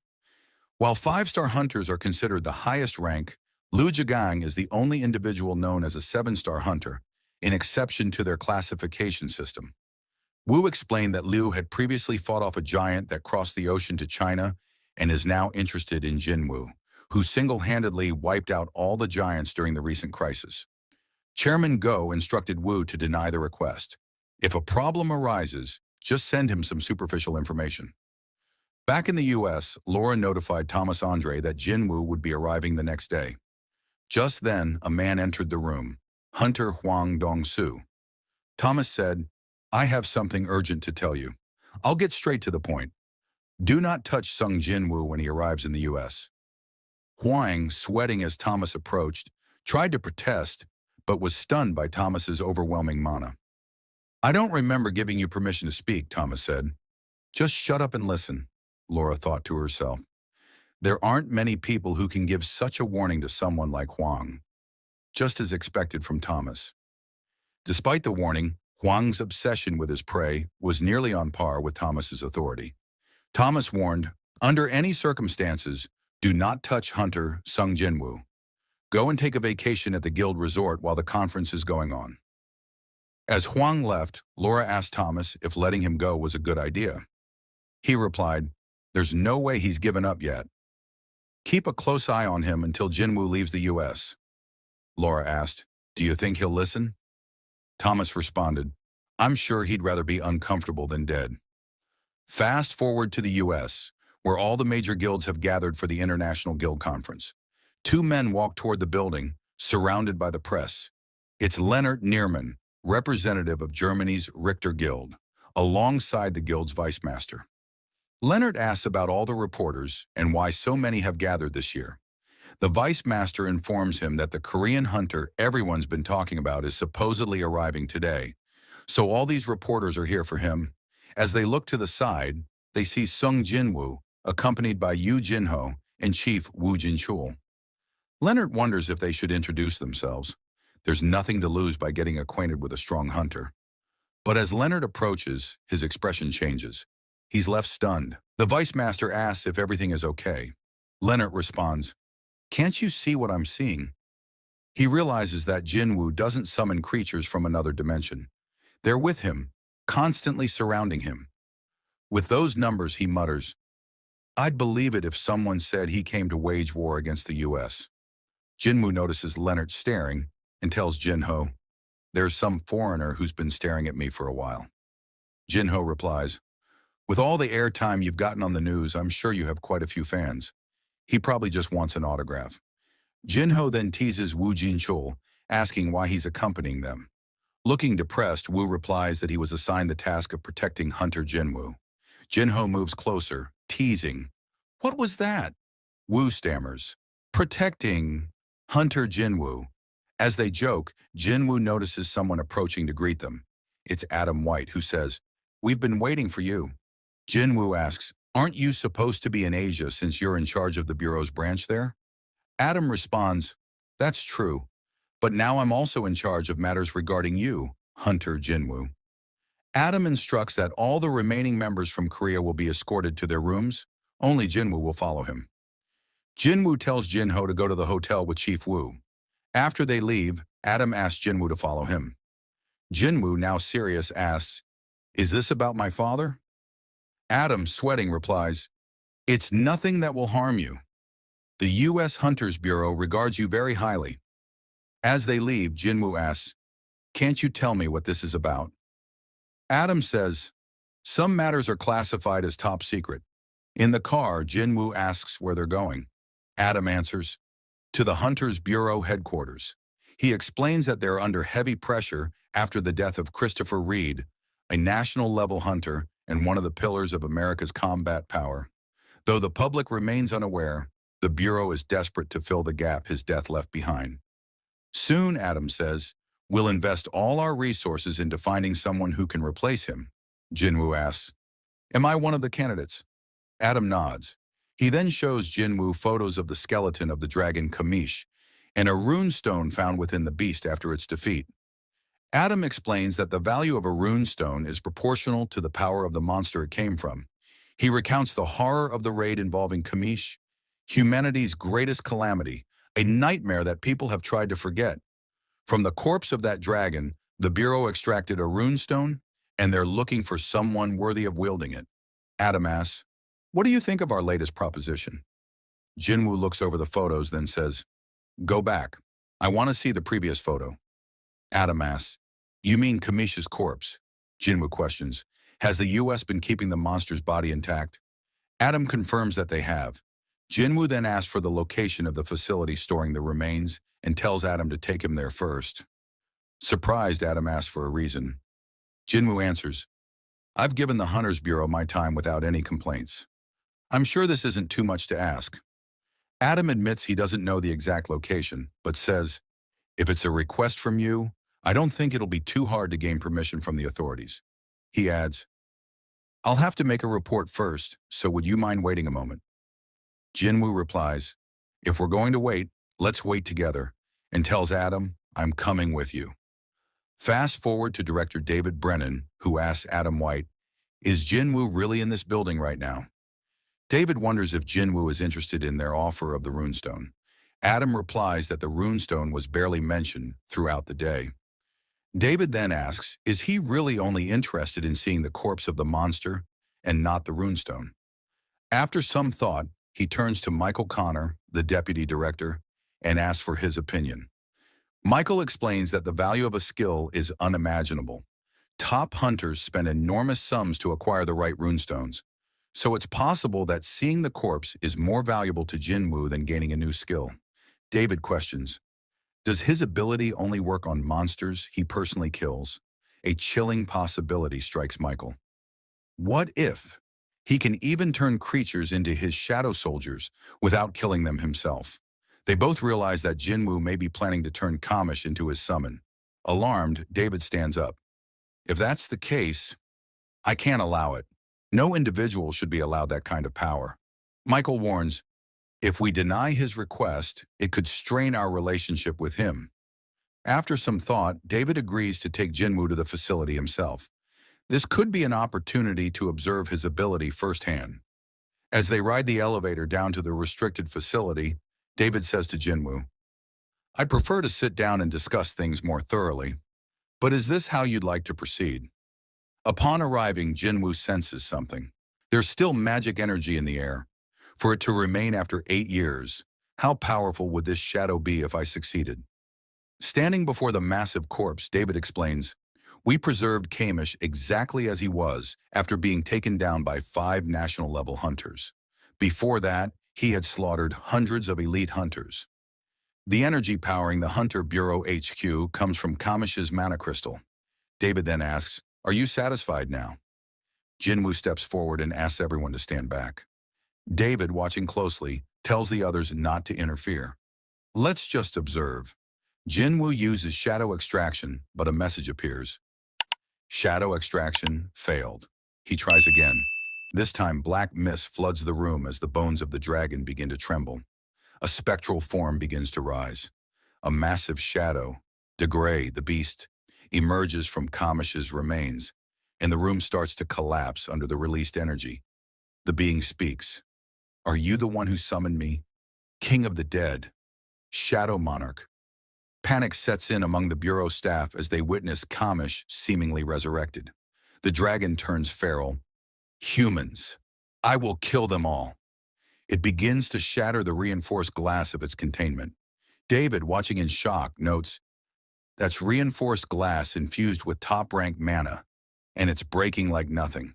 Kamish escapes the cage and charges up his breath attack. The activation of his skill leaves the entire room in disarray. Before the dragon can unleash destruction, Jinwoo calmly orders it to stop. The mana crystal embedded in your head is long gone. You no longer have to follow the ruler's commands. Everyone is stunned as they realize Jinwoo is speaking the language of monsters. Kamish pauses, then responds. So this is what it feels like, to become the subject of the Shadow Monarch. He steps forward and bows, declaring, as a humble servant who once served the King of Dragons. I greet you, my new king. Jinwoo asks, did you really serve the King of Dragons? Kamish replies, yes, I served the King of Mad Dragons, the Monarch of Destruction. Seeing the creature, Jinwoo thinks to himself, such overwhelming rage. To think that a shadow soldier could possess such a strong, independent ego. It surpasses that of any monster I've encountered so far. There's no doubt, he was an incredible being. Meanwhile, the people behind them are stunned to see Kamish wagging its tail like a loyal pet before Jinwoo. Jinwoo continues thinking, there's the King of the Dead, the Shadow Monarch, the King of Giants, the Monarch of the Beginning. Kamish must have been another of the 9 monarchs that the system showed me. As he's deep in thought, he suddenly notices Kamish beginning to disintegrate. Kamish tells him, it seems our meeting came too late. Too much time has passed since I was killed. Panicked, Jinwoo tries to call upon the system to stop the process, but it's no use. In his final moments, Kamish says, I envy your soldiers, who get to serve you for eternity. He then offers a final warning. Humans have borrowed the strength of the rulers. Be wary of them, my lord. Kamish's massive skeleton then collapses to the ground, followed by a system notification. Shadow extraction has failed. Jinwoo turns to Adam White and says, please inform Director Brennan that I'm truly sorry. I'll cover all the damage expenses. As he walks away, the agents are startled by a loud crash. Jinwoo, frustrated, had smashed the metal door with a single punch. Later, we see Woo Jin-chul asking Jinwoo where he's been, saying he couldn't reach him. Jinwoo replies, I was somewhere no calls could get through temporarily.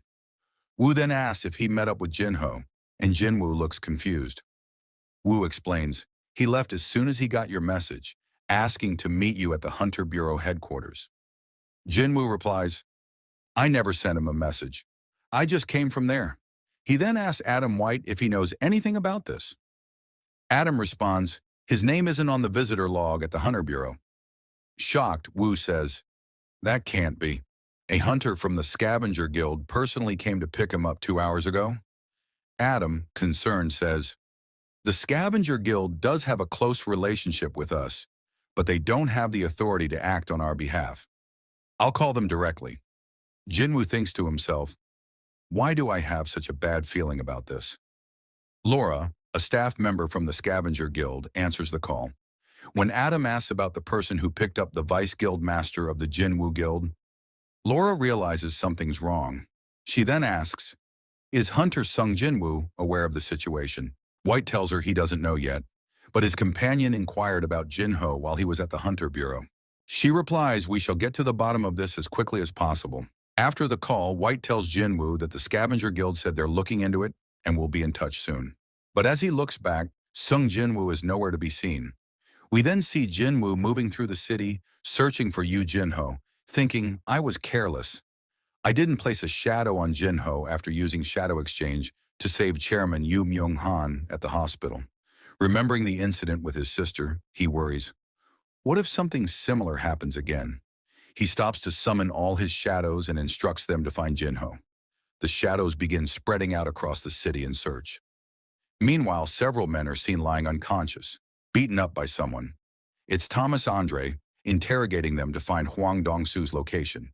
He tells his men he's really done it now and orders them to find Hwang before Jinwoo does. At an abandoned building, Hwang Dong-soo stands over a badly beaten Yu Jinho, who is bleeding from his mouth.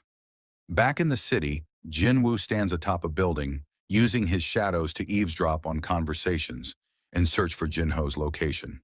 He wonders if they've left the city thinking, Jinho is a combat-type D-rank hunter. Normal people couldn't overpower him, even in a group. The only clue left is the involvement of the Scavenger Guild. Jinwoo suspects Hwang Dong-soo, the younger brother of Hwang Dong-suk, who must have been waiting for them to enter America to uncover the truth about his brother's death. Since only Jinwoo and Jinho survived that dungeon, Hwang likely assumes they were responsible. With rage in his eyes, Jinwoo says, "If anything happens to Jinho." Back at the Scavenger Guild headquarters, someone informs Thomas Andre they've been unable to track down Hwang. Thomas wonders if Hwang truly isn't afraid of death, noting that Hwang is an S-rank hunter and should know the vast difference in power between himself and Jinwoo. The fact that Hwang still did something so reckless likely means he expects Thomas to protect him. Thomas calls Laura thinking, maybe I've been too lenient with my hunters. He asks how things are on her end. She tells him with help from the Hunter Bureau, they've analyzed Hwang's movement patterns over the past month. There were 3 instances where he strayed from his usual activity zones. Thomas instructs her to dispatch all available members to those locations, saying he'll join them personally. He asks, "How did you get the Hunter Bureau to cooperate?" Laura replies, "I told them that if we don't find him soon, you and Sung Jinwoo may clash." Meanwhile, the agents of the Hunter Bureau are panicking after discovering that all the members of the Scavenger Guild are on the move. Agent White informs Director David Brennan that the Guild has canceled all scheduled raids and mobilized all of its hunters. David thinks if the entire Scavenger Guild is on the move, then Thomas Andre must be behind this.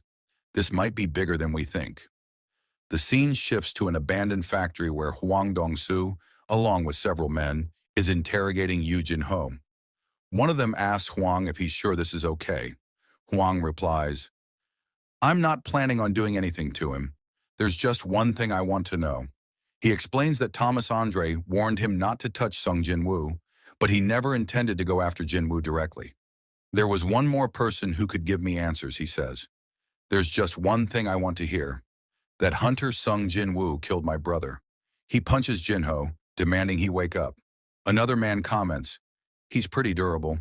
I guess he's a tank after all. Any normal human would be dead by now." Hwang slams Jinho's head into the wall. "Your courage is commendable," he says, "but your stubbornness won't earn you forgiveness. I don't want to kill you. The guy behind me is a decent healer. He'll save you whenever you're on the brink of death, which means until you tell me what I want to know, you'll be tortured here forever," he adds. "This factory's been abandoned for over 5 years. No one's coming to save you, no matter how much you scream." He then asks, "Want to talk now?" Jinho tries to say something. Hwang leans in and asks, "What are you saying?" Then he sees Jinho flipping him off. Enraged, Hwang slams Jinho into a pillar. A man in the back warns Hwang to be careful, or he might kill him. Hwang simply says, "Let's continue the interrogation." The man asks, "Haven't you found out enough?" But Hwang replies, I'm just getting started. Jinho, in a daze, sees a vision of Huang's brother. Before he can react, Huang notices something. He looks over and sees a shadow soldier standing silently. Taking off his jacket, Huang asks, "Is there a dungeon break nearby? Where did that orc come from?" He charges toward the figure, muttering, "I don't have time to mess around." Meanwhile, back in Korea, Jinwoo mother and sister are watching television. His mother wonders aloud if Jinwoo is okay. From the back of the room, Baru hears her and thinks, "If there's anything my liege couldn't withstand, then no one on earth would be safe." They continue watching as the news shows that Sung Jinwoo has arrived in the US. Suddenly, Baru feels a disturbance. He thinks, "This feeling, I've felt it once before." The king is enraged. Back in the US, we see cars speeding through the streets. It's the scavenger guild. Thomas Andre is inside one of the vehicles. He orders the driver to stop, realizing it's already begun. He kicks open the car door and jumps out, telling his men to follow him as quickly as they can, saying, "I'll go on ahead." After he leaves, one of the men sighs, "We're going to be flooded with compensation invoices again tomorrow." Back at the abandoned factory, Huang Dong-soo is punched hard in the stomach. Yu Jin-ho, watching, smirks, knowing he's been saved. The punch is so powerful that it sends the S-rank hunter Huang flying. It's Sung Jinwoo who tracked them down and used shadow exchange with a shadow orc to save Jin-ho. After knocking Huang out of the building, he rushes to Jin-ho and tries to give him a potion. But a system notification appears. You cannot use a healing potion if the target's HP is below 10%. Seeing this, Jinwoo turns to the two men standing nearby. He asks if either of them is a healer, and with fury in his eyes commands them to heal Jin-ho. One of them, visibly trembling, replies, "I don't understand Korean." By then, Huang has recovered and re-enters the building. He clarifies to the man, "He's asking you to heal the guy." Huang then asks Jinwoo, "Is this the first time we've met in person, Hunter Sung Jinwoo?" Ignoring him, Jinwoo glares at the man and says, "I'll say it one last time, heal him." The man nervously replies, "You should probably convince my boss first." Before he can finish, Jinwoo grabs him by the face and slams him into a steel pillar. Then he turns to the second man and asks if he's a healer. Terrified, the man protests, "You didn't say this job involved Hunter Sung Jinwoo." Jinwoo repeats, "Can you use healing magic?" The man says no, and Jinwoo slams him into the floor. Seeing this overwhelming power, Huang approaches and says, "As I thought, you're the one who killed my brother." Jin-ho weakly warns Jinwoo to be careful. Jinwoo tells him not to speak in his condition. Huang demands an answer. "Did you kill my brother and his teammates?" Jinwoo coldly replies, "Go ask your brother yourself." In rage, Huang throws a punch, but Jinwoo is too fast. He dodges and counters, sending Huang flying outside the building. Before Huang can get up, he finds Jinwoo already sitting beside him. Huang tries to attack again, but is pinned down. Jinwoo then begins repeatedly smashing Huang's head into the ground. In that moment, Thomas Andre arrives, shouting, "Stop!" Thomas tells Huang, "I warned you again and again not to touch him," and then turns to Jinwoo. "Is he still alive?" Jinwoo replies coldly, "I'm not done with him yet." Thomas says, "If you understand this much, communication will be easier. Let him go, and I'll let what happened here slide." Jinwoo turns to him and asks, "What if I refuse?" Thomas, clearly angered, says, "Then it won't be a request anymore." Jinwoo responds by hurling Huang into the air. As he's flying, Huang thinks, "Thomas, now you have no choice. You must step in. Kill him for me." Jinwoo stands before Thomas. Thomas says, "Maybe you don't know who I am." Jinwoo replies, "It doesn't matter who you are." Thomas thinks to himself, "He knows who I am, and yet he's doing this." We then see Thomas's backstory. He grew up in a poor immigrant family and faced many hardships. The one thing that set him apart was his extraordinary talent for violence. It earned him the title of the strongest. Through endless battles, he gained power, influence, wealth, and crushed those who opposed him. He believed violence was true justice. He became someone who ruled over others like a king. Back in the present, members of the Scavenger Guild arrive at the scene. As they move in, a huge explosion erupts. Something barrels past them, destroying everything in its path. As the dust settles, they realize it's Thomas, thrown back by Jinwoo. Shocked, they ask if he's okay. Thomas, furious, signals them to stand back and begins walking toward Jinwoo. His men start panicking and follow. Meanwhile, Jinwoo instructs one of his shadow soldiers to take Jinho to the nearest hospital and use whatever it takes to ensure he's treated.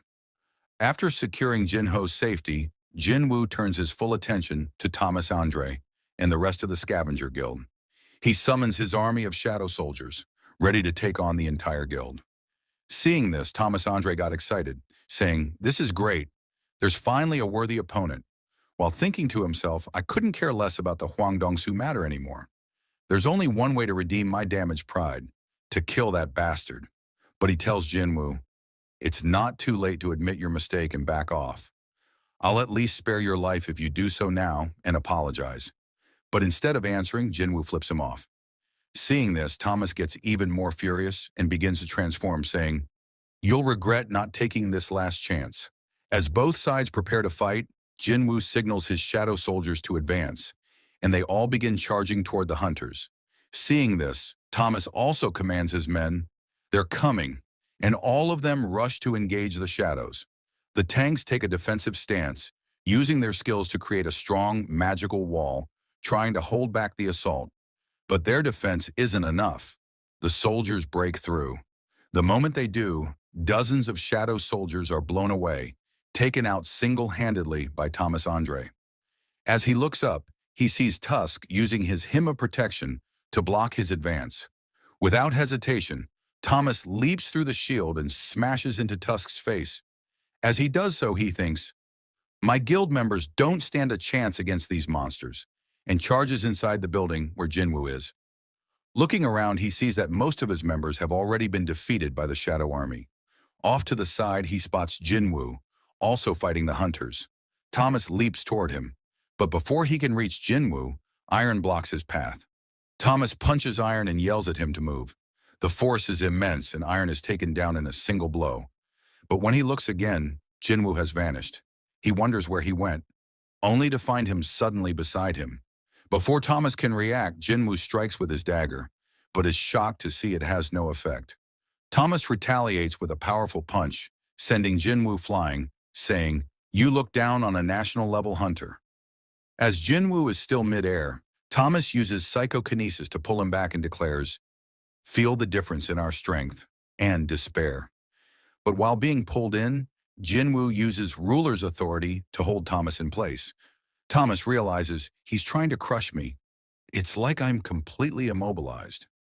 Despite being drawn in, Jinwoo attacks. Before Thomas can break free, Jinwoo lands a powerful strike that makes Thomas cough up blood. He crashes to the ground but manages to stay upright, thinking, "I'm bleeding." Jinwoo doesn't let up and charges again, saying, "What was it you said earlier? Feel the difference in our strength and despair." He unleashes a flurry of blows on Thomas, who is caught off guard. Finally, Thomas snaps, "I'll stop underestimating you," and activates his skill, reinforcement, beginning to transform. Meanwhile, the Hunter Bureau agents are en route to the site. In the car, Agent Adam White is asked what's happening. He replies, "There's no time to explain everything in detail." Another man says, "You might not realize it as a civilian, but any closer and our lives will be in danger." Back at the factory, Thomas has completed his transformation. Jinwoo recalls what Kamish once said. 4 humans received the ruler's powers. Perhaps they're the survivors of the Kamish raid. They must be the 4 national-level hunters. Thomas charges at Jinwoo, who begins to move forward, but quickly stops as Thomas prepares to attack. Thomas smashes the ground with such force it shatters beneath him, but Jinwoo narrowly evades. Thomas uses another skill, and panic spreads among the guild members, who yell, "Get away from him. He's created a black hole, pulling in everything around, including shadow soldiers." Jinwoo watches and thinks, "What incredible strength. It's like a black hole. If not for ruler's authority, I would have been sucked in." Just then, a massive explosion occurs, destroying half the building. Jinwoo survives. Looking down, he sees Thomas yelling, "I won't miss this time," As the remaining hunters evacuate with the wounded, Thomas launches toward Jinwoo at lightning speed. But Jinwoo steps on his face mid-air and launches off of him, knocking Thomas down. Thomas uses telekinesis again to pull Jinwoo in, but Jinwoo counters with ruler's authority, pulling Thomas toward him. Thomas thinks, if he plans to take me head-on, and prepares, saying, I'll take you on gladly. Their fists collide, creating shockwaves. To Thomas's shock, Jinwoo breaks through his armor and gives him a cold, disappointed look. Thomas is knocked into the ground. He gets up, screaming in rage, and throws a punch, but Jinwoo dodges it easily. Jinwoo delivers a knee to Thomas's face, shattering more of his armor.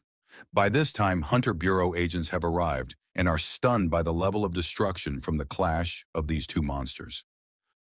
The man told Adam White to stay back as it was dangerous and pointed ahead to something that had just been thrown down. White asked what it was, and the man told him it was Thomas Andre.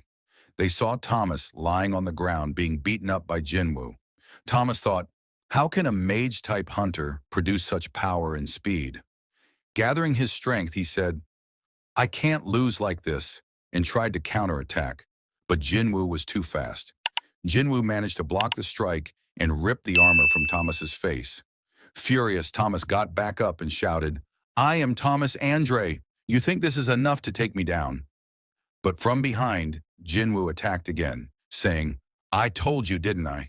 It doesn't matter who you are. He began beating Thomas relentlessly once more. Agent White pleaded with Jinwoo to stop, but Jinwoo didn't listen and continued striking Thomas, breaking both his armor and bones in the process. Finally, Thomas accepted defeat and said, It's over. I lost. Jinwoo stopped after seeing his condition. White thought, to reduce the great Thomas Andre to such a state, how many hunters in the world could do such a thing? He wondered if there was even a single one. Once this news gets out, it will shake the world to its core. He then ordered the hunters on site to begin healing Thomas quickly. One of the hunters reported, every bone in his body has been broken. The blood loss is severe too. I won't be enough on my own. It'll be better if we all treat him together. They also noticed that despite the massive battle, no one had died. White thought, I guess this is as well as it could have gone. Then one of the agents alerted him to something. When they arrived at the spot, they found the lifeless body of Hunter Hwang Dong-soo on the ground, and Jinwoo was nowhere to be seen. Back in Korea, Jinwoo was sitting on top of a building. He had used shadow exchange to instantly return from America, switching places with Baru right after the battle with Thomas Andre. Another presence stood near him. Jinwoo looked at it and said, It's been a while since you've been in Korea, hasn't it? We then see Baru at the hospital, using his abilities to heal Jin-ho. Soon after, a shadow knelt before Jinwoo and asked to be given a name. It was the shadow of Hunter Hwang Dong-soo. Jinwoo looked at him and said, How about greed, since you died because of your greed? After naming him, Jinwoo ordered, Now lower your head to the ground.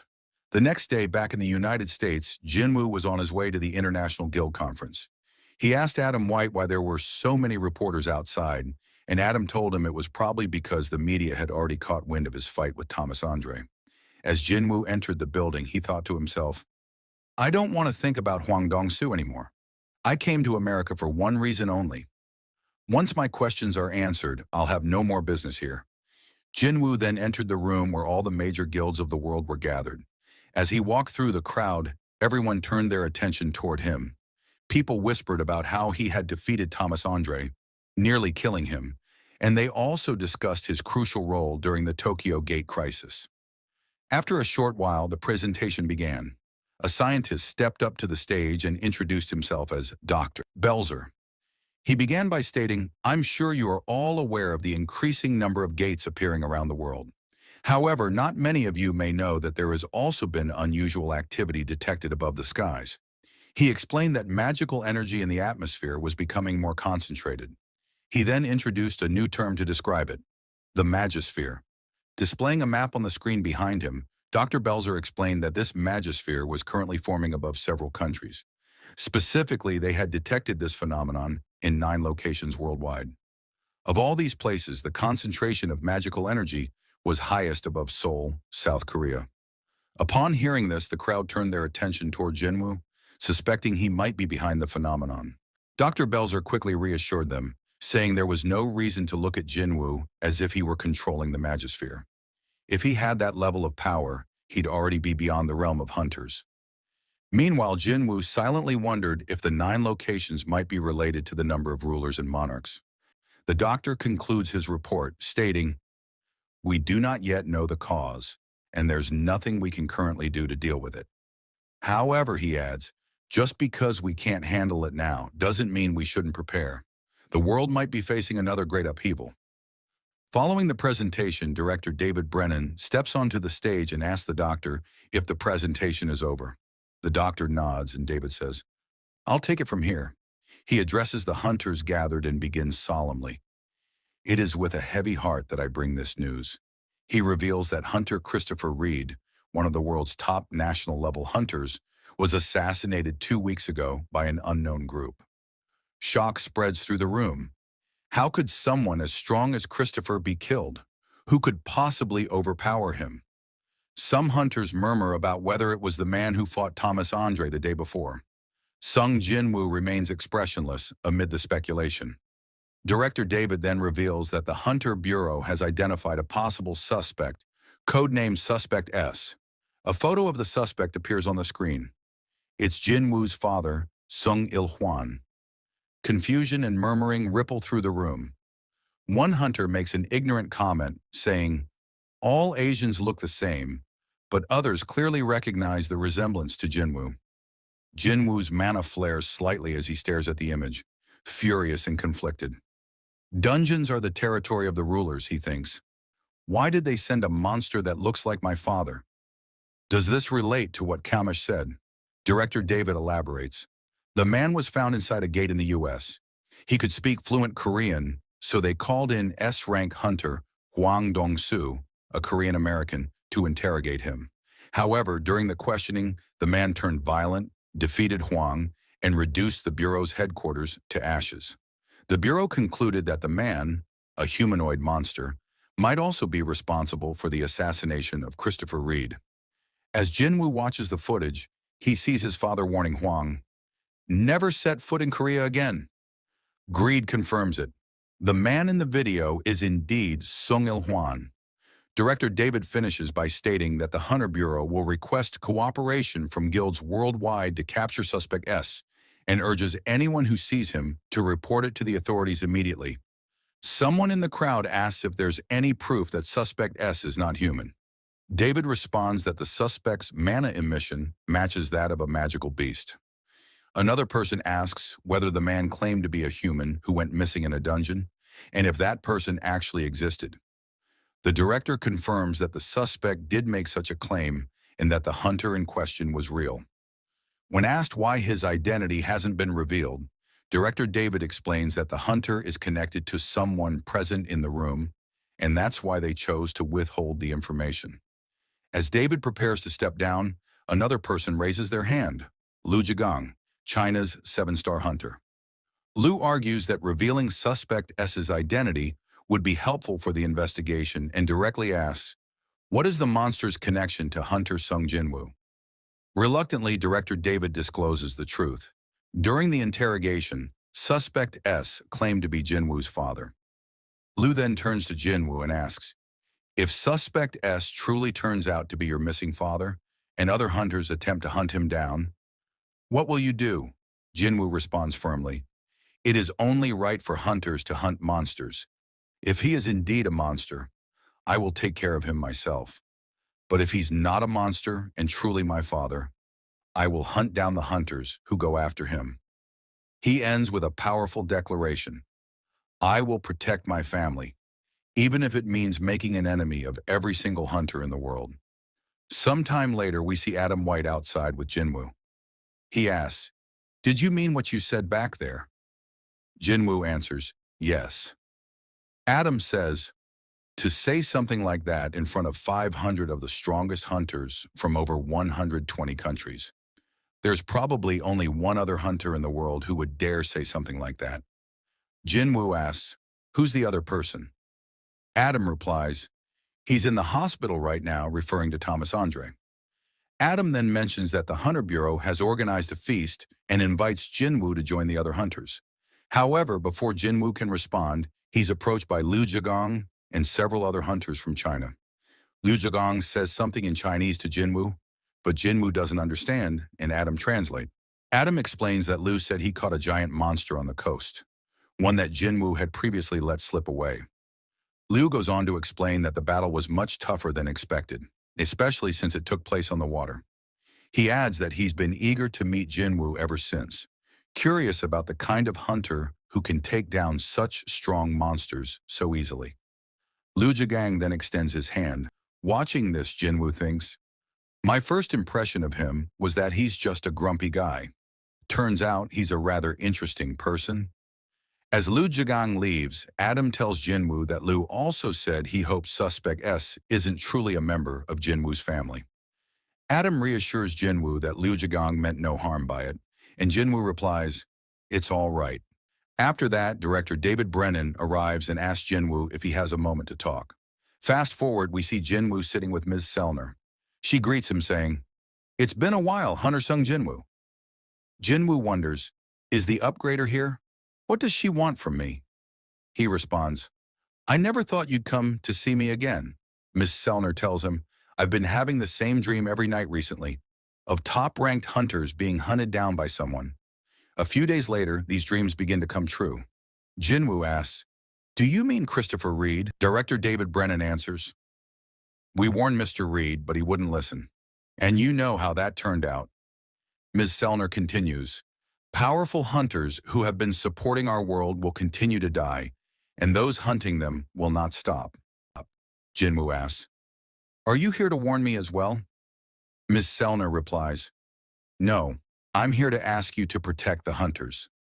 I've been trying to remember the faces of those being hunted in my dreams, but I couldn't. So I decided to try something else, to confirm their identities using my ability within the dreams. But once I came into contact with the endless power lying within them, I was forced to wake up," she says, trembling. "I still vividly remember the voice I heard when our eyes met." Jinwoo asks, "What did it say?" Miss Sellner replies, "It told me to go back and prepare for war." Hearing that, Jinwoo thinks, this is the battle between the rulers and the monarchs, the one the King of Giants spoke of. He wonders, which side is hunting the hunters? He then asks, "What does this have to do with you asking me to protect the hunters?" She answers, "I sensed a similar power within you." He realizes, she must have seen the power of the shadow monarch within me that day. Then director David Brennan tells Jinwoo, "These beings are in existence beyond hunters. We ask for your immense power to stop them. We weren't fully convinced when we were told you were the only one who could protect the others, but that changed after witnessing your battle with Hunter Thomas Andre yesterday." He adds, "We're willing to offer anything you want, even the greatest treasure Kamish left behind, the rune stone. There are hunters in this world who have received powerful blessings, and they've protected the world using that power. If they fall, the world won't survive." Jinwoo responds, "I'm sorry, I can't do what you're asking." Director Brennan, surprised, asks, "Is this because you still hold a grudge against Hunter Thomas?" Jinwoo replies, "No, it's because I still don't know who I need to be fighting yet." After the conversation, Jinwoo stands up and begins to leave. As he walks away, Agent White reflects on what Jinwoo said in the conference room. "I will protect my family, even if I become the enemy of every hunter in the world." But then Jinwoo stops, turns to Agent White and says, "Could you give me the list of hunters you want me to protect? I'd appreciate the opportunity to meet them as well." Hearing that, White smiles and replies, "Of course." Fast forward, it's the last day of the International Guild Conference, the night of the hunters. We see Jinwoo alongside Jinho, who has fully recovered. Jinwoo asks how he's feeling, and Jinho replies, "Good as new." While they talk, people nearby whisper about Jinwoo, saying things like, "He's right in front of us, and yet I can't sense his presence at all. He's on a different level." Turning their attention to Jinho, they say, "That's the guy who fought Thomas Andre to save him." A man approaches Jinwoo, introducing himself as the CEO of a global corporation that specializes in handling monster remains. He says he wants to purchase all the giant monsters Jinwoo hunted in Japan and asks if Jinwoo has a moment. Jinwoo replies, I mainly handle the raids. My vice chairman here takes care of business matters. He leaves Jinho with the CEO, thinking to himself, he's really a proper vice chairman now. As he's walking away, Agent Adam White arrives with a list of hunters who need protection, as Jinwoo had requested. He tells Jinwoo, we rank the hunters based on their contributions and activity. Jinwoo asks, where do I rank on this list? White replies, taking into account the giants you defeated, probably third or fourth. Looking at the list, Jinwoo thinks, this is such a drag. I should just place shadow soldiers on each of them instead of memorizing their names. Realizing it's the perfect opportunity to mark each one with a shadow soldier, he can keep track of who's an ally, who's an enemy, and who he may need to fight, possibly even use them to contact the rulers through these connections. While he's thinking, he senses something, and Hunter Wu also warns him to be cautious. Jinwoo reassures him, you don't have to worry. It turns out to be Thomas Andre approaching. Thomas says he wanted to ask Jinwoo something. Showing his injured arm, he explains, the magic damage was too severe. Even the healer's magic and the doctor's couldn't fully heal it. It's recovering slowly, but far from fully healed. He continues, you could have wiped out my entire guild after defeating me, but even during all the chaos, not a single member died, except Huang, who caused the incident. Why did you let us live? Jinwoo replies, because you didn't commit a sin that deserves death. Thomas begins walking away and says, I plan to give Huang a proper funeral. He did commit a sin deserving death, but still, please allow him that dignity. Raising his hand, he adds, once my arm heals, I'd like to have a meal with you. If you give your contact info to my manager, I'll reach out later.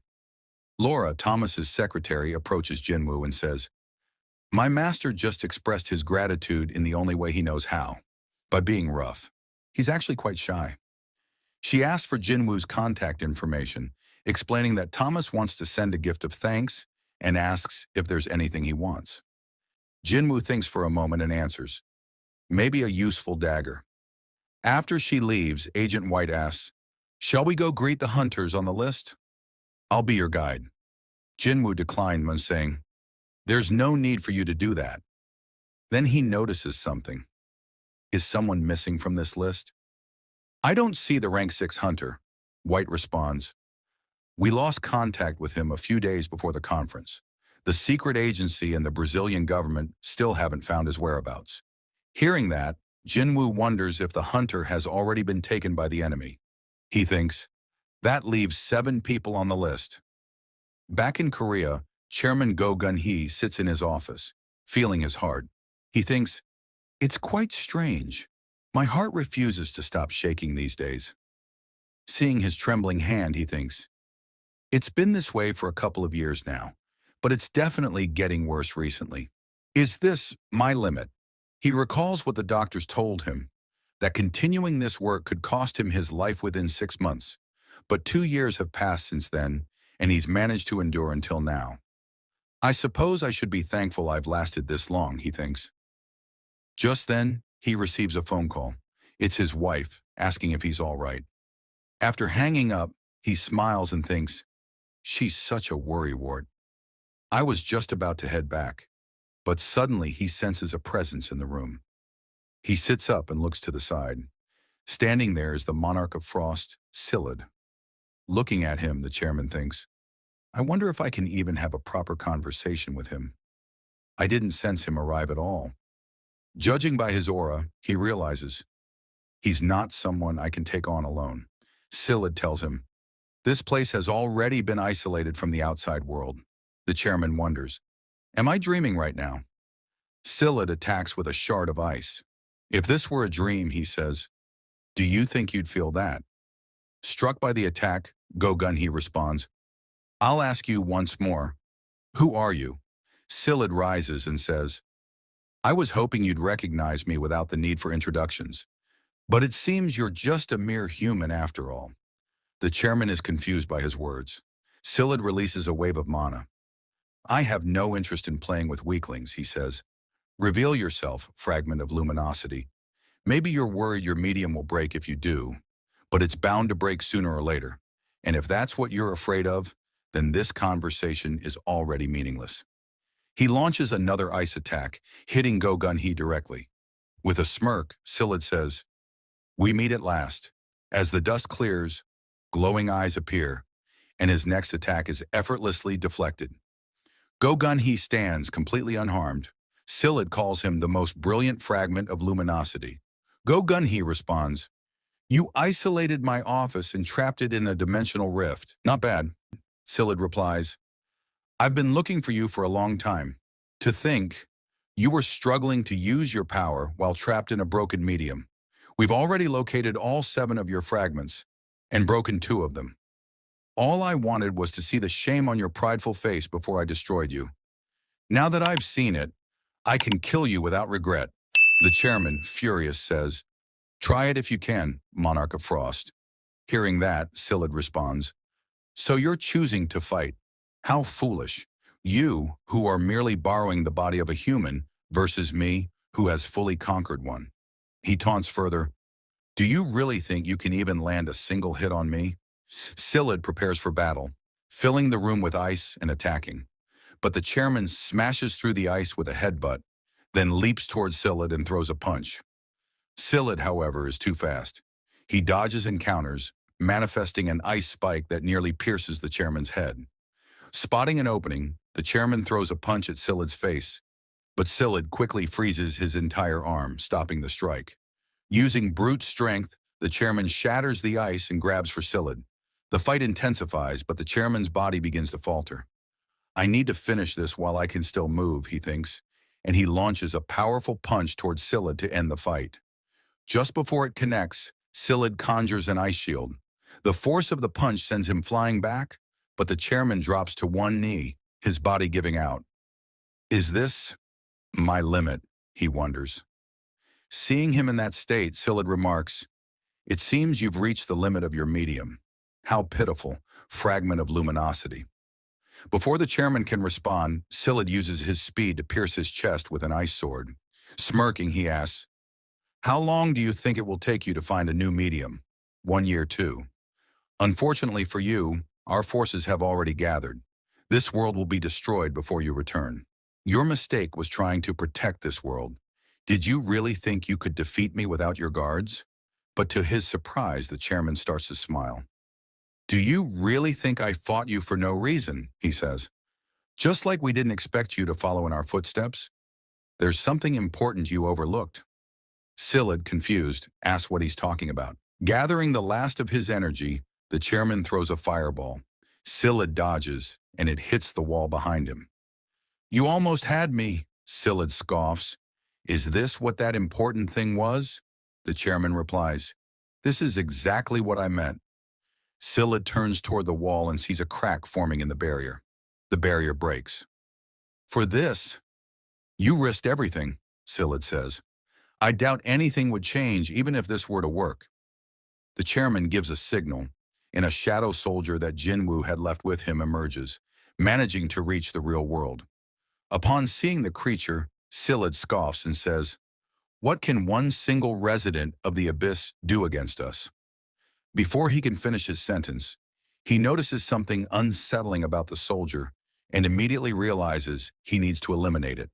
He rushes after the ant, but it has already escaped the dimension and reached Earth. Sillid draws his weapon and prepares to strike.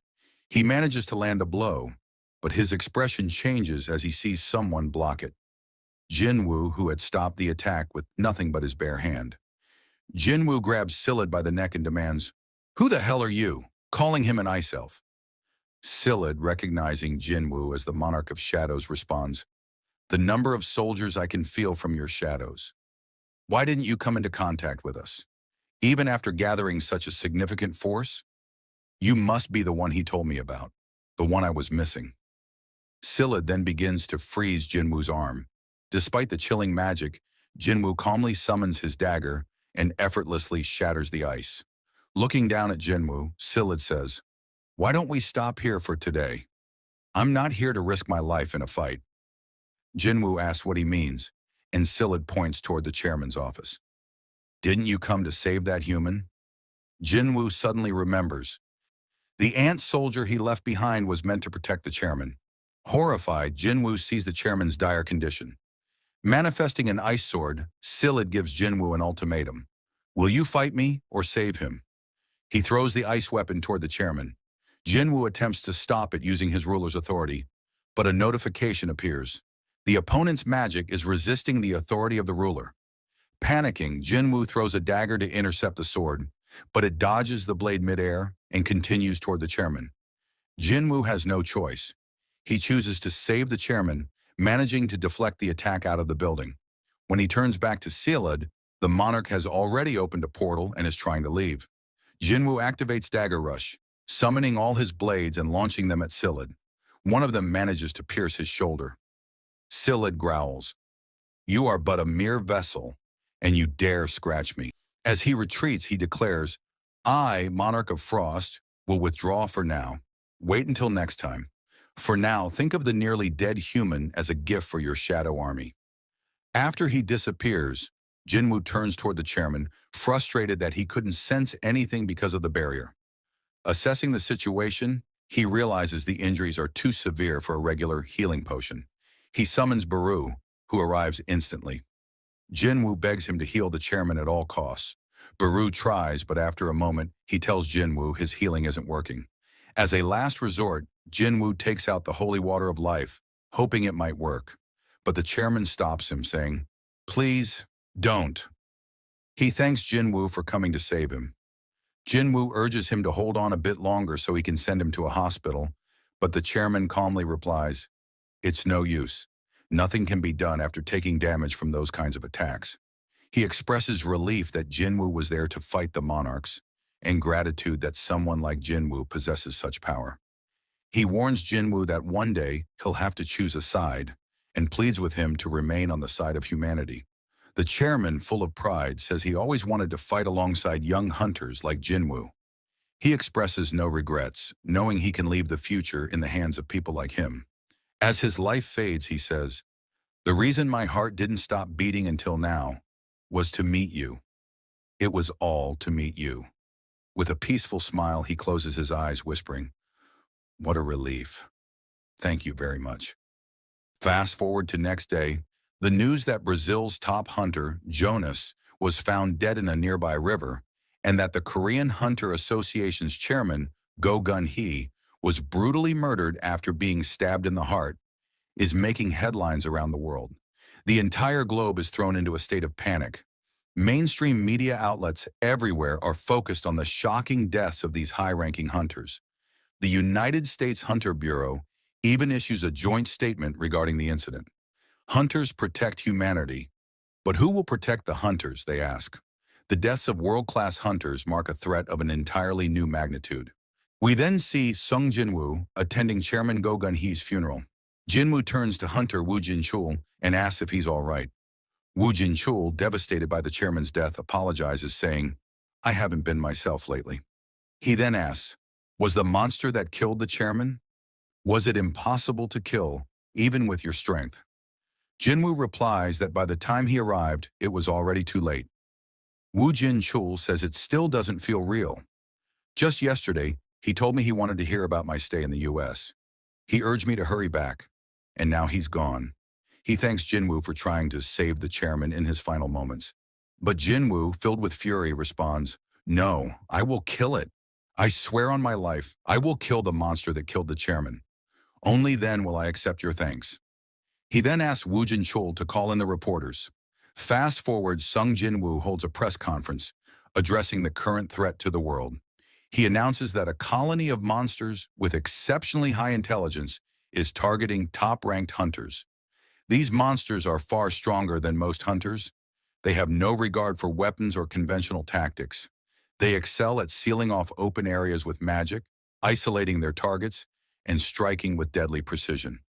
Jinwoo urges, hunters who believe they could be targets should surround themselves with comrades willing to protect them. He recalls the terrifying enemy who introduced himself as the Monarch of Frost before teleporting away, and how defeating such a being seemed impossible, even for the strongest hunters. Jinwoo finishes his speech with a final message to the world. If you don't have comrades who can stand with you, contact me through the Korean Hunter Association. The scene shifts to a cave where all the monarchs are gathered, discussing their next move. Sillad, the monarch of Frost, informs the other monarchs that the shadow monarch has appeared on the surface of the earth. Yogamont, the king of demonic specters and monarch of transfiguration, questions him. Didn't you say there was no vessel that could fully contain the true powers of the shadow monarch? Isn't that the same reason the Dragon King, the monarch of destruction, can't remain on the surface? Sillad replies that the shadow monarch is now more of a threat than the fragment of brilliant light, and informs the others that he intends to deal with Jinwoo himself. He then asks if the others are willing to help him. Tarnak, the king of monstrous humanoids and monarch of the iron body, warns Sillad that by picking a fight with the shadow monarch, he's essentially committing suicide. He reminds them that Jinwoo is one of the strongest of the 9 monarchs. Tarnak suggests they wait for the return of the Dragon King instead. Sillad counters that while they may currently be on the run, they are still monarchs. He argues that their only chance to defeat the shadow monarch is now, while he's still bound to his human vessel. He asks again for their support, promising to take full responsibility and erase Jinwoo from existence. Tarnak and Yogamont declines, saying he doesn't want to end up like the monarch of white flames. Raken, the king of beasts and monarch of fangs, steps forward and agrees to help Sillad. Tarnak reminds Raken of what happened to the monarch of white flames after his defeat, warning that falling under the shadow monarch's authority means eternal servitude. Raken responds that the shadow monarch can't turn them into shadow soldiers in their original forms. Tarnak then reveals that the shadow monarch and the system administrator are now working together, so there's a chance he can turn them into shadow soldiers, even in their original state. With that, Tarnak and Yogamont leave, saying they refuse to become tools in Shadow Monarch world. After they leave, Raken asks Sillad for proof that Jinwoo is still human. Sillad shows him the dagger he used in battle, saying it was coated with poison, something the real Shadow Monarch wouldn't need to use. This intrigues Karacia, the queen of insects and monarch of plagues. She notes that if the Shadow Monarch had full control over his human vessel, he wouldn't need to resort to such tactics. Sillad then asks her if she'll join them. Karacia agrees, and Raken declares that they will kill the Shadow Monarch together. Meanwhile, Jinwoo stands atop a building, trying to locate Sillad. He thinks, I can't sense his magic power. He recalls their earlier battle, thinking he didn't have a shadow with him, and he said he was in his original form. Jinwoo remembers what the monarch of the giants told him, that monarchs and rulers in their original forms cannot become shadow soldiers. Back at the Hunters Association, Woo Jin-chul and the rest of the officials are in a meeting to select a new chairman. They discuss how the position has been vacant for about a week. They note that having an S-rank hunter as the previous chairman held great symbolic meaning. Now that the association overseeing the 5 great guilds has lost such a figure, they wonder who will be able to keep the guilds in check. Though high-rank hunters are influential, extra caution is needed when considering outsiders. After much discussion, all the directors unanimously decide to choose Woo Jin-chul as the new president of the association. Taken by surprise, Woo asks why they are choosing him. The directors explain that Woo had closely assisted the former chairman and gained significant experience. He has proven leadership skills and the ability to mobilize hunters when necessary. They remind him that there is no law stating only an S-rank hunter can become the president. They stress the need for a president who can influence and command the respect and even fear of hunters. Woo is described as the perfect candidate, especially given his connections and authority over Korea's great forces. While they cannot force their decision on him, they respectfully ask him to consider their proposal. Woo replies, I will. Meanwhile, in the U.S., at the Scavenger Guild headquarters, Thomas Andre, accompanied by Laura, is riding an elevator down to an underground facility. Thomas remarks that it's been a while since he last came down there. As they walk through the facility, Laura asks if he truly plans to give that away as a gift. Thomas replies by asking, do you think it's not worth the lives of me and the guild members? Laura clarifies that's not her concern. Thomas then asks, do you think Jinwoo lacked the skills to use it? As they stop in front of the weapon, Thomas comments on how incredible it still looks.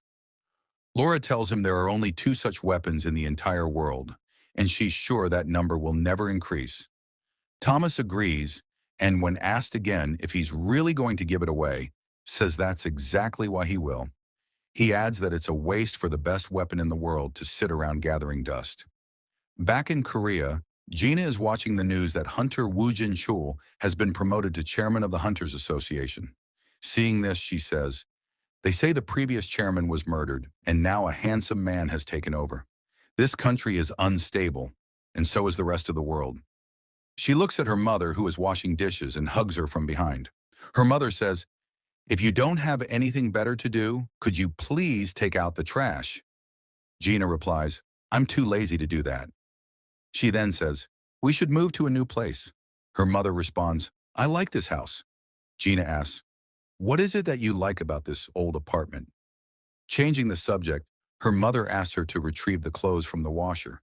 As Gina opens the door, she is shocked and starts to run, calling out for her mother. Meanwhile, outside the Asian Guild headquarters, reporters have gathered after hearing the news that Thomas Andre is inside the building. Jinho is trying to keep his emotions in check, unsure of what to do with both Thomas and Leonard Newman, the strongest hunter in Germany, present in the office. He thinks 2 hours have already passed since they arrived. "Where are you, Jinwoo? Please pick up my calls." Leonard, feeling uneasy, thinks Thomas Andre, the Goliath, is searching for Jinwoo. "Will I be able to meet him today?" Thomas asks a question, and Laura translates, "Is Mr. Jinwoo in the middle of a raid? It seems like he doesn't come to the office regularly." With a shaky voice, Jinho replies, "Yes." As they are talking, Jinwoo enters the office. Everyone is relieved to see him.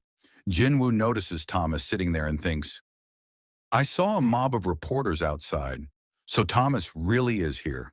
Jinho, almost in tears, asks Jinwoo where he was and why he wasn't answering his phone. Seeing his dusty clothes, he wonders what Jinwoo was doing.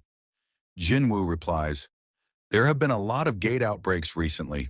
I can't afford to slack off."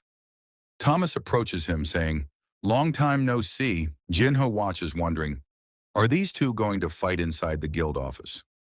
Jinwoo asks, "What brings you all the way to Korea?" Thomas responds, "I promised you that we'd have a meal together once my arm healed." He adds that he brought a special gift that piques Jinwoo's interest. Thomas then says, "I'm glad to see Mr. Jinwoo looking forward to it, but we should move to a more comfortable place. The gift is a bit too dangerous for here." Hearing that, Jinwoo thinks, did he bring me a bomb? Jinho is suspicious. It could be a trap. Jinwoo asks the second man about his identity, and he introduces himself.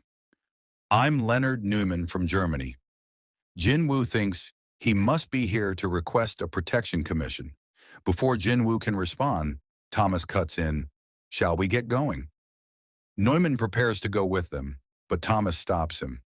"Who are you to follow us?" Newman replies, "I've already waited more than 2 hours for Hunter Jinwoo.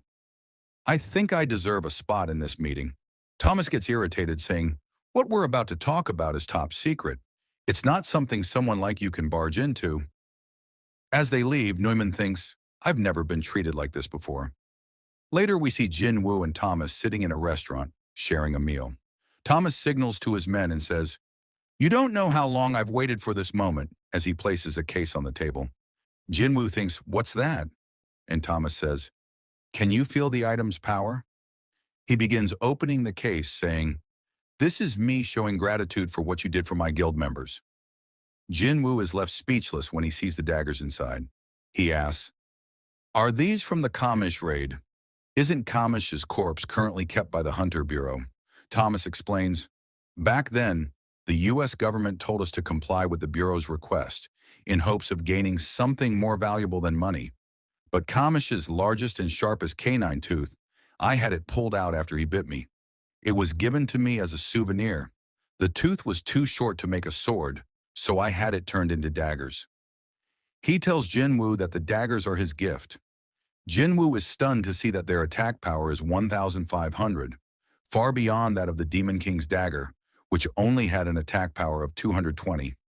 He tests the weapon, and Thomas says, "Even when I use my reinforcement skills, those blades could still pierce right through." Jinwoo thinks, "This definitely feels different. It's reacting to my magic power, almost like it's greeting me." The mana radiating from the weapon causes everyone around them to sweat. Thomas asks Laura, "Do you still think giving this away was a mistake?" Then he turns to Jinwoo and asks, "Do you like the present?" Jinwoo asks, "Can I really have this for free?" Thomas answers, "What I mean by free is that I think this exchange works in my favor. Compared to the lives of me and my guildmates, this dagger is dirt cheap." As they talk, both of them suddenly sense an overwhelming burst of mana. Thomas asks, "Did you feel that too?" They rush outside, and as they look up, Jinwoo thinks, could that be the true form of the magical energy the doctor mentioned in his presentation? Thomas says, "I can't believe my eyes. It's the first time I've seen one this big." He adds, "It's far bigger than the one Kamish came out of. Maybe the world is trying to tell us it has moved beyond the limits of our understanding." Outside, civilians could only stare up at the sky in shock, but instead of running for their lives, they pulled out their phones to record the phenomenon. A reporter from news stated that the gate before them was the largest ever seen since the emergence of magic beasts. The story shifts to the United States, where Dr. Belzer is being questioned by some officials about the appearance of the gate in the skies above Korea. He tells those present in the room that he has been warning about the enormous amount of magical energy that had been gathering in the skies for several days. The gate that appeared above Seoul is just the beginning, and they can expect to see more gates like this appearing in the skies of many different countries. They ask for his opinion on the matter, given his long-standing research on gates and magical beasts. Dr. Belzer replies that they should pray this phenomenon does not end in tragedy. Back in Korea, Jinwoo is flying atop Kaisel, thinking to himself that he cannot enter the gate. It feels as though he's being blocked by an invisible wall. If it were an ordinary wall, he could have broken it down. But this is something even an awakened like him cannot pass through. He wonders if the entity inside this gate is unlike anything he's encountered before. Looking down, he thinks of his friends and family beneath the gate and resolves not to let whatever is inside pass by him so easily. As he's deep in thought, Jinwoo receives a call from Chairman Woo Jin-chul. Jinwoo asks if he looked into the request he had made. Chairman Woo confirms they did. Jinwoo had asked the Hunter Bureau to scan the entire area via satellite. Chairman Woo reports that no new gates have appeared anywhere else in the world following the emergence of this massive one. He informs Jinwoo that the authorities are planning to evacuate civilians living near the gate, then asks Jinwoo what he intends to do next. Jinwoo responds, "Even if we don't know what will happen tomorrow, I will plant the apple trees regardless." The next day at the Hunter Association Gymnasium, Jinwoo was sparring with Baru. Baru launched a flurry of attacks, but none could touch Jinwoo. He had grown far stronger since their last fight. While blocking Baru's strike with a single hand, Jinwoo asked him if he was truly giving it his all. Baru humbly responded, "I would never dare to." Jinwoo smiled and said it was fine, explaining he just wanted to break a sweat, and Baru was the only one capable of helping him do that. They prepared to resume, and Baru charged once more, but Jinwoo effortlessly dodged his attack. As Baru came at him again, Jinwoo blocked and noted that Baru had grown stronger after being promoted to commander rank. Jinwoo then added, "Did you know that there can only be one commander in an army?" He warned Baru that once Igris and Greed reached general rank, it wouldn't be long before they could challenge for commander as well. "If you don't want to lose your spot, you'd better keep working hard." Motivated by his king's words, Baru went all out. But Jinwoo thought to himself, "It's still not enough. Even though Baru is the strongest in my shadow army, he's still not strong enough to face what's coming." As Baru attempted a powerful strike, Jinwoo grabbed his arm and slammed him into the ground. While Baru was stuck, Jinwoo delivered a devastating punch to his ribs, launching him into a wall. After recovering, Baru humbly praised him. "I am continuously amazed by my king's mighty strength." Jinwoo joked, saying, "I think I need to start blocking historical drama channels so you can't watch more." Now that the sparring session was done, Jinwoo decided to clean up the place. He called Chairman Woo and said, "Please don't get mad.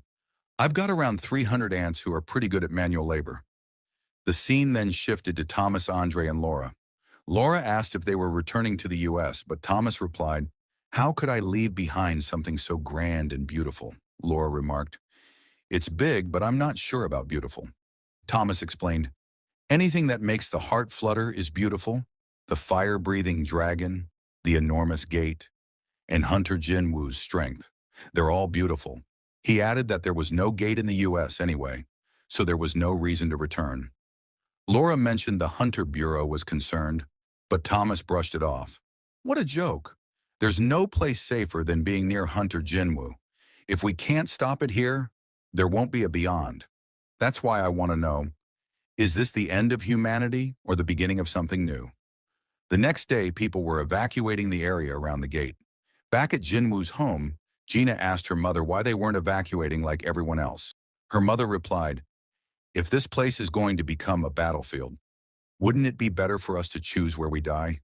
Besides, our house isn't in the evacuation zone." Gina, upset, protested, "I'll be a college student next year. I was going to drink whenever I wanted and enjoy college life while living alone. My life is just starting. I don't want to die like this." Her mother smiled and said, "That's a good point. But don't worry, Jinwoo will protect us, just like your father once did."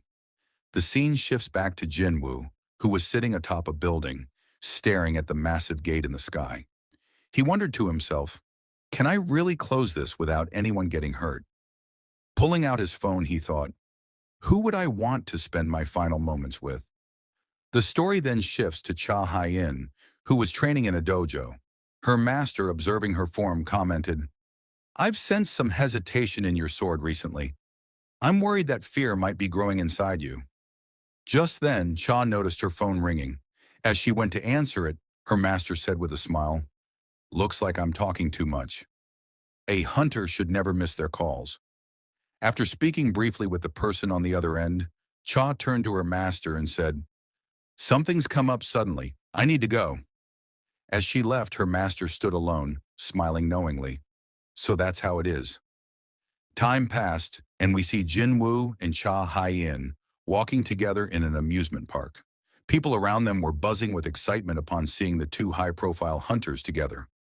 Jinwoo commented, "There are more people here than I expected, considering everything going on right now." Cha asked if he liked places like this. He replied, "I don't particularly like it, but I've always wanted to come here at least once." Curious, Cha asked why he brought her to a place he had always wanted to visit. Jinwoo simply said, "Because you're the only friend I have." Cha was taken aback by his words, and Jinwoo reminded her of the time in the double dungeon, when she called them friends in front of the architect. She asked if he had heard that, and he replied with a smirk, "I have really good hearing." As she thought about it, Cha realized 2 years had already passed since she became a hunter. It had been so long since she'd gone out feeling this lighthearted. Looking at Jinwoo, she felt something different, a unique scent, something only he gives off. When Jinwoo asked if she wanted to try everything in the park, she smiled and said yes. Seeing her enthusiasm, Jinwoo thought, so I'm not the only one who wanted to come to a place like this. But despite their efforts, the rides weren't as thrilling as they hoped. Even the fake monsters in the park reacted with fear upon sensing their presence. Eventually, they sat down to eat, and Jinwoo asked, "You're not having fun, are you?" Cha replied, "It's fun." Jinwoo followed up, "Then why didn't you scream even once?" Realizing the rides were probably too slow for someone like her, he asked, "Weren't they kind of boring for an S-rank hunter?" Cha agreed. He grinned and said, "Then let's ride something actually fun." In the next moment, we see Kaisel soaring through the clouds with Jinwoo and Cha riding on his back. Jinwoo asked, "How's this?" Cha answered with a smile, "It's fast, high, and beautiful." She then asked, "Why did you even bother with the amusement park when you had something like this?" Jinwoo looked ahead and said, "That park was built on top of the gate where my father disappeared. I've always wanted to visit it at least once, to properly say goodbye." Cha looked at him warmly and thanked him, saying, "You've done nothing but show kindness to me." Jinwoo then told her, "There's still one more thing I want to show you." The final scene shows both of them sitting beneath the open sky, watching the stars above. A shooting star streaked across the heavens as they sat in silence, sharing a rare, peaceful moment in the midst of chaos. Fast forward to the next day, a hunter was walking, thinking that a monster gate would open in a few days. "I'm a B rank now. I can't be letting my guard down," he thought. As he was walking, he bumped into someone, and asked the person to stop. It was Raken. The man, not knowing who he was, started to shout. The people around them, thinking a fight was about to break out, began to gather. The man demanded Raken apologize for bumping into him, saying, "I'm a B rank now, a relatively high-rank hunter." As he was yelling, Raken opened his mouth and bit off the man's head. The nearby hunters were horrified by what they saw. Raken then unleashed a wave of mana, destroying everything around him and throwing the hunters into the air. He declared to the hunters, "Listen closely, you lowly humans. From now on, I will start hunting you. My teeth and nails will rip apart your weak skin and flesh."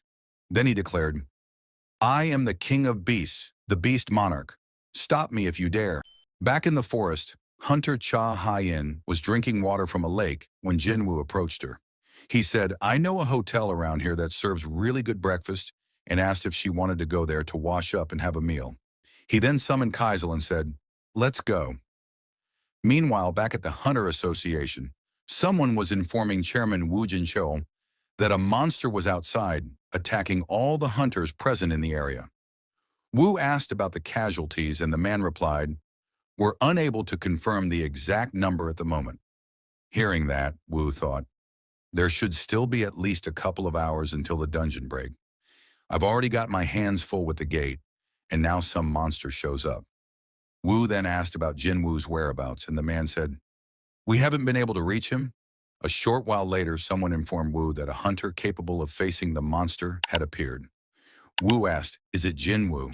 The man answered, "No, but he said he's a world-class hunter who just happened to be nearby." Then we see Leonard Neerman standing in front of the monster. He wondered if he could really take it on and thought, maybe the reason I stayed in Seoul was because I was meant to fight this monster. While Leonard was lost in thought, Thomas Andre appeared, grabbed him by the head, and shoved him back, saying, "Back off. You'll only get in my way."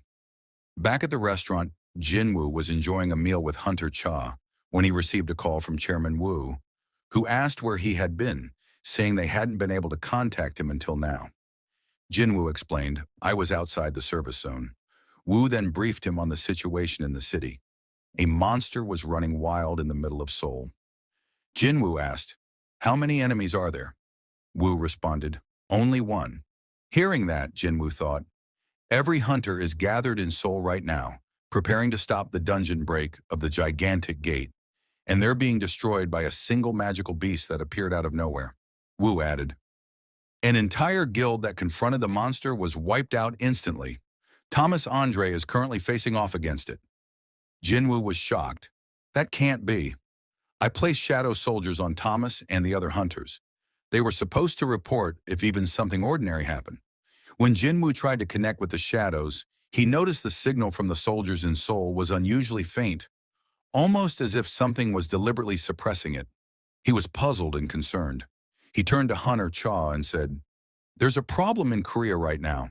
Cha asked, "Did the dungeon break happen?" Jinwoo replied, "No, it's something else." Then he urgently asked Chairman Wu, "Does the monster have a shadow? You must confirm whether the monster has a shadow or not, because it could be a colossal beast hidden in invisible shadows." Meanwhile, Leonard Neerman nervously called out Thomas's name as the hunters in the background shouted in relief and excitement, saying that the Goliath was here. But Andre, annoyed, yelled at the hunters, telling them not to just stand there and to evacuate the civilians.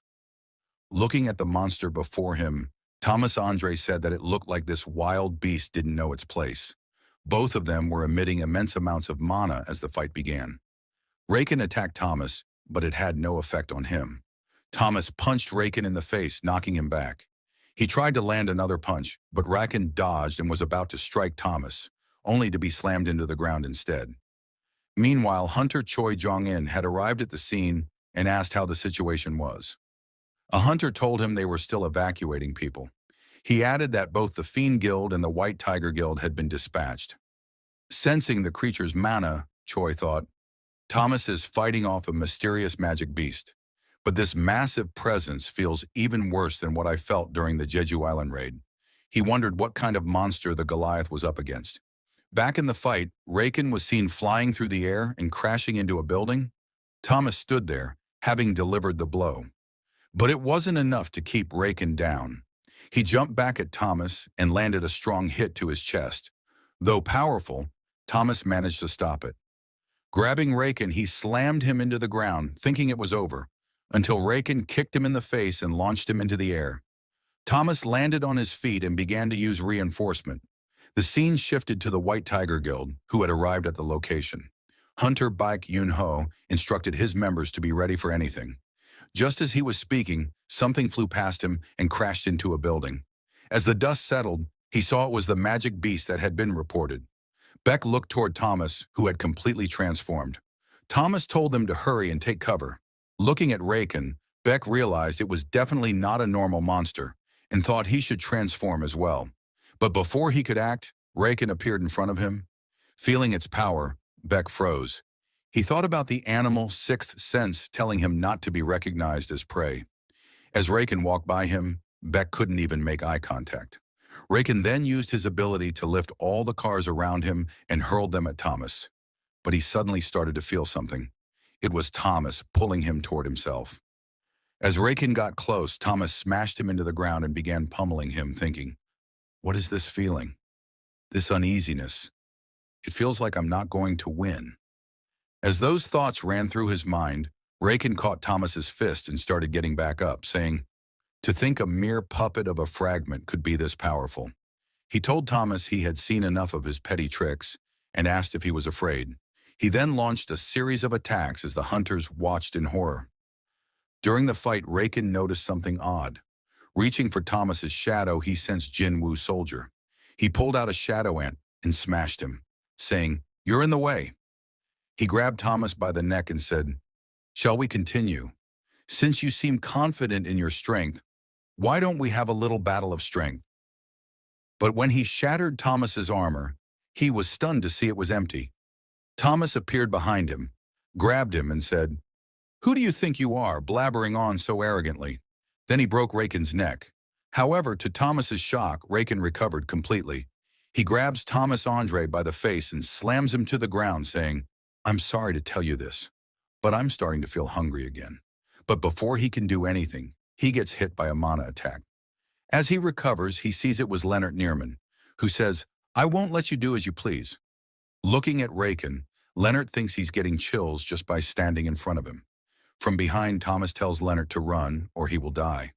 Leonard replies, "I'm well aware of that, but I'm still a hunter after all." He thinks, "I have no regrets. Even if this will be my final moment in life, I will make this choice many times over. A proud death rather than a meaningless life." Looking at Raken, he tells himself over and over again that he made the right choice. But as Raken approaches, Leonard's expression changes and he says, "I made the wrong choice." Just as he thinks he's about to die, a beast swoops in from behind and attacks Raken. It's Kaisel. As he disappears, Raken notices something in the air. It's Jinwoo, who kicks him straight in the head, slamming him into the ground. Jinwoo instructs Leonard to take Thomas to a safe place. Raken starts to get back up from the rubble, saying, "It's true, I can smell the shadow monarch from that human." Looking at him, Jinwoo notes that Raken's killing intent is quite intense, but he isn't the only one. Behind Jinwoo, Kureisha begins to materialize, saying, "I'm guessing that means I can eat that human's body. I was always curious what another monarch would taste like." Jinwoo sees that Sillid is also there. The monarchs surround Jinwoo. As all four prepare to fight, their mana can be sensed from a distance. Jinwoo summons all his shadow soldiers to attack. As the soldiers charge, Sillid uses his breath to freeze them all in place. He tells Jinwoo, "Your soldiers cannot move a single step within this prison." Kureisha adds, "You should have at least left my children alone. It's been a while since I've seen them after all." Looking at the soldiers, Sillid comments, "To think he tried to use this kind of army to get in our way. This is belittling the other monarchs. And on top of that, I don't think the human was able to fully absorb the power of the Shadow Monarch." He tells Jinwoo that Ashborn, the Shadow Monarch, was the greatest among them, but they must not underestimate the strength of the other monarchs. Hearing that, Jinwoo breaks through the ice. Seeing this, Sillid becomes angry. Jinwoo points at him and says, "I will definitely kill at least you." The fight begins as Sillid, the Frost Monarch summons his ice golems to battle.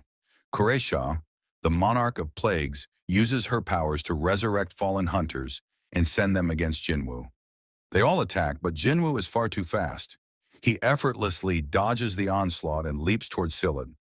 Silid is stunned by his speed, but before Jinwoo can reach him, Raken, the Beast Monarch, intercepts him. They begin exchanging blows. Raken, eyeing the weapon in Jinwoo's hand, mocks him, asking if he thinks a mere piece of metal can hurt him. To his horror, Jinwoo slices off his hand, replying, "I couldn't have, if it were just any other piece of metal." Before Jinwoo can land the final blow, Kureisha intervenes and rescues Rakan. Taking advantage of the distraction, Rakan reattaches his severed hand. Jinwoo realizes he's now surrounded by the minions and the three monarchs. Just then, one of Jinwoo's shadow soldiers breaks free from the ice. Baru, enraged, charges at Kureisha, shouting, "That insect woman dared to lay her hands on my liege." Silid and Raken are shocked to see a commander level being under a human's control. Kureisha, preparing for a fight, says, "A child who doesn't recognize their mother needs to be punished." But Baru, overwhelmingly strong, cuts through her abilities with ease, leaving her stunned. Baru kneels before Jinwoo and says, "You weren't being pushed back even when facing beings of a superior species. As expected of my lord, your strength never ceases to amaze me." Kureisha's minions rush in, but Jinwoo and Baru slice through them effortlessly. Suddenly, Kureisha attacks from behind, taking out Baru and landing a strong blow on Jinwoo, sending him flying into a building. As he lies in the rubble, Silid unleashes a barrage of ice projectiles. Jinwoo rises and blocks them. Silid mocks him, asking how much longer he can hold out against their pincer attack. Jinwoo, however, surprises him by stabbing him in the heart, declaring, "I told you, you're not getting out of here alive." Silid, enraged, pulls the weapon from his chest and yells, "You insolent fool! A human dares speak such words to a monarch." Jinwoo notes to himself, he was hit in the heart. I guess that much isn't fatal for them, and throws another attack. But Silid smirks, and before Jinwoo can react, Raken appears behind him and slashes his back, drawing blood. Seeing Jinwoo wounded, Baru loses control, but before he can act, Kureisha appears behind him, introducing herself. "I am Kureisha, the Monarch of Plagues, the mother of every insect in existence." She grabs Baru, saying, "Even if you're an ungrateful child who doesn't recognize his mother, I will still embrace you." Meanwhile, Jinwoo, on his knees from Rakan's brutal attack, hears Rakan taunt, "This is the end for you." Baru cries out to the other shadow soldiers, "What are you doing? Hurry up and assist our lord." Responding to his call, Greed breaks through the ice, saying, "I will be the one to take the enemy's last breath." Raken notices him and comments that Greed must have been a powerful warrior in his life. Silid warns that the high-ranking shadow soldiers are starting to emerge. We then see Tusk, Egress, and Iron breaking free from their ice prisons. Seeing this, Silid turns to Jinwoo and says, "Your wounds are fatal, preparing to finish him. Playtime is long over," he sneers. But Jinwoo smirks and asks, "Are you talking about this?" Both monarchs are stunned to see Jinwoo getting back on his feet, his wounds now fully healed thanks to his status recovery skill. The world watches in awe as the battle between the monarchs unfolds, streamed live for everyone to see. Meanwhile, the city had turned into a battlefield as all of them collided, destroying everything in the vicinity. Lennart Nierman was watching their battle from a distance in horror. Thomas Andre was also regaining consciousness after being healed and asked Lennart about the situation. Lennart told him, "It's like I'm witnessing the end of the world." Hunter Beck were watching the battle unfold. He wondered if this was the same Sung Jinwoo he knew. He commented that while he knew Jinwoo had the ability to grow stronger, just how much stronger had he become in such a short amount of time? On the battlefield, Jinwoo, along with his shadow army, was starting to overpower the monarchs, and they were struggling to keep up with their regeneration. Kureisha, furious as Baru was overwhelming her, decided to finish him off. But before she could, Jinwoo approached her, saying, "The architect told me a prophecy that I would die from the pillar of flames that holds up the world. But he didn't say whether that pillar would actually fall or not. From a distance, the Fiend Guild master, Lim Tae-gyu, was watching the battle from atop a building.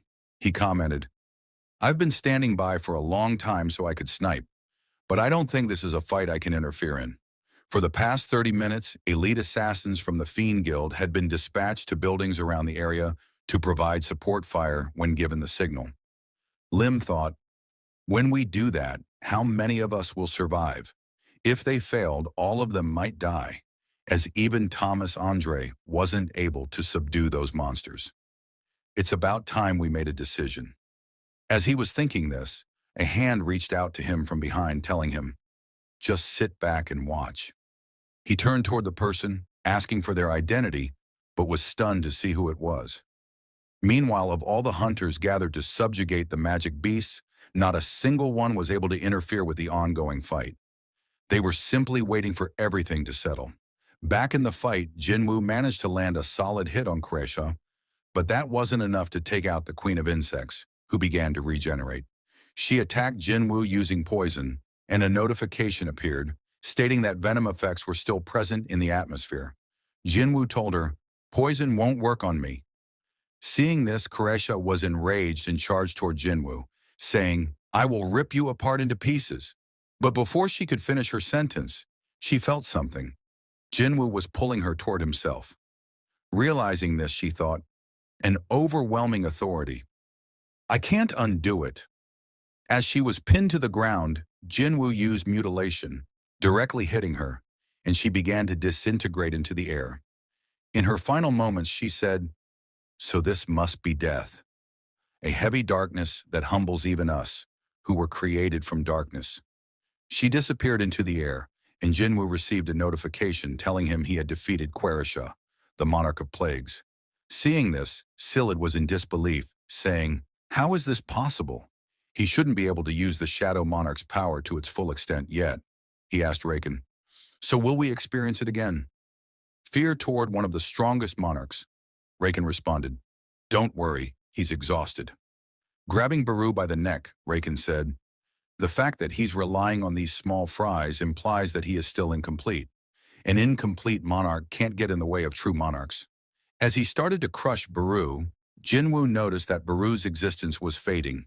He wondered if this was how he had removed the shadow that was placed on Thomas Andre. Panicking, Jinwoo tried to cancel the summon, ordering Baru to return. However, he was horrified to see a notification. "You cannot retract the specified subject." Jinwoo jumped in to attack Raken, saving Baru in the process.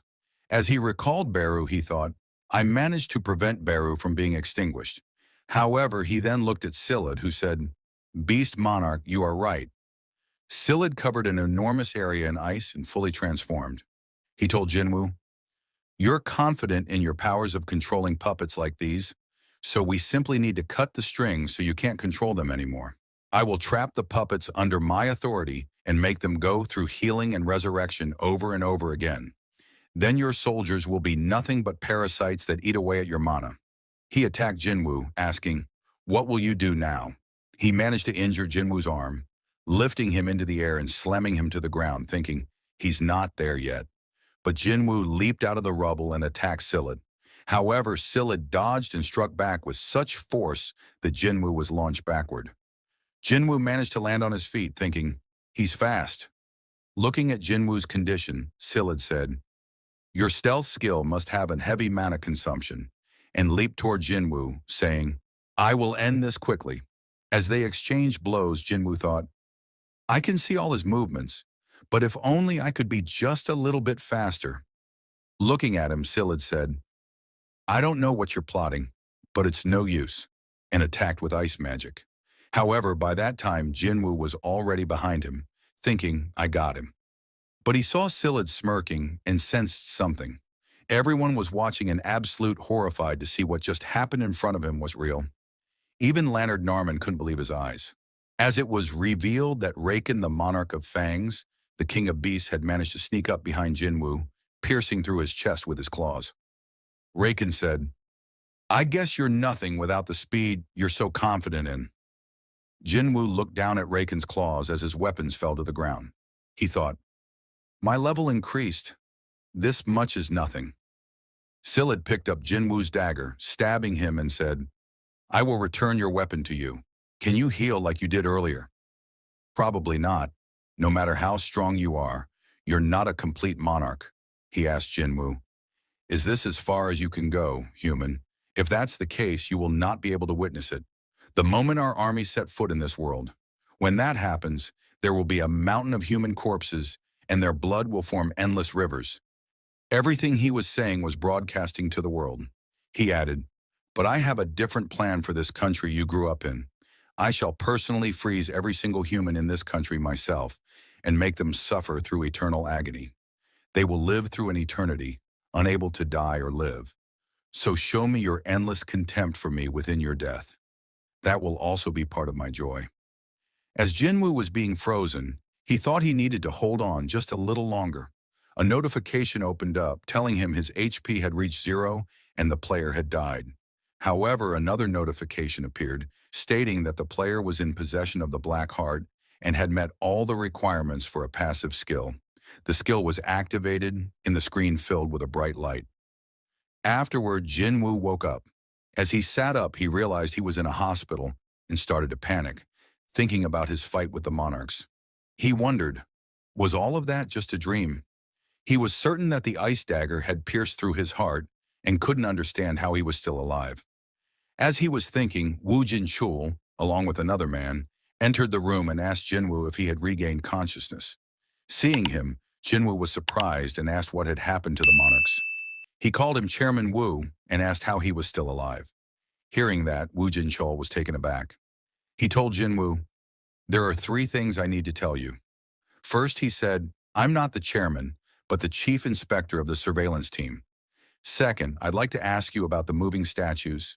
And third, how do you know who I am?" Jinwoo couldn't process what Woo Jin-chul was talking about.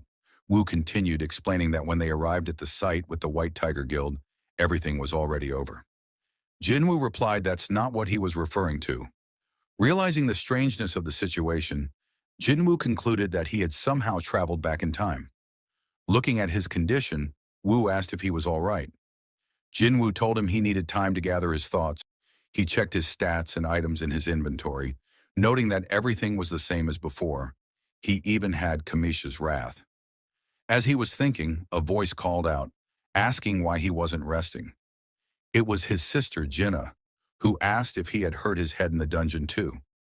Looking at his appearance, she wondered if she had entered the wrong room and asked, "Who are you?" Jinwoo thought that she probably didn't recognize him because his appearance had gradually changed in the future. She hesitated, asking, "Are you sure you're my brother? You look so different. And you've grown quite a bit too." Jinwoo replied, "It's probably just your imagination," and started to walk away, saying, "I'm a little busy. I need to head to the Hunters Association." She asked why, and Jinwoo replied, "I need to inform them that I'm giving up being a hunter." He told her to return to school, saying, "I know you left in the middle of class," and turned to Han Song-yi. He told her, "Don't ever think about giving up on studying to become a hunter." Han Song-yi was surprised, wondering how he knew her name. Jinwoo pulled up his hood, thinking, "I don't have my shadow soldiers. I'll need to rebuild my army." He wondered, how could this be happening? He arrived at the association building to have his rank re-evaluated. The staff talked about how he was the first S rank in 2 years. They told him their device couldn't measure his magic power. Jinwoo then said, "Before we do it again, I would like to meet the chairman." The men tell Jinwoo they will guide him to the chairman's room, but he walks away saying he already knows where it is. Watching him go, they wonder how an outsider like him knows where the chairman's room is located. While taking the elevator, another man stands beside Jinwoo, thinking to himself, "What kind of scenario should I make up today? It's not my first time lying to the association. If I get caught by Chief Inspector Woo, I'd be in big trouble." Jinwoo suddenly speaks. "You possess a stealth skill, and yet you haven't reported it." Startled, the man reaches for his weapon and asks, "How do you know that?" Jinwoo calmly tells him, in the near future, someone would ask him to avenge their daughter. He didn't care what he did to the criminals, but if he ever hurt innocent hunters in the process, you will die by my hands. This is my first and final warning. Kang Tae-shik, in utter shock, nervously asked, "Who the hell are you?" But he just walked away. leaving Tae-shik questioning what his deal was, saying he was like a ghost. Jinwoo enters the chairman's office, his eyes widening as he sees Chairman Go Gun-hee. It's been forever since I last saw him, he thinks. Jinwoo greets the chairman, and the chairman remarks, "Seeing how you came to me right after receiving your test results, I assume you're familiar with the procedure." Sensing Jinwoo's emotional state, the chairman asks if he's all right. Jinwoo replies, "It's nothing." As they sit, Jinwoo interrupts the chairman and says, "There's a deal I'd like to propose." He requests that the regulations be changed so that summoned creatures can be counted as raid members. In exchange, Jinwoo promises to go to Jeju Island and exterminate the ant monsters. Shocked, Chairman Go tells Jinwoo not to say something so absurd, reminding him of the many failed Jeju Island raids. But as he looks at Jinwoo, he senses an overwhelming amount of mana. Jinwoo tells him, "This is something only I can accomplish. I'll take care of the ants." The chairman is left speechless, realizing Jinwoo's power far exceeds even that of a national-level hunter. A sequence of Jinwoo's past adventures begins to flash. Saving Lee Joo-hee, surviving his first Red Gate incident, defeating high orcs, turning Tusk into a shadow soldier, saving his mother from eternal slumber, and finally arriving at Jeju Island, where he defeats Beru and turns him, along with the other insect monsters, into shadow soldiers. Jinwoo suddenly questions everything, shouting, "Why don't you stop this? I know this is an illusion. Stop this charade and show yourself." Looking above, the illusion shatters. He's surrounded by system notifications asking if he wants to restart the world. Jinwoo demands to know who the entity is. The one responsible appears, and Jinwoo recognizes him as the King of the Dead. The King of the Dead offers Jinwoo the chance to live in this world forever, like an endless dream. Jinwoo asks, "Are you suggesting I be trapped inside this illusion you created?" The King of the Dead replies, "No, I didn't create it. You did. This world was born from your desire to correct your past mistakes, combined with my power. In other words, this is my domain. This is eternal rest. This is death." He continues, "I have been watching you longer than you could imagine. You who were always closer to death than anyone else, yet resisted it so desperately. I am the record of your struggles, the evidence of your resistance, and the reward of your suffering. I am death. I am eternal rest, and also terror. I am you." The King of the Dead tells Jinwoo that within this territory, he can do anything. Turn the king's servants into his own, absorb their powers, and even alter reality, though only within this domain. Jinwoo asks, "So are you saying you and I possess the same power?" The King of the Dead replies, "I've been waiting a very long time for this meeting. I am the Shadow Monarch, the administrator of the deepest part of the darkness." Jinwoo then asks, "Why was I chosen?" The Shadow Monarch answers, "I shall show you our beginning and end, and also your beginning." The story shifts back to the city where Jinwoo was frozen by the monarch. Looking at him, Raken tells Sillid, "He's dead for sure." Meanwhile, Thomas Andre tells Leonard that Jinwoo's presence has just disappeared. Hearing that, Hunter Beck says, "That's impossible. Now there's no one who can stop those magical beasts." Lim, from the top of a building, regrets I shouldn't have listened to that person earlier, and wonders if they can stop the creatures by bombarding them now. He decides to attack and instructs his hunters to prepare to fire. "We'll fire all at once on my signal," he says. "Our target is that magical beast that looks like a white walker." As he prepares to attack, Jinwoo starts to emit a massive amount of mana, shocking Sillid. He sees Jinwoo's black heart burning with dark flame. Seeing this, both Sillid and Raken realize something and charge toward Jinwoo, shouting, "We must stop the true king from descending now that the false king has died." As they get close, Raken is kicked in the face by someone and crashes into Sillid. Both go flying into a nearby building. A man appears before Jinwoo, who is still inside the prison created by Sillid, and says, "None shall touch this child." We then see the history of the Shadow Monarch from the distant past.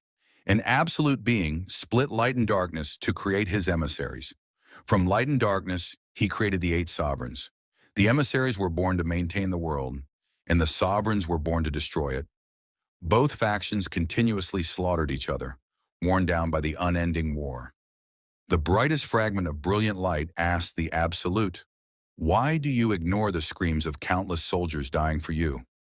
He begged the Absolute to lend them his strength so they could fight in his name. But the Absolute did not answer. At that moment, the fragment of brilliant light realized the truth. To the Absolute, the war between the emissaries and the sovereigns was nothing more than entertainment. He had no intention of ending it. They understood that even if they followed the Absolute's laws, only death awaited them. As long as the Absolute existed, the war would never end. So to stop this meaningless conflict, they drew their swords. It was the start of the rebellion. The monarch points to the vision, saying, "That is me in the distant past." He tells Jinwoo, "I was the sole emissary who stood against the rebellion of the other emissaries. But my pitiful number of soldiers was no match for the combined forces of the emissaries." When he thought everything was over, he opened his eyes in the darkness and discovered that the Absolute had hidden a certain power within him. On that day, the Shadow Monarch was born. He used his powers to resurrect his fallen soldiers and led them back to the battlefield. However, by the time he returned, everything was already over. The remaining fragments of brilliant light had killed the Absolute being and called themselves the new rulers.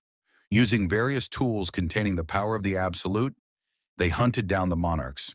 As a result, the king of giants, Ligia, was captured by the rulers, and the power balance between the two sides collapsed. He tells Jinwoo that the monarchs realized the severity of the situation, and he used that moment to reach out to them. They had no choice but to combine forces with him in order to combat their common enemy, the rulers.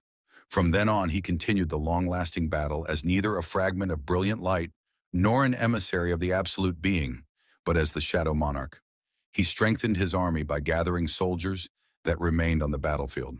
When he combined forces with the army of destruction, led by the Monarch of Destruction, the king of berserk dragons, the monarchs as well as the rulers came to fear him. Two of the monarchs who feared him turned against him after combining forces. Because of that betrayal, his shadow army was nearly annihilated. The strength that was too powerful brought him betrayal. While the beast monarch, the king of beasts, fled after abandoning his soldiers, the monarch of white flames, Baron, had to pay the ultimate price. But then, the rulers descended from the sky. They surrounded the shadow monarch and kneeled in front of him, asking for his forgiveness, saying there was no reason for them to fight any longer. Even though they possessed enough power to erase him completely if they wished to, they chose to pursue peace. It was the least respect they could show him for the time he was their ally, fighting on the front lines while leading the army of brilliant light.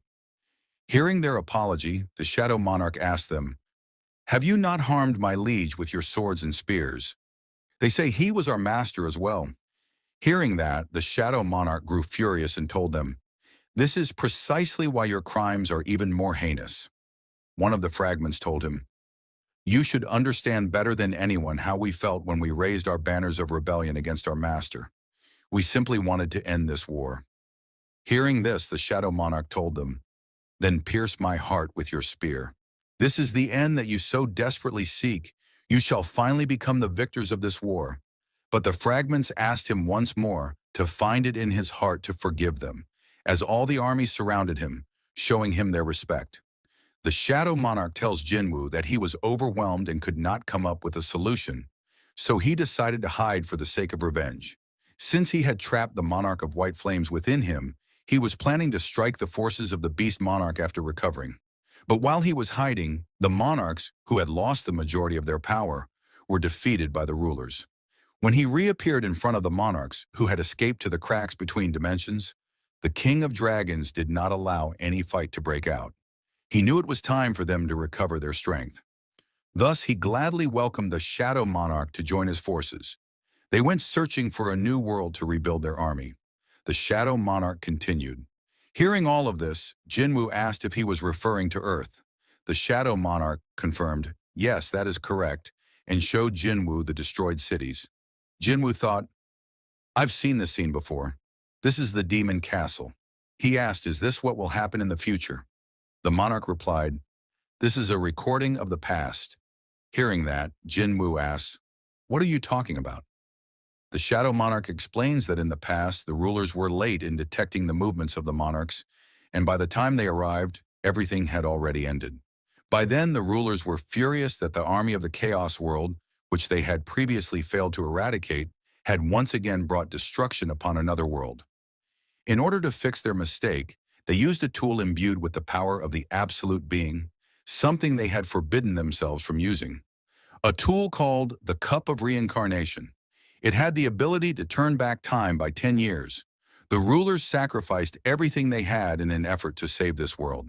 However, the current Earth was far too weak to withstand a battle between monarchs and rulers. Regardless of who won, the planet itself would suffer the same catastrophic consequences. So the rulers made a drastic decision. If they couldn't save everyone, they wanted to ensure at least some would survive so that life could continue.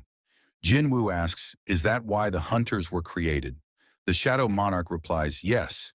They were trying to create humans capable of surviving the clash between these powerful forces. The rulers were determined to ensure that humanity endured, no matter the cost.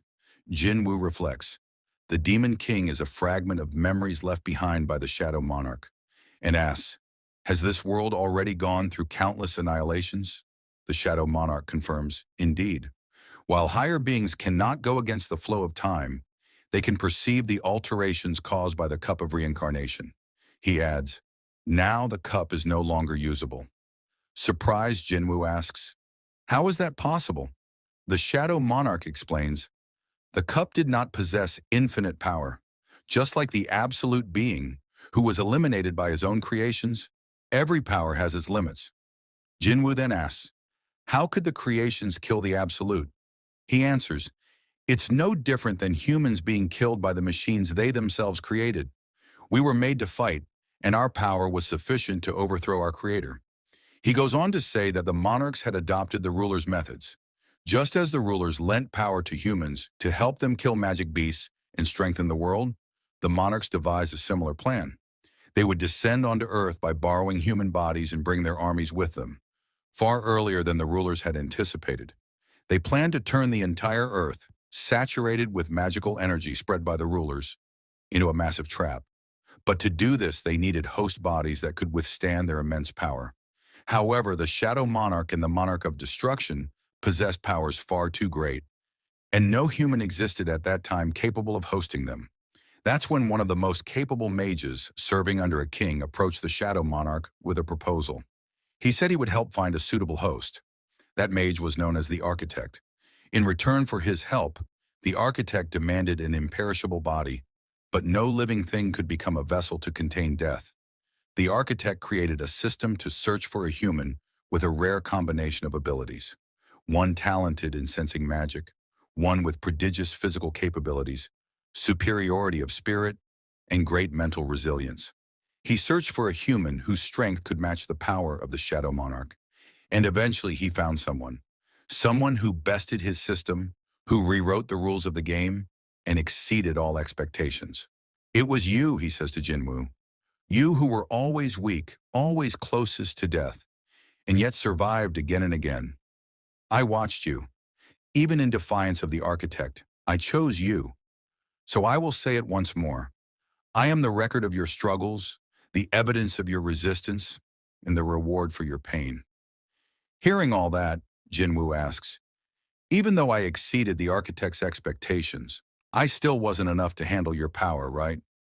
The Shadow Monarch explains that the Architect used elements based on human skills and preferences to match Jinwoo's strength. He designed the system using games and simulations to entertain and stimulate Jinwoo. That same system, powered by the Shadow Monarch's energy, slowly transformed Jinwoo's body, leveling it up over time to reach the desired strength. Jinwoo then asks, why did you betray the Architect? The Shadow Monarch responds, the apology of the rulers, the betrayal of the monarchs. I debated which side I should stand on, and in the end, I made a choice. I wanted it to be this way. My time with you was blissful. Perhaps I simply didn't want to lose you. He continues, over time, I became you, and you became me. So it doesn't matter who owns this body. We are already one. Therefore, I give you a choice. You may remain in this domain of death, enjoying the eternal dreams you've created. Or, if you choose otherwise, you will return to reality, where your enemies await. Jinwoo then questions him again. You said you had made your decision, but you didn't stand with the rulers? Why did you flee to the other world with the monarchs, even though your will to fight the rulers had long faded? The Shadow Monarch replies, because there was no place for me in that world. Jinwoo, hearing this, answers, then my answer is the same. This is not where I belong. Hearing his response, the Shadow Monarch smiles and begins to walk away. Jinwoo asks, is this the last time I'll see you? The Shadow Monarch replies, I will return to rest, but you, as the new Shadow Monarch, will live an imperishable life. The chance of our paths crossing again is slim. With your death, your power has become absolute. Before he can finish explaining how to return, Jinwoo interrupts, I know. The Shadow Monarch smiles and says, because I am you. Meanwhile, Sillid and Raken witness Jinwoo's rebirth. They confront a glowing being, one of the fragments of brilliant light, and question him. The worst disaster is emerging from the body of the human you're protecting. Are you really going to bring catastrophe to this world with your own hands? Are you truly risking your life to help the Shadow Monarch return? Just what are you traitors thinking? Raken tells Sillid, we don't have much time, and prepares to stop Jinwoo's revival.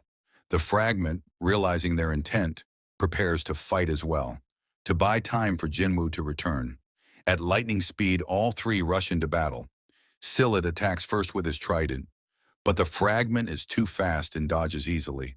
From above, Raken dives in with his claws, but the fragment again dodges and quickly gets behind Sillid, stabbing him in the shoulder. Sillid observes, he's reading the trajectory of my attacks and adapting accordingly. Unable to land a hit, Raken notes, he moves like a warrior who has fought countless battles. He's evading the Frost Monarch's techniques while defending against all of mine. As Raken keeps him occupied, Sillid tries to sneak behind the fragment and freeze him in place. But once again, the fragment is too quick. He kicks Sillid under the chin, launching him into the air and smashing him into a nearby building. As this happens, Raken charges, opening his jaw wide to rip the fragment apart. But instead, he is pierced straight through the face and screams in pain. Before he can recover, the fragment drives an elbow into his ribs, sending him crashing backward. Enraged, Raken rips the weapon from his face and roars, I'll tear you apart. But his body trembles uncontrollably. He turns to look at Jinwoo and senses the overwhelming mana radiating from him. Terrified, he leaps back to create distance between them. By this time, Frost Monarch Sillid has also recovered. He tells the fragment of brilliant light, that won't work on me again. Then he turns toward Beast Monarch Raken and orders him to attack again. But Raken refuses. I will stop now. Sillid is stunned. You're going to quit after coming this far. Are you out of your mind? Raken replies. Can't you feel it? The mana around us. It's crying. The Shadow Monarch is coming. He opens a portal and says, count me out of this. Sillid demands, didn't you promise to help me defeat the Shadow Monarch? Raken answers, my promise was only valid when he was still in his human form. Now that the real monarch is coming, I have no more reason to stay. Sillid tries to stop him. You're running away with your tail between your legs, and you call yourself the Beast Monarch. Raken replies, you wouldn't understand.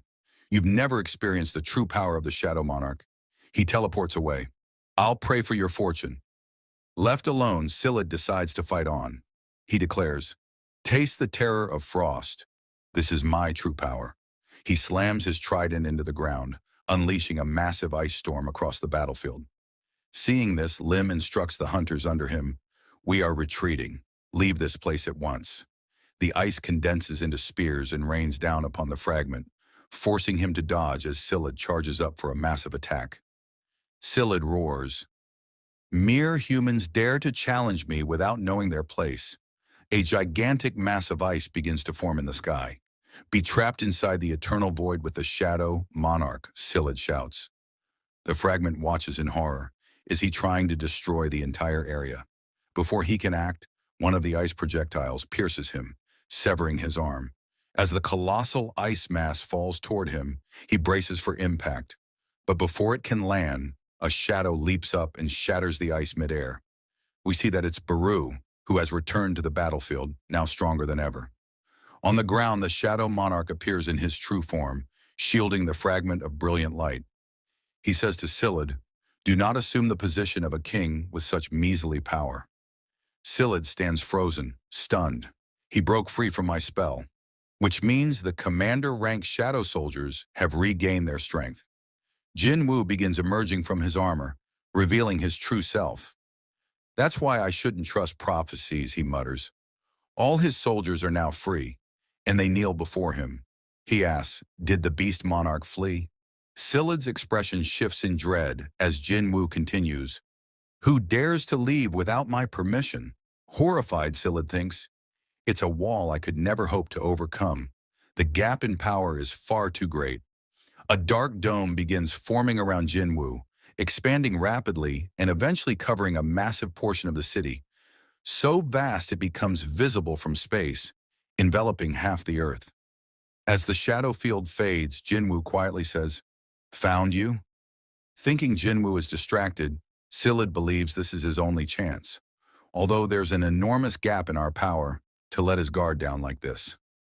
"If I miss this chance, only death awaits me. I must finish everything with this one strike." He gathers all his mana and hurls his trident at Jinwoo, but Jinwoo effortlessly catches it with one hand and shatters it into pieces. Silid stands in disbelief. How? So this is the power of the Shadow Monarch, one of the strongest monarchs. But instead of retaliating, Jinwoo says, "Wait, I'll save you for later. Wait patiently until I finish dealing with the beast." Meanwhile, deep within a forest, a portal opens and beast monarch Hae-in steps out. "The aura of death is closing in on me," he thinks. "I shouldn't have wasted time arguing with the Frost Monarch. It made me flee too late. But now I need to hide until the Dragon King returns." As he thinks this, a shadow looms behind him. Sensing it, he turns alarmed. This aura, no way. Frozen in terror, he drops to his knees. The suffocating scent of death. I can neither fight nor run. From his battle instincts, he knows. This is a hopeless gap in strength. He bows his head. "I, the king of beasts, do not wish to fight you," he says to Jinwoo. "Please forgive my past sins. Accept me as your ally. In the near future, the Dragon King will descend upon this land with his army. I, along with my beast legion, will aid you." Hearing this, Jinwoo agrees to spare his life. Smirking internally, Hae-in thinks, "He fell for it." How foolish, Hae-in thinks. He isn't the real deal. If he were, there's no way he'd forgive me, especially after I betrayed him again and tried to kill his vessel. I've bought time thanks to the humans' foolish forgiveness and emotions. All I need to do now is wait for the Dragon King's arrival, and when that day comes, I will rip your corpse into pieces. Out loud, however, Hae-in says to Jinwoo, "I shall serve you with loyalty." Jinwoo replies, "Before that, we need to settle something. I still bear 5 scars from your claws. If you can survive 5 of my attacks, I'll forgive you." Hae-in's calm demeanor shatters. Enraged, he fully transforms and roars, "You dare mock me, the king of beasts? Though I may die here, I'll make sure you don't leave unscathed." Towering over Jinwoo in his monstrous form, he charges forward. Jinwoo draws his dagger and moves like a streak of light, cutting past Hae-in in an instant. Hae-in doesn't even register what happened, until blood begins to drip and he realizes he's lost a limb. Jinwoo calmly says, 4 more to go." Back in Korea, Baru is healing the injured hunters. Watching him, Frost Monarch Silid thinks, "I don't care about that ant healing humans. But this one, this is a problem." He notices Igris approaching and immediately recognizes him. The Knight of Death. One of the Shadow Army's 2 wings. He's Igris. Now that they can use their full power again, it's a real nuisance. They can regenerate endlessly as long as the Shadow Monarch has mana. But I can't recover the mana I used for my transformation. Silid lands and warns Igris, "Don't bother doing anything meaningless. Do you really think you can hold out against me?" Igris says nothing. Instead, he buries his sword into the ground. From within his dark cloak, Jinwoo begins to emerge. Jinwoo steps out and tosses 2 bloody beast fangs onto the ground. The beast monarch is dead. Silid is stunned. He killed the beast monarch. In just the few minutes he was gone. Jinwoo declares, the plague monarch, the beast monarch, and the frost monarch. Your deaths will serve as a warning to the others monarchs. Silid prepares for battle, summoning ice projectiles, but before he can react, two daggers pierce him, one into his chest, another into his shoulder. Desperate, he tries to attack using what little mana he has left, but Jinwoo grabs him by the mouth and slashes through him. The beast monarch died on the fourth strike, Jinwoo says coldly. I wonder how long you'll last. Silid screams in agony as he reverts to his human form. His body crumbles into icy fragments and disappears into the air. After defeating all the monarchs present, Jinwoo turns to Baru. Where is the man who was protecting me earlier, he asks. Baru replies, he disappeared all of a sudden. We then see the man dragging himself away from the battlefield. His hand begins breaking apart, disintegrating into particles of light. So this is the consequence of receiving this power in a mere human body, he thinks. But it's fine. This is how it should be. A dagger lands beside him. A familiar voice asks, did you really think I wouldn't notice if you just left? It's Jinwoo. Why did you leave without saying a word, he asks. Then softly he calls him Father. The story shifts back to the dungeon where Jinwoo's father, Sung Il-hwan, had been trapped. He begins telling Jinwoo what happened that day. After clearing the dungeon boss, hunters are required to escape the gate within an hour. However, Il-hwan had no choice but to be trapped within the dimensional rift. The rulers lent him their strength and requested that he stop the monarchs, including the shadow monarch who was soon to be born. With no other means of escape, he accepted their offer and returned to Earth as the ruler's emissary, burdened with a heavy responsibility. However, he failed to fulfill that mission. Even though he knew the worst calamity for humanity resided within Jinwoo's body, he could only observe from afar.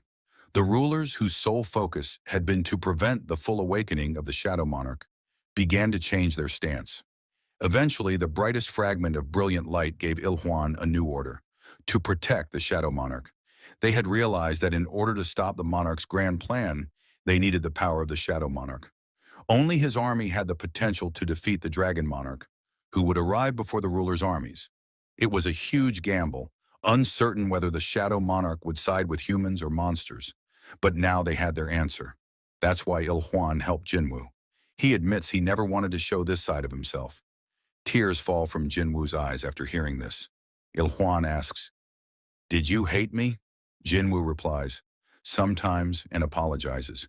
He explains that when he first became a hunter, when he was on the brink of death and barely survived to see his mother again, he thought of his father. He always hated him in those moments, but he also missed him. Then Jinwoo asks, did you miss us? Il-hwan, unable to hold back his emotions, replies, I missed you all the time. Even though you couldn't see me, I was happy just being able to see you from afar. He stands up and hugs Jinwoo, saying, you've grown well. Jinwoo then asks, was it the rulers? Are they the ones who controlled you and are now discarding you? His father explains that the rulers merely gave him an opportunity to choose. He chose to protect Jinwoo, and he doesn't regret it. But now he just wants to talk more and stay a little longer. He apologizes for not being a great father. After saying that, Sung Il-hwan disappears into the air, leaving Jinwoo standing alone. Jinwoo lets out a scream of anguish. The scene shifts to his mother and sister. His mother, gazing out the window, calls to Jana and tells her, let's move now. With tears in her eyes, she repeats, we can move now. Meanwhile, Jinwoo, filled with rage, shouts to the remaining monarchs, you will definitely pay the price for what happened today. Thus, the day the Shadow Monarch's outcry shook the entire world marked the beginning of the true war. We then see a drone flying over the city as someone reports that Hunter Thomas Andre is not in a life-threatening condition, and ambulances are on the scene transporting the injured to local hospitals. Things were starting to settle down for the time being. We see Chairman Woo Jin-cheo looking at the destruction caused by the battle between the monarchs, thinking about the Beast Monarch, the Frost Monarch, and the Plague Monarch. They were not ordinary monsters. He remembers what Jinwoo told him at Chairman Go Gun-hee's funeral, that he would personally take down those responsible. Remembering that, tears start to fall from his eyes, thinking this was the Frost Monarch, and he thanks Jinwoo for avenging the death of their former chairman. Meanwhile, the Hunters Association announced that the beasts were unidentifiable. The extent of the damage they left behind was staggering. However, in just a few days' time, disaster would strike again. A few days later, hunters from all around the world gathered beneath the gigantic gate still looming in the sky. China's seven-star hunter, Liu Zhigang, was also present among the crowd. He comments that the gate is truly massive, just as he had heard. Even if all the hunters in the world gathered, they could just be sucked up into that gate and vanish. Thomas Andre had also recovered and was telling the hunters that it would start soon.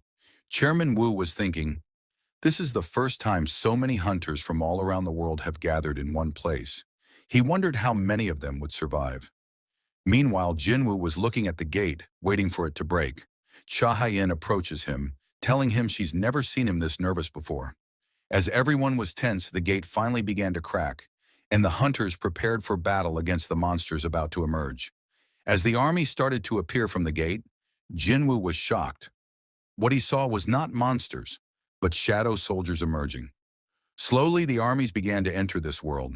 Seeing the soldiers getting closer, the hunters prepared to fight, but a voice told them all to stop. The hunters began to wonder why they were halting.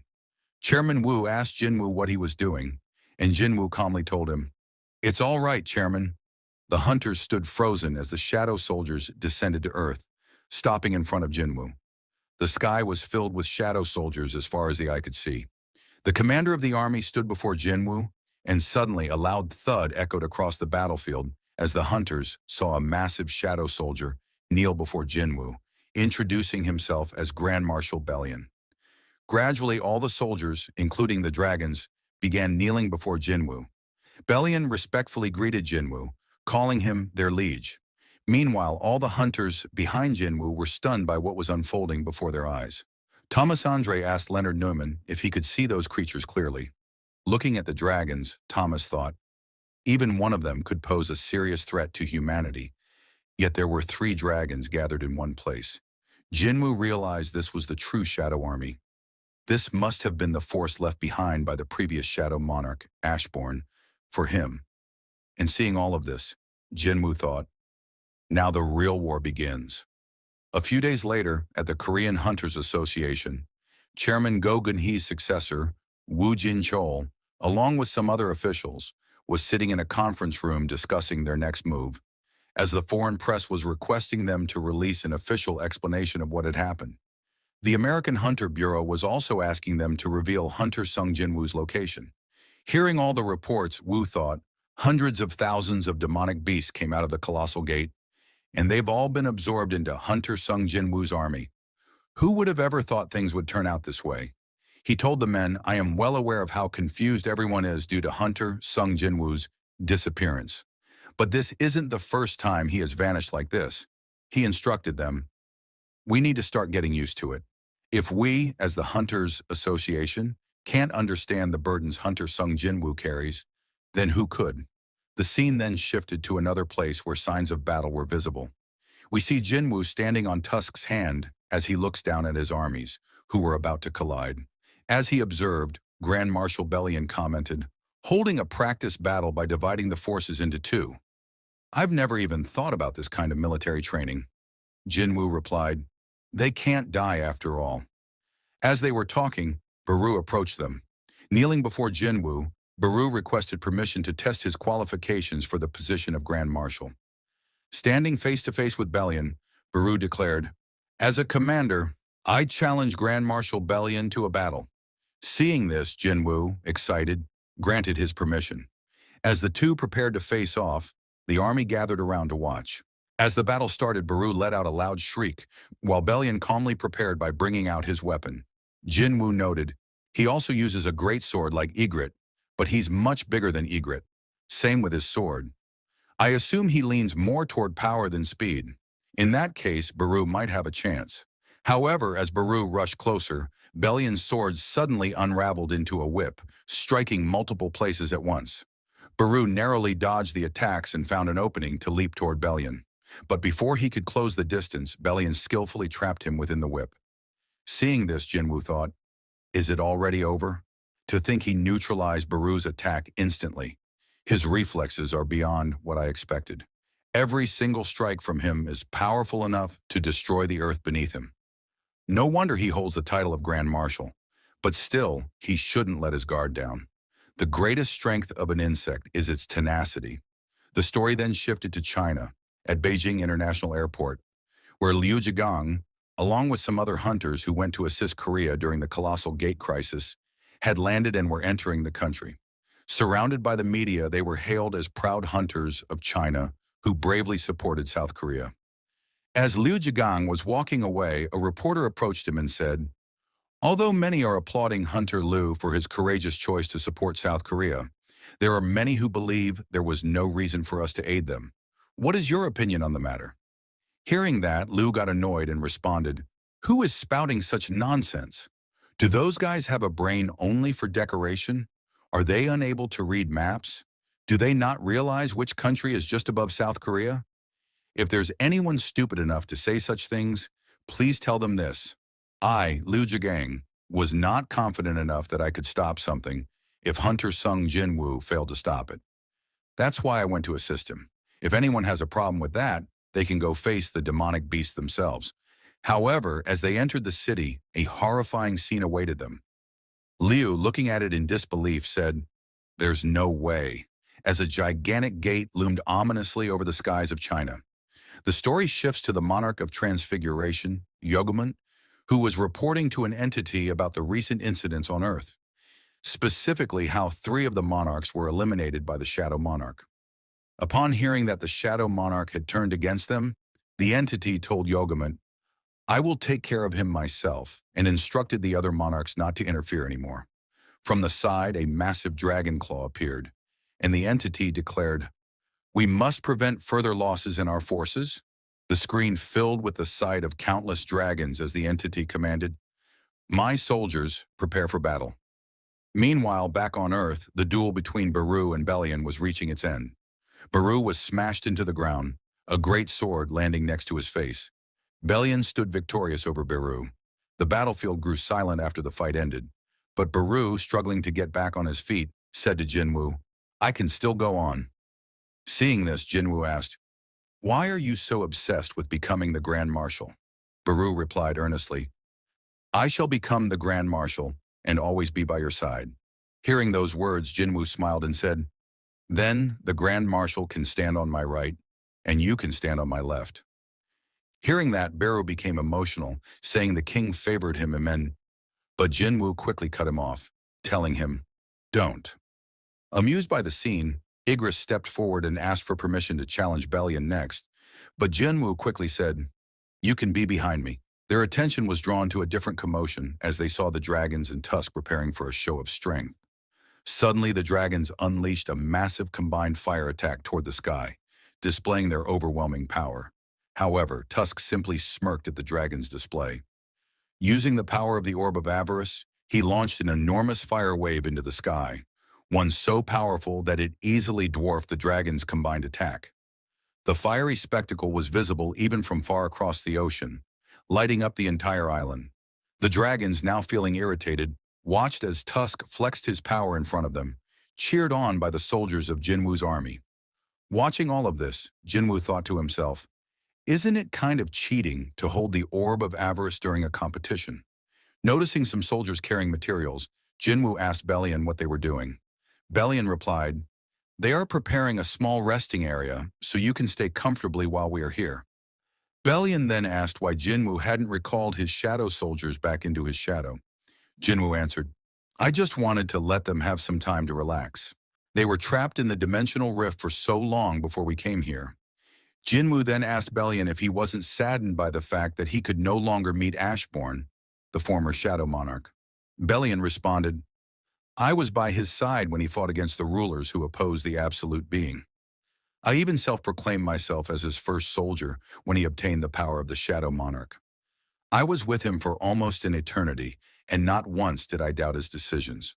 Moved by Bellion's loyalty, Jinwoo said, "I want to hear the story of you and Ashbourne." Bellion warned him, "It may turn into a very long story," but continued saying, "It all began when I was still a fruit of the world tree. He explained that all of the soldiers of the heavens are born from the branches of the world tree, appearing first as fruits. The world tree itself was so vast that its branches could cover the entire sky. Fast forward, we see Jinwoo cooking for his family, thinking to himself, I must let people know about the existence of the 8 armies, who could arrive at any moment. I must tell them that a war is approaching, he reflected. I cannot promise the safety of everyone, nor can I guarantee that the world will remain as it has been. That's how immense the power of the King of Dragons was when Jinwoo had witnessed it through Ashbourne's memories. Meanwhile, Gina was praising Jinwoo's cooking, telling their mother, I never knew my brother could cook this well.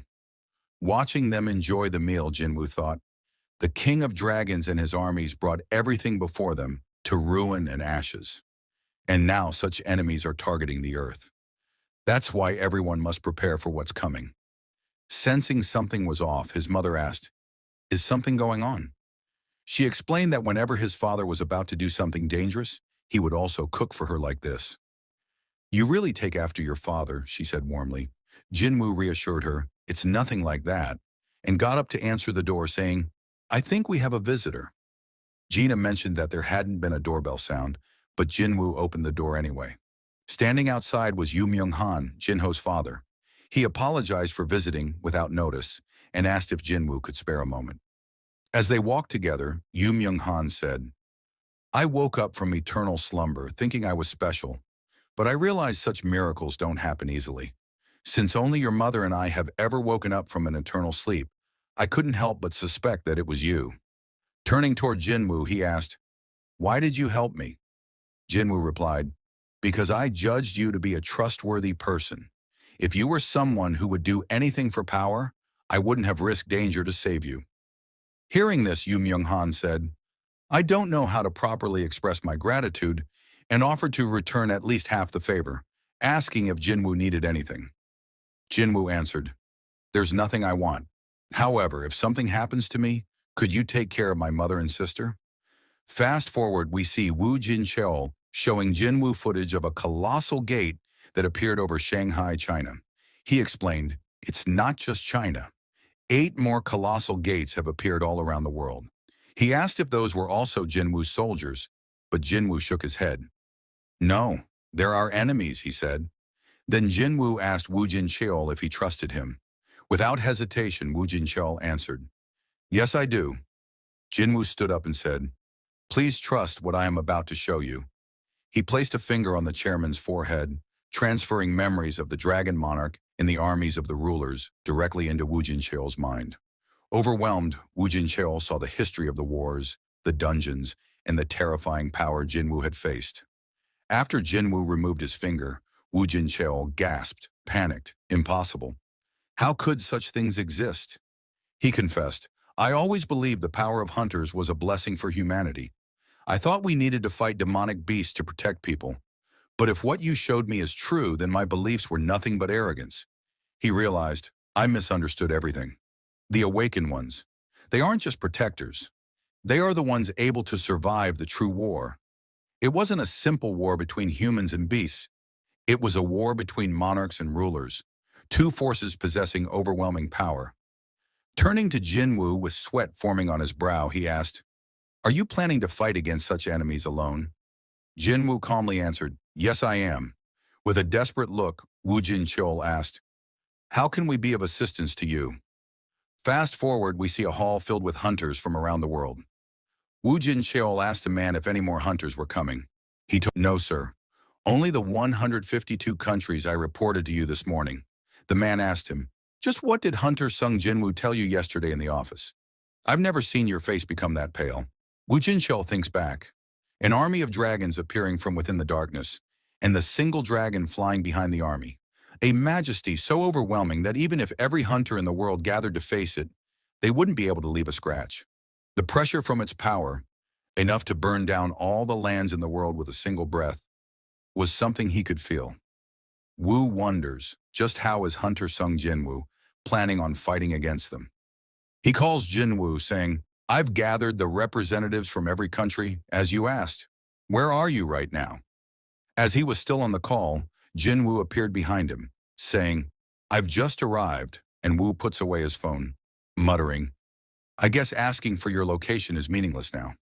Wu warns Jinwoo that there will be chaos when people find out about this, and that some countries won't be able to handle it. Jinwoo replies, "I'm aware of that." Wu, still concerned about the consequences, says, "If that's really what you think, the truth will be uncovered to the world." Meanwhile, director David Brennan sits in a conference room thinking about how many important figures have gathered.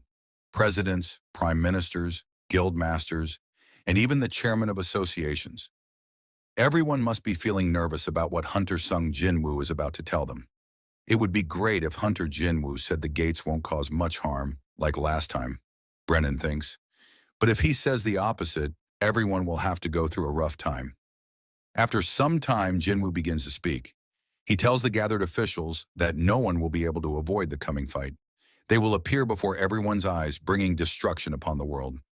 Some people do not believe what Jinwoo says. They ask if he's claiming that even national-level hunters won't be enough.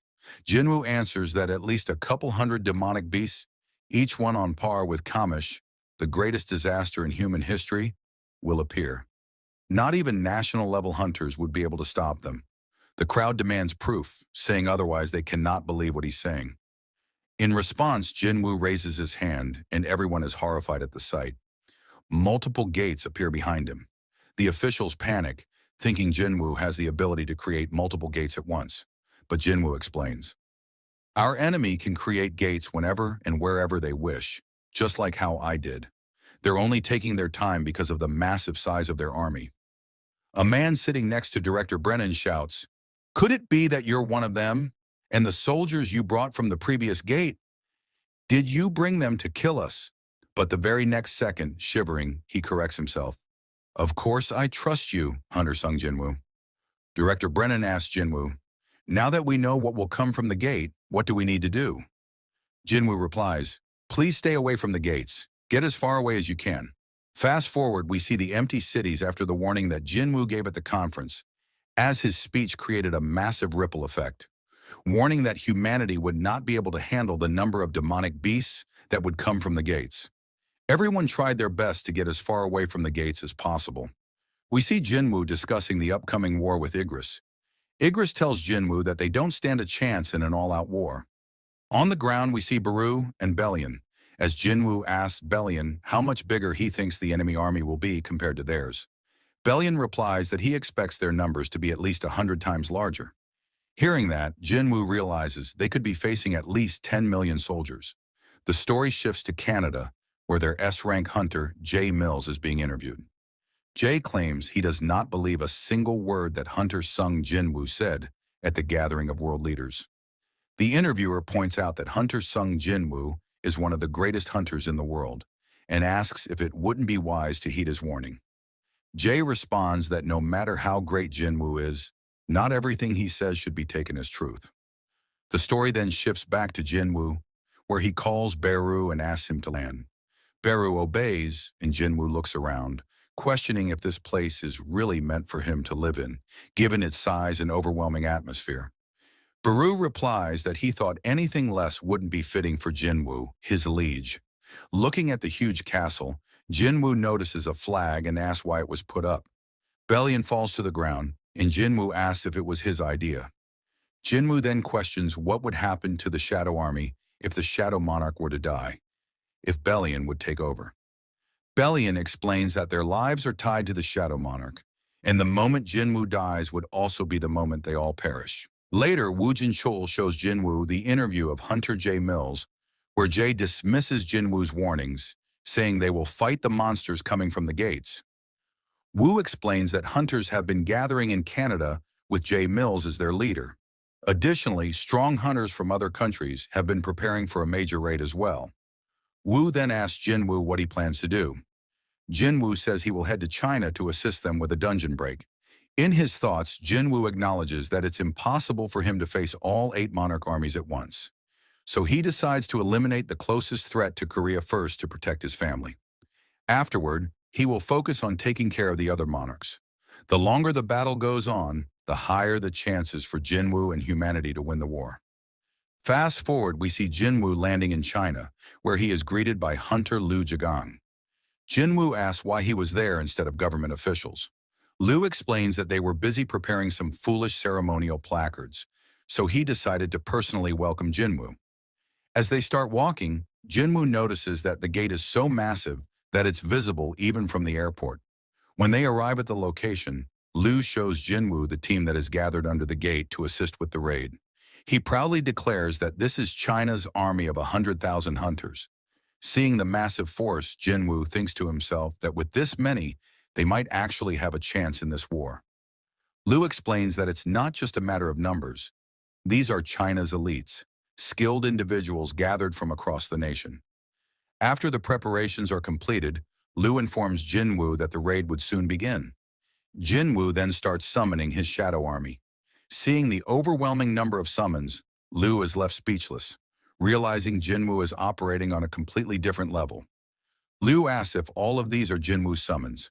At that moment, Baru steps forward and warns Liu, saying, "The left side of the king belongs to me. Who dares to take my place beside the king?" Jinwoo quickly reassures Baru, saying Liu is an ally. As they are speaking, the gate begins to crack. Jinwoo prepares for monsters to pour out from the sky. But nothing happens. Bellion approaches Jinwoo, reporting that he senses no presence from the gate. Realizing something is wrong, Jinwoo asks Bellion about the other gates around the world. Bellion answers that, according to the reports from the other shadow soldiers, all the gates seem the same. Empty. Jinwoo quickly deduces the truth. The enemies had created multiple gates worldwide to divide humanity's forces. But in reality, they had concentrated all their army into a single gate, the one farthest from Jinwoo's location. The story shifts to Canada, where many hunters have gathered to defend against the expected monster outbreak. At the front stands Jay Mills, scoffing at the idea that everyone is placing their hopes solely on Jinwoo.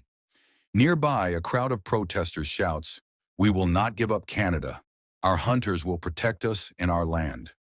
Suddenly, the gate in Canada begins to break open. But again, no monsters emerge. Confused, the hunters stand their ground, waiting. Some whisper that perhaps Jinwoo was bluffing about the threat. Then, a humanoid figure slowly appears from the gate, hovering above them. At first, the hunters think it's just an ordinary human. The figure lands in front of Jay Mills and asks if he is their king.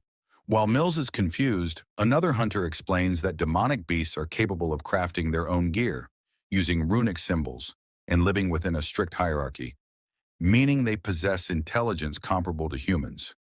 They had simply chosen not to communicate with humanity until now.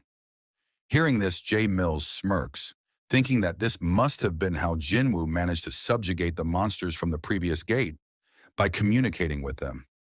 Mills, feeling confident, asks the entity, "What if I am the king?" However, the entity ignores him and mutters, "Looks like he's not here." 10 minutes earlier, back in China, we see Jinwoo asking the officials if there was no way to confirm what was happening in Canada. One of the officials tells him he will try something. Jinwoo then calls Adam White of the Hunters Bureau and asks what is going on with Canada's colossal gate. But as he hears the noise of the crowd in the background, Jinwoo realizes that Adam White is actually at the site in Canada. Jinwoo asks him what he is doing there, and White explains that they are on site at Canada's colossal gate, along with other Bureau agents. Jinwoo asks for the reason they had to be there, and White answers saying, "We couldn't just sit and watch the situation in Canada unfold. Many of our agents, including myself, were dispatched here." Hearing that, Jinwoo thinks to himself that they still don't realize the true scale of the enemy's army. He then asks about the current condition of the gate. Adam White tells him that the gate is empty, just like the other colossal gates that had appeared before. It was very quiet on site, and Jinwoo lets out a sigh of relief. However, White suddenly reports that something was emerging from the gate. A person. Hearing this, Jinwoo's eyes widen in shock. He shouts, telling White to run away from there as far as possible. But it was too late. In an instant, with a flash of light, all the hunters stationed in the front were turned to ash. Jinwoo urgently tells Adam that he still has time and must run away while he still can. But Adam White, stunned, reports that dragons are descending from the sky. An endless number of dragons and beasts begin pouring out of the gate. Adam says in disbelief, "How could this be? All kinds of demonic beasts have gathered in one place. Jinwoo thinks to himself that now it has come to this. He must save White. Because he had planted a shadow on Adam White beforehand, Jinwoo plans to use it to teleport him away. Just as he decides to act, a high orc appears in front of Adam White. Jinwoo quickly tells him that he's going to teleport him out of there. Before Jinwoo could teleport Adam White away, an entity approached White asking, "Where do you think you're going?" Seeing the entity, White was frozen in terror, and with a shaky voice, he called out Jinwoo's name. In his final moments, he saw a fireball hurtling straight toward him. Meanwhile, Jinwoo, after hearing the loud blast, realized he was too late. He thought to himself, "I should have expected this. They know they are facing my shadow army, which only grows stronger the longer the battle drags on. Of course, my opponent would aim to minimize battles by concentrating their entire force in a single location," Jinwoo reflected. They had opened 8 colossal gates, following their original plan. In the end, they sent their entire army through the gate farthest from Jinwoo's position. Even if I moved there immediately, it would turn into an all-out war, Jinwoo thought bitterly. His plan to buy time had completely fallen apart. Back in Canada, Antares, the king of dragons and the monarch of destruction, stood smirking. He savored the moment, saying, "The sound of living beings' heartbeats, their screams and the destruction of creatures. It all resonates like music in my ears." He told the other monarchs that preparations were complete and then ordered the army to destroy everything, declaring, "That is the sole mission of our existence." The director of the Hunter Bureau, David Brennan, found himself sitting alone in his office with all lights switched off, while ignoring the endless streams of reports flooding into his desk as well as the incoming calls from the higher-ups. Inside his darkened office, images inside the muted TV screen flickered and danced. Monsters could be seen briefly in those images. He knew why the TV station covering the breaking news was playing the exact same footage over and over again.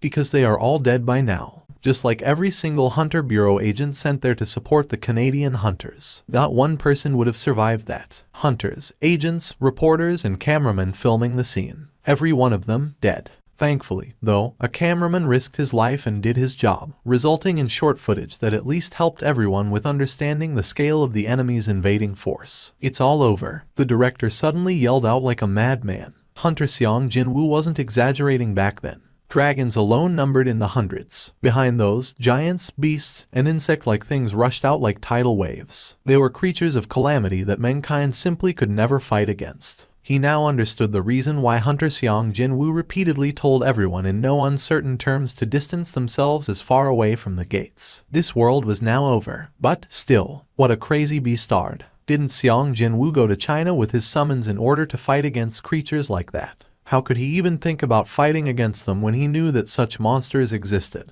As the director's face paled like a man seeing a scary ghost, Jinwoo quietly spoke to him. "I'm looking for something." What could he possibly be looking for when the world was facing certain annihilation? No, besides all that, was the man in front of the director's eyes the real Hunter Seong Jinwoo, to begin with? Wondering if he got too drunk and was seeing things, the director roughly shook his head from side to side. But Jinwoo's figure became even clearer and in focus from that action. "What are you looking for?" "The rune stone." Jinwoo told the director precisely what he was here for. "The rune stone from Kamish, give it to me." His surprise lasted only for a short while. The director reflexively shook his head. "As you may well know, Hunter Nim, the Kamish's rune stone is the Hunter Bureau's." That was when his words came to a choking halt. This DMN work-related habit of his. What about the Hunter Bureau? So what? Never mind the Bureau. The whole of the United States of America was about to go up in flames. So who cared about a measly little rune stone now? "Looks like I haven't fully woken up from the booze yet." The director loudly slapped his cheeks with his palms. After his skin reddened up from the stinging impact, he finally felt as if his brain was getting in gear. His once blurry eyes regained their focus as well. He then arrived at a certain conclusion that to the Hunter Bureau, no, to the entire United States of America, the reason why Jinwoo wanted the rune stone in the first place was far more important than its financial value. A short bout of deliberation later, the director asked cautiously as to not sour Jinwoo's moods. "I can definitely give you the rune stone, but why do you need it?" Without a single shred of hesitation, Jinwoo replied back, "I'll use it as a tool for my counterattack." Through the eyes of the system, Jinwoo got to confirm the skill sleeping within the rune stone in question pretty early on. It definitely contained a certain power of a dragon. There was a reason why he showed no interest whatsoever to this rune stone until now, though. This skill had a rather serious drawback, meaning it was a power he didn't need. However, the story has changed now. After descending to the 9th underground floor of the Hunter Bureau's HQ, the director and Jinwoo now stood before the reinforced glass case that housed the rune stone in question. Hunter Nim, you once told me that the monsters of the dungeons were sent here by the beings called the rulers, didn't you? Yes, I did. In that case, what are these rune stones found inside the bodies of the monsters? They are gifts from the rulers to enable humanity to hunt monsters down more efficiently. What the rulers wanted was to spread mana around this world through violent clashes between monsters and mankind. The sacrifices made by humans were simply a side effect, not their true end goal. Indeed, these rune stones inserted into the monsters so, upon their deaths, their powers could be sealed within, were the sign of the ruler's consideration towards mankind's monster hunting. And so, Kamish's power was stored within this stone. Jinwoo took hold of the dragon's power that would play the crucial role in his fight back. The director tensely observed Jinwoo grasping the rune stone tightly and swallowed his dry saliva. Truly, can you truly stop the monsters with that thing? Well, I should at least give it a shot. Even at this very moment, the armies led by the Dragon Emperor were repeating the actions of destroying everything in their paths, and advancing forward before stopping to destroy some more. Thanks to the mana from the rulers fortifying the planet, the marching speed of the army of destruction had been pegged back somewhat.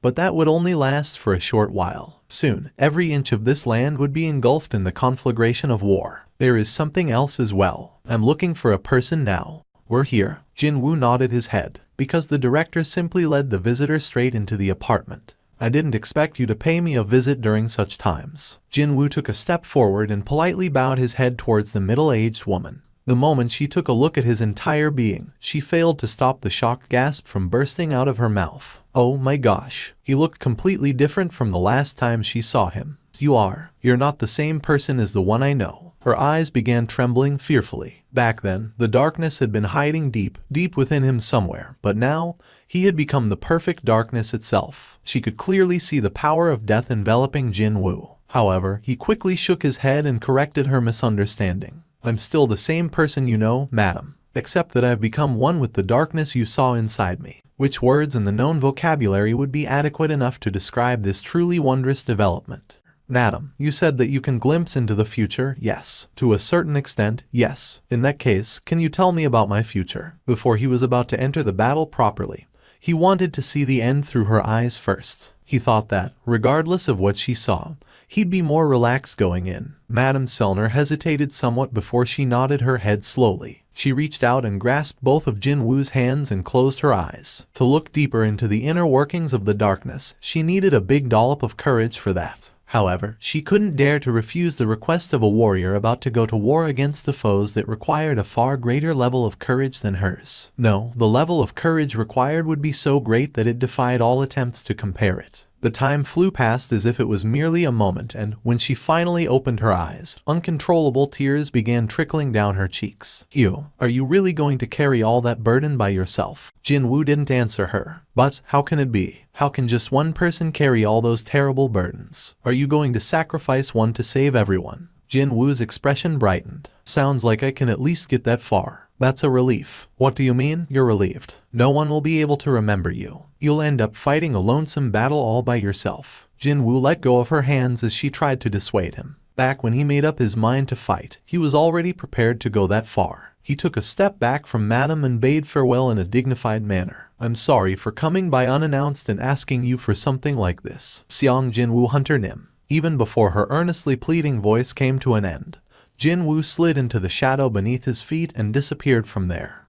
Jinwoo closed his eyes and began searching for the Dragon Emperor's aura within that massive army. As it turned out, it wasn't all that difficult to spot the center of the massive power that raged on like a violent storm and swallowing up everything in its wake. Found you. Jinwoo saw the Dragon Emperor. At that moment, the Sovereign of Destruction also saw Jinwoo. That sharp sensory perception that swept past it. There could only be one possessing senses like that. The Dragon Emperor abruptly came to a halt and glared in Jinwoo's direction. Its demonic snake-like eyes didn't shy away from the darkness in the distance for a long while. It had finally sensed the presence of the true enemy that could threaten its existence over yonder. That was why the Shadow Sovereign and the Sovereign of Destruction glared at each other while transcending past the distance itself. The latter bared its fangs first. Its terrifying roar, as loud as hundreds, no, thousands of lightning bolts exploding at the same time, resounded throughout the entire planet. Murderous glare flickered for a moment within Jinwoo's eyes. "Don't you worry, I'll see you soon. And when I do," Jinwoo swallowed back the words he wanted to say and submerged quietly into the shadow. If one were to transplant hell to Earth, would it resemble something like this? The skies were filled with thick black clouds that showed no signs of abating. The ground below was, in turn, filled with blood, screams, ashes, and acrid stink. What is going on with that bastard, I wonder? After that brief stare down, the Shadow Sovereign went into hiding and didn't appear again, even until now. When he used his sensory perception to reveal his existence, the Dragon Emperor took that as the sign of the Shadow Sovereign finally declaring war. And that was why, for the first time in an extremely long while, the Dragon Emperor's heart that went dormant while wandering within the gap between dimensions had begun beating powerfully once again. Finally, one of only a few enemies that could truly threaten its life had bared his fangs at it. The true war was at hand. To the Sovereign of Destruction, the sight of the battlefield filled with sheer, uncontrolled madness from all parties involved was pretty much the same thing as a marvelous gift from the heavens. Too bad, the event it had been waiting for didn't materialize. The Shadow Sovereign vanished without a trace and showed no signs of appearing again even after a nation of his kin had been annihilated completely. Of course, it'd be no different than killing himself to fight against the combined army of the Chaos World that easily numbered in the 10+ millions with just over 100,000 of his servants. However, if he was planning to run away from the get-go, he wouldn't have tried to threaten the Dragon Emperor even at the risk of exposing his current whereabouts. Could he be aiming for something else? The Dragon Emperor grew more anxious as time continued to pass by.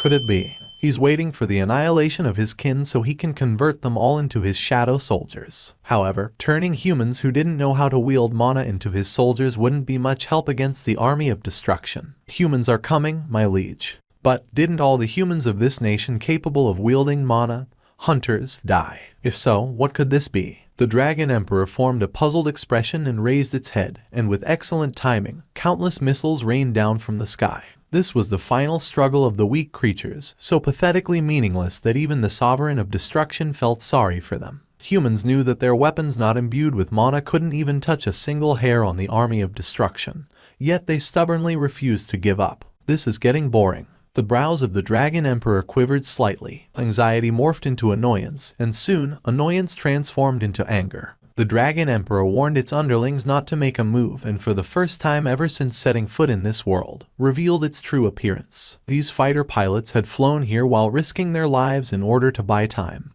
however little it'd be, for the civilians to evacuate. But then, after seeing the truly nonsensical size of the personified calamity approaching them, every single one of these brave men and women became completely speechless. Mommy, the terror and shock of these pilots only lasted for a brief moment. Soon, the breath of pure destruction fired out in a straight line from the jaw of the calamity, swallowing up all of the fighter jets in the air. In less than 1 minute, the lives of these pilots couldn't even buy 1 minute, and their sacrifice was ultimately in vain. Unfortunately, the Dragon Emperor wasn't satisfied by these human sacrifices and raised its head to spew out a terrifying roar at the heavens. That was the Sovereign of Destruction declaring war against the Shadow Sovereign. Jinwoo also heard that roar. His eyes, closed in stillness so that he could organize his thoughts, quietly opened up. It's time. The moment his eyelids lifted up, the sight of the lodging Baru had constructed immediately entered his view. Darkness and silence seemed to have taken over the dominion of this needlessly humongous room.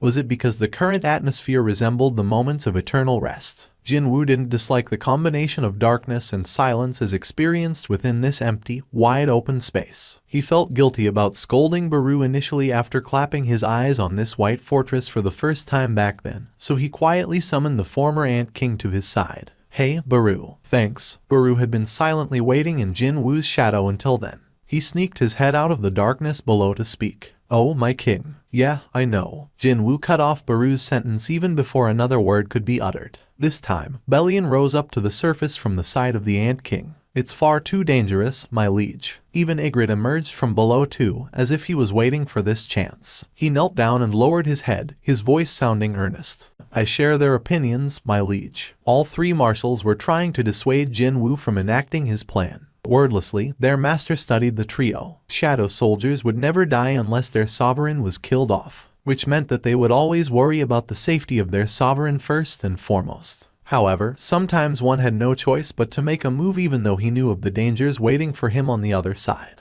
For Jinwoo, this was one such occasion. Osborne, the former Shadow Sovereign, said that he liked this aspect of me. That would be the aspect of him willing to tackle the seemingly dangerous problem head-on first to see what's what, even though he looked cold and calculating on the outside. Jinwoo continued on. If he was in the same situation as I am now, what would he have done? Bellion recalled the past actions of the former Shadow Sovereign and realized that he couldn't readily provide an answer. Osborne, the former Shadow Sovereign, was someone who stepped up all by himself to try and stop the rebellion of every other fragment of the brilliant light marching forward to kill their creator, the absolute being. If it was him, he'd never give up on his duty regardless of the situation facing him. Once Bellion's thoughts arrived there, he raised his faltering head up high. Jinwoo was smiling back at him. They resemble each other. Jinwoo's face overlapped with that of Osborne's and Bellion's eyes just then. As expected, Bellion lowered his head again and made an earnest pledge towards Jinwoo. I shall accompany you till the end, my liege. It seemed that other marshals shared his sentiment because they no longer bothered to dissuade Jinwoo. Perfect. You should have come out like that from the beginning, you know. Jinwoo grinned refreshingly at them. He felt that there really wasn't much time remaining, and pulled out his phone from the pocket. This might prove to be his last chance to speak to his family. In the end, though, he couldn't bring himself to tap the call icon. He thought that, if he heard the voices of his loved ones now, he'd not be able to take another step forward. That's the feeling he got. The crushed phone slowly fell from Jinwoo's hand. It'd be perfectly fine to delay listening to their voices until the end of the upcoming battle. Wu Jinqiao squeezed his eyes shut. He just didn't feel confident of continuously watching the unfolding tragedy happening on the other side of the planet. Through Jinwoo's memory, he had witnessed the grand scale of the enemy's invading forces. He was being serious here. That was a calamity nothing in this world could defend against. The nation boasting the greatest combat strength, the United States of America, was crumbling helplessly at the hands of those DMN monsters. And right now, the only thing humanity could do was to pray for a miracle. Unfortunately, just what kind of a miracle would it have to be to stop those creatures? Please, I beg of you, don't. Although there would never be a reply, Wu Jinqiao still looked up at the ceiling of his office and whispered softly, "Don't forsake us." A fighter jet's engine was destroyed in an instant and its pilot hurriedly attempted to eject from the plane. As this pilot made his rapid descent towards the ground, he began screaming out in despair as he watched his friends and colleagues getting massacred in the blink of an eye. Booming exploding noises and flashes of fireballs filled up the sky. The pilot continued to cry out the names of his dying friends even as the disorientating chaos pushed his head into a dizzy spin. The ground approached at the rate of knots. Just before he was about to become a flat pancake, his parachute unfurled itself in time. He messily tumbled and rolled around on the ground several times before coming to a stop. Even though the surroundings were filled with the acrid stink of blood and stinging fumes of chemicals, monsters still managed to sense the breathing of a life form from far away and began rushing towards his location. The pilot hurriedly cut himself loose from the parachute straps and yanked out a pistol mounted on his hips. Die, die, you sons of BTChes. Several ear-piercing gunshots echoed in the air, but as expected, they were simply inadequate to slow down the monsters by one bit. Now that he ran out of bullets, the pilot instantly began regretting his actions. He should have reserved the last shot for his own final moment. His hands powerlessly sagged to the ground. The very first monster to arrive his location as he stood there dazed and numb was a denizen of the chaos world that resembled a giant cockroach. After seeing the insect-type monster utterly filling up his view, all strength in the pilot's legs abandoned him and he sunk down to the floor. A despairing moan leaked out of his mouth. Right at that moment, all those insects rushing at him were suddenly torn apart at once as if a claw from a gigantic creature took a swipe at them. Jesus Christ! His tearful eyes anxiously sought out the origin of that miracle, and soon he found a single Asian man gently landing in front of his eyes. Although it was only his back, the pilot found it not too difficult to guess this man's name by looking at the pair of uniquely shaped short swords in his hands. Xiang Jinwoo, Hunter Jinwoo Xiang. Jinwoo took a look at the pilot behind him. There was an incredibly intense scowl on his face that made it hard to tell whether he was an ally or an enemy. But his eyes definitely said, "Run away, now." Sure enough, a horde of monsters far outnumbering the ones that got killed was rushing towards them from the distance. Jinwoo furiously swung Kamish's wraths, resulting in the monsters to get torn apart into bits and pieces like dolls made out of paper. He had cut down dozens upon dozens of enemies with those 2 attacks, but that was like shaving a tiny piece off a massive iceberg. Enemies hundreds of times greater in number seemed to have latched onto the smell of combat that had taken place here. This would be the first steps of the war. His first victims would be with these insect-type monsters. Jinwoo sucked in a quick but deep breath, and in the direction of the Chaos World soldiers rushing towards his location, he spat out the 2 words that would become the turning point in this war. Rise up. As soon as Jinwoo issued his command, all those insect monsters that got torn to shreds just now stood back up as new shadow soldiers. In the past, he also revived monsters that got killed during the battles and added them to his stock of soldiers. But these new additions were on a different scale altogether compared to those guys. Quite far removed from the recent past when the system suppressed the powers of the Shadow Sovereign and resulted in the creation of shadow soldiers that were weaker than their living counterparts. Jinwoo was now the bona fide king of the dead, and the restrictions of the system no longer affected him. The Dragon Emperor, having never let its guard down once, finally detected the presence of the Shadow Sovereign. Towards the eastern front, right at the eastern end of the gigantic army spreading out with itself as the center, that was where the Shadow Sovereign decided to make his appearance. The king of demonic specters, the sovereign of transfiguration, addressed the Dragon Emperor respectfully. However, the latter raised its hand up and abruptly cut off the words of the former. Even though they were separated by an incredible distance, the Emperor of Dragons didn't miss the crucial fact that the Shadow Sovereign's loyal soldiers were not present within his shadow. What was the Shadow Sovereign thinking of by stepping into the battlefield without the army to protect him? At a casual glance, this seemed to be the most perfect opportunity to eliminate him for good. However, they simply couldn't mobilize the entire army when it was unknown what their enemy was scheming right now. In a way, doing precisely that might be the true aim of the enemy to begin with. Anxiety akin to a veil of fog clogging up one's vision grabbed hold of the Dragon Emperor,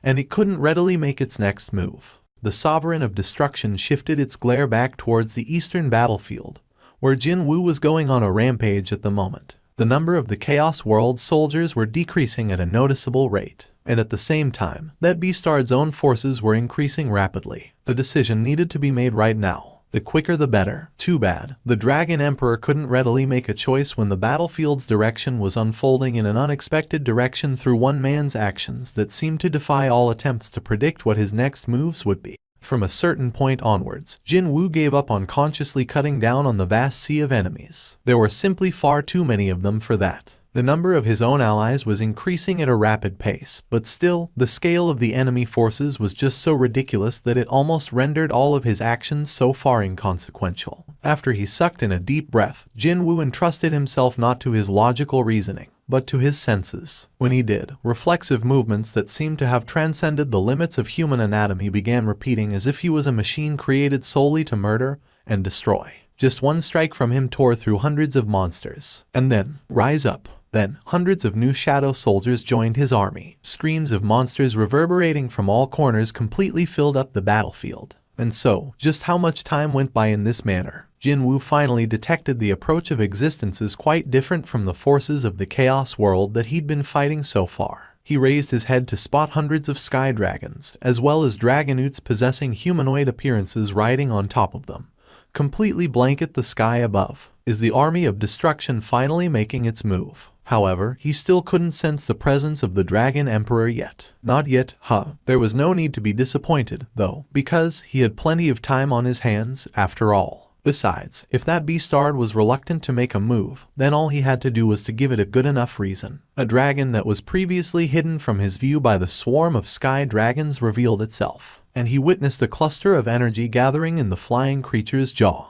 Sure enough, the horrifying breath of a dragon made up purely of flames fell from the sky. Having accurately fired the breath attack on the target, this dragon then increased its altitude. The enemy's presence couldn't be detected. Could the human have been melted away by its breath, then? Thinking that it had reached a safe enough altitude, the dragon stopped flying up and looked down at the ground to confirm the fate of the Shadow Sovereign. The raging flames died down and the black smoke dissipated, but not a trace of the Shadow Sovereign could be seen anywhere. Where is he? It was then. A presence could be felt on top of the dragon's head. A chill-inducing sensation brushed past the back of this creature's neck, but by then, it was already too late. You Beastard. Even before the dragon could look up, Jinwoo standing on its head stabbed down with Kamish's wrath. Sharp black aura shooting out from the tip of the short sword penetrated clean through the dragon's head and exited from underneath its chin. Rather obviously, the dead flying lizard lost its ability to stay airborne and helplessly fell towards the earth. Rise up. Just like that, the dragon and hundreds of dragonutes began rising up again right behind him. The Dragon Emperor also felt it. Its own army shouldn't even be compared to the ragtag bunch calling themselves soldiers that belonged to other sovereigns. But now, a portion of its proud army had been lost to the Shadow Sovereign. With that, the situation was now beyond the point of wait and see in regards to whatever schemes the Beastard had cooked up. The event of the army of destruction being swallowed up by the Shadow Sovereign must be prevented at any cost. The Dragon Emperor issued a new order to the ancient class dragons waiting for their chance to participate in the war. And just in case, it issued a different command to the Sovereign of Transfiguration. Hundreds of gates connected to the battlefield in the east suddenly materialized in front of the Dragon Emperor and the ancient class dragons. I shall not let you escape. With that thought in its head, the Dragon Emperor and its eyes burning in the flames of rage disappeared into the gate. Finally, the army of destruction, shrinking back and not doing anything until now, was forced to make their move after the Shadow Sovereign successfully managed to provoke them.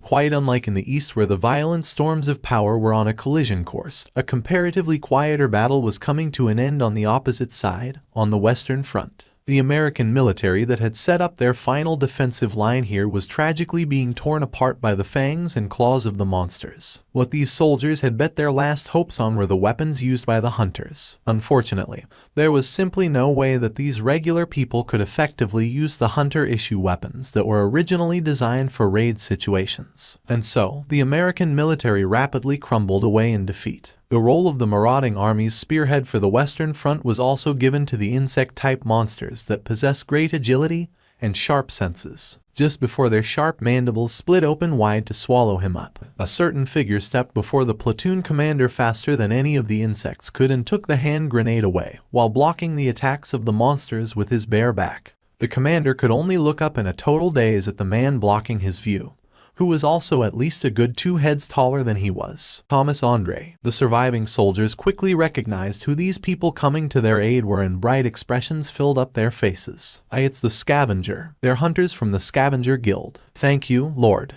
As befitting a guild consisting of truly exceptional hunters, the current situation was resolved in no time at all. However, they didn't have any breathing room whatsoever as yet another wave of monsters was madly rushing towards them. Thomas Andre's ultra-sharp glare swept across the incoming enemies. Orcs, ogres, trolls, minotaurs, cyclops, etc. All of them were monsters commonly seen inside dungeons. No matter how many of them were here, they didn't pose any challenge to him. Except, in the middle of this sea of weaklings, there hid a nonsensically powerful being. Just like how other monsters were scared by Thomas's presence, he too couldn't make a move because of that one presence. Eventually, this creature slowly walked to the front of the horde, as if it was done observing the situation. The king of monstrous humanoids formed a sinister grin. The sovereign of beastly fangs did indeed possess powers of a predator, but basically, it was more specialized towards hunting down its prey instead. However, this particular king was different from its now dead comrade in that it ruled over monstrous humanoids such as orcs and ogres, and its speciality was in up-close and personal physical confrontations. So, it was quite obvious that it'd find this human acting so flippant when he had only a pathetic little bit of strength to fall back on, rather humorous to behold. The king of monstrous humanoids, the sovereign of Iron Body, began unleashing its enormous mana reserve, pressuring the opponent's fighting spirit through aura alone. This was a display of confidence from the sovereign, implying that it could easily kill off a measly human like Thomas Andre in a heartbeat. But then, in stark contrast to the hunters behind him with their rapidly paling complexions, the vessel of the rulers didn't seem to lose his relaxed demeanor at all. The sovereign began to wonder if this human had some sort of a scheme, a trick up his sleeve. But then, the darkness suddenly spread out from beneath his feet and in the blink of an eye, completely covered up the land. The sovereign's brow quivered greatly. Shadow. This was, without a doubt, the skill belonging to the Shadow Sovereign. At that moment, a familiar voice suddenly rose up from right behind Thomas Andre. The Grand Marshal Bellion sent his greeting in a polite yet still threatening tone of voice. And right behind him, over 130,000 shadow soldiers, hiding within Thomas Andre's shadow while patiently biding their time, were rising up above the ground at the same time. The elite shadow soldiers numbering over 130,000 that managed to survive the last war under the guidance of their sovereign erased their presence as much as possible and hid within the human's shadow. It was a trap. Now suddenly finding itself coming face to face with the shadow army, the sovereign of Iron Body felt this dizzying sensation of being sucked into a quagmire. They got me. Currently, the army manning the western battlefront didn't possess enough power to face off against the shadow army. Not only that, the ones leading this army of the dead were Bellion and Ygritte, so the sovereign in charge now had to worry about its own neck instead. Most likely, the shadow army, no, the shadow sovereign, was aiming for this result. I need to let them know. The sovereign of Iron Body urgently tried to communicate with the Dragon Emperor. However, some kind of power was blocking its attempts to send the word out. Could it be? Did the shadow sovereign plan this far ahead? The sovereign of Iron Body hurriedly activated its sensory perception to locate the source of the power interrupting the contact with the other side. When it did, it discovered a certain high orc shaman standing next to Ygritte, diligently murmuring out some kind of an incantation while holding onto something small in his hand. That DMN creature's spell was disrupting all forms of communication with the other sovereigns. The spell from the commander grade Fangs, now that he had experienced a rebirth as a true shadow soldier, as well as borrowing the power of the bead of avarice, was more than strong enough to perform that role. Fangs blushed slightly when his gaze met that of the king he used to serve. Even then, he didn't try to stop casting his spell. The king of monstrous humanoids, the sovereign of Iron Body felt as if it was being made fun of after looking at Fang's smile. An uncontrollable rage welled up from deep within. No, hang on. This tactic was not something the Shadow Sovereign would have cooked up, never mind his shadow soldiers. Indeed, this was not how the Shadow Army conducted its business. This army used to proudly announce the approach of unavoidable death right in front of their enemies every single time. This was a human's way of thinking. The current Shadow Sovereign, the human, had perverted how the war was supposed to be fought. Didn't he possess any pride as a sovereign? Now thoroughly enraged, the sovereign of Iron Body expanded its muscles. As his body ballooned up to a near bursting size, thick veins bulged up on its various muscles. The sovereign of Iron Body roared out. It then arrived right in front of Fangs in less than a blink of an eye, but its path was suddenly blocked off by Baru. The former Ant King grabbed both hands of the sovereign and began a contest of pure physical strength. He glared at the enemy and growled in the language of the monsters. As a reply, the sovereign of Iron Body exerted enough power to twist and yank off Baru's arms while shouting out even louder than before. And when that happened, an ear-splitting screech exploded out from Baru's mouth as his entire body quickly expanded to double his previous size. The Dragon Emperor saw it. It saw the corpses of countless soldiers of the Chaos World that died during its brief period of hesitation, as well as the number of shadow soldiers that matched those that had fallen. Figurative flames erupted out from the Dragon Emperor's eyes as it strode outside the gate. The end of its glare was locked onto Jinwoo, currently swallowing whole a portion of the Chaos World's army after becoming a literal giant storm in their midst. The man, that beastard must die. The Dragon Emperor didn't even have the necessary time to transform back to its original appearance, so it hurriedly fired the breath of destruction. Instead, it's him. Jinwoo's figure vanished from the spot. Right afterwards, all the soldiers of the Chaos World as well as the new Shadow soldiers were exposed to the breath and got incinerated without a trace. Jinwoo made his timely escape and settled down on a location not too far away. Ending its breath attack, the Dragon Emperor glared right at him. Countless gates opened up behind it and through them, ancient-class dragons and dragonutes revealed themselves. And so, the king of Berserk Dragons, the sovereign of destruction, had entered the fray. What appeared now alongside it was the main portion of the army of destruction. Forces capable of destroying this planet in one day had been mobilized in their entirety just to deal with the lone Shadow Sovereign. And in front of them stood the King of Kings, the sovereign that lorded over other sovereigns, the Dragon Emperor. Just like the army of dragons choosing to stand behind the Dragon Emperor, the Shadow soldiers also stood right behind Jinwoo. Advance. Jinwoo had his Shadow soldiers, initially brought to one location, march forward again. An expression of confusion floated up on the Dragon Emperor's face. He saw my soldiers, yet he wishes to confront me head-on. Those were the actions of an insane fool. As if to mock the Dragon Emperor's suspicion, the Shadow soldiers simply rushed forward towards their enemies. Dragons immediately fired powerful, vicious flames at them. With that, Shadow soldiers were enveloped in flames before disappearing away like expendables, with nary a hint of regeneration happening among them. Almost instantly, the Dragon Emperor realized that these were simply decoys to buy time. Where is he? It quickly expanded its sensory perception. The Shadow Sovereign was using his shadow to escape to somewhere. Seeing this shameful sight, the Dragon Emperor formed a mocking grin. It seemed that the human beastard was planning to slowly shave down the forces of the Chaos World by repeating the tactics of hit and run. But he had made one crucial oversight, something he had failed to consider, and that would be the fact the leader of the enemy's forces could chase after him no problem. The Dragon Emperor easily traced Jinwoo's shadow now being connected to the Western Front. There you are. It had never let him get away. The Dragon Emperor quickly generated a gate connected to the exact spot where Jinwoo had fled to and jumped in without hesitation. Just as it took the first step out of the gate, it was greeted by the sight of the 130,000-strong great army surrounding it. That wasn't all. Jinwoo had been waiting for the Dragon Emperor's arrival and spoke in a calm voice when it did show up. Rise up. Just one command and every single creature belonging to the western portion of the Chaos Army that were killed at the hands of the true Shadow Army rose up as new Shadow Soldiers. The Dragon Emperor took a sweeping look at the Shadow Soldiers that now numbered well past 200,000 and spoke. Draw your enemy to the battlefield of your choosing and establish the upper hand. Since the Shadow Army was facing an overwhelmingly disadvantageous number of enemies, the current tactic could be seen as a must.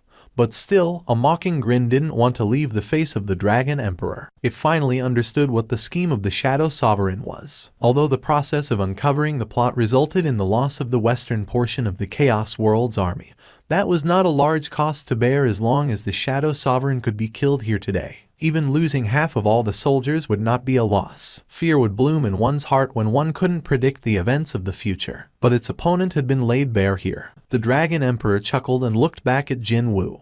In reality, there stood a certain sovereign that could be seen as the greatest sorcerer in the Chaos World waiting right behind the Dragon Emperor. Not too long afterwards, the Sovereign of Transfiguration waiting for the surprise attack from the Shadow Army created countless gates that connected two battlefields. Before long, a seemingly endless number of soldiers from the Chaos World poured out before the measly 200,000 or so Shadow Army. So, how do you feel now? With this, your plan has been smashed to bits. Your miscalculation will result in your death today. The Dragon Emperor stared at Jinwoo with a triumphant expression on its face. However, Jinwoo grinned as his reply. He actually smiled right back at the Dragon Emperor in his satisfied expression. He got suckered in. Indeed, the Dragon Emperor had acted exactly according to his will. The King of Berserk Dragons, of course, didn't miss that brief flash of a smile on the human's face. He smiled. Sure enough, the summoning of the Shadow Soldiers was cancelled in an instant, and they all got sucked into the dark shade below the Shadow Sovereign's feet. Just what was this human thinking?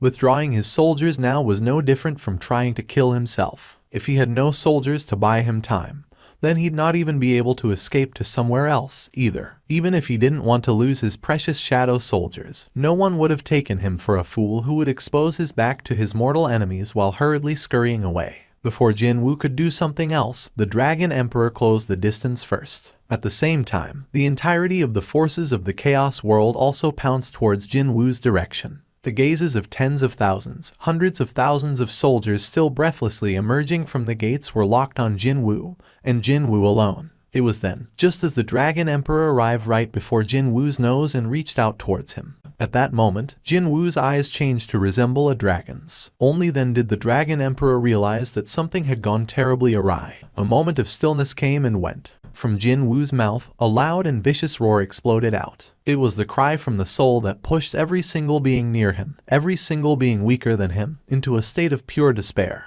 It was the dragon's fear, the vilest and cruelest skill of dragons he learned from Kamish's rune stone. He hadn't been interested in it since its powers didn't differentiate allies from enemies, but now it's different. The skill that drove hundreds of elite hunters gathered to hunt down a dragon to the pits of hell had now been used against the dragons, instead. Just like how Kamish had done to the human hunters all those years ago, the Shadow Sovereign froze up all the soldiers of the Dragon Emperor, too. There was no being alive that could break from the effects of fear produced by the near-bottomless supply of mana belonging to the Shadow Sovereign, save for one lone individual, and that would be the Dragon Emperor. After making every single one of the enemy forces freeze up in an instant, Jinwoo reached out and grabbed the Dragon Emperor's arm next. The brows of the King of Berserk Dragons crumpled. Jinwoo gripped the arm tighter as a grin suffused on his lips. "You, come with me for a sec."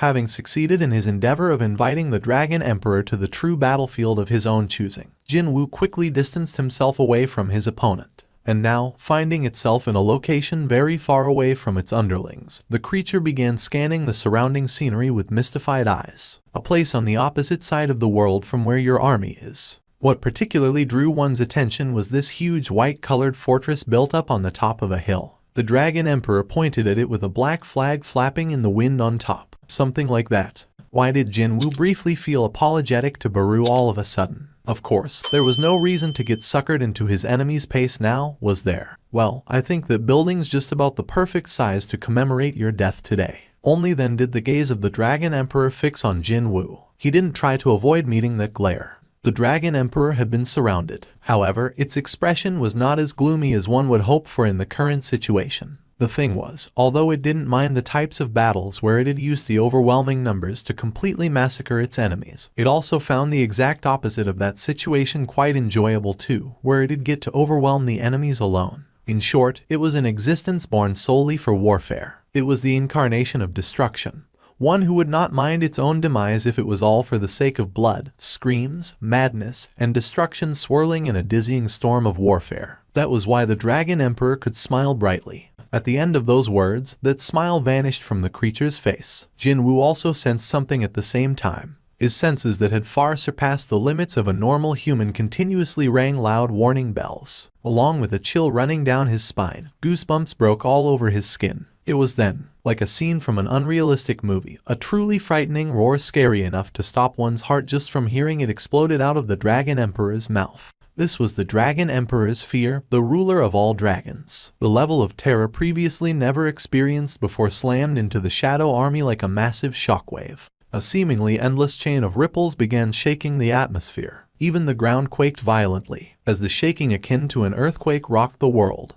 Jinwoo detected an extreme amount of terror, pain, and confusion from his soldiers, and he urgently brought them back inside his shadow. During that process, vicious dizziness assaulted him and he wobbled unsteadily for a moment there. The Dragon Emperor finally ended its roar. The corner of its lips curled up after seeing how pale Jinwoo's complexion was. The Dragon Emperor extended its hand out towards Jinwoo. His gaze slowly lowered towards the extended hand. Jinwoo, gaze briefly lingering on the hand, gradually rose up again until it stopped at the Dragon Emperor's face. The creature was carrying an expression full of compassion. A gentle smile formed on the Dragon Emperor's lips now. Once we cooperate and defeat the forces of the rulers, not only you and your family, even your country, no, even more than that, everyone living on this land will gain peace and freedom. That was the promise the Dragon Emperor was making here. Did he get enticed by the offer? A thin smile slowly spread on the face of the Shadow Sovereign as he quietly listened to the tempting words. The King of Dragons also formed a smile of its own. Too bad. Jinwoo's reply was rather curt in nature. Don't make me laugh. The Dragon Emperor's expression hardened after hearing that pointed retort. You want me to trust a beast-starred with the eyes of someone that can barely hide its desire to kill me? The King of all Dragons grasped its forehead and guffawed for a long time.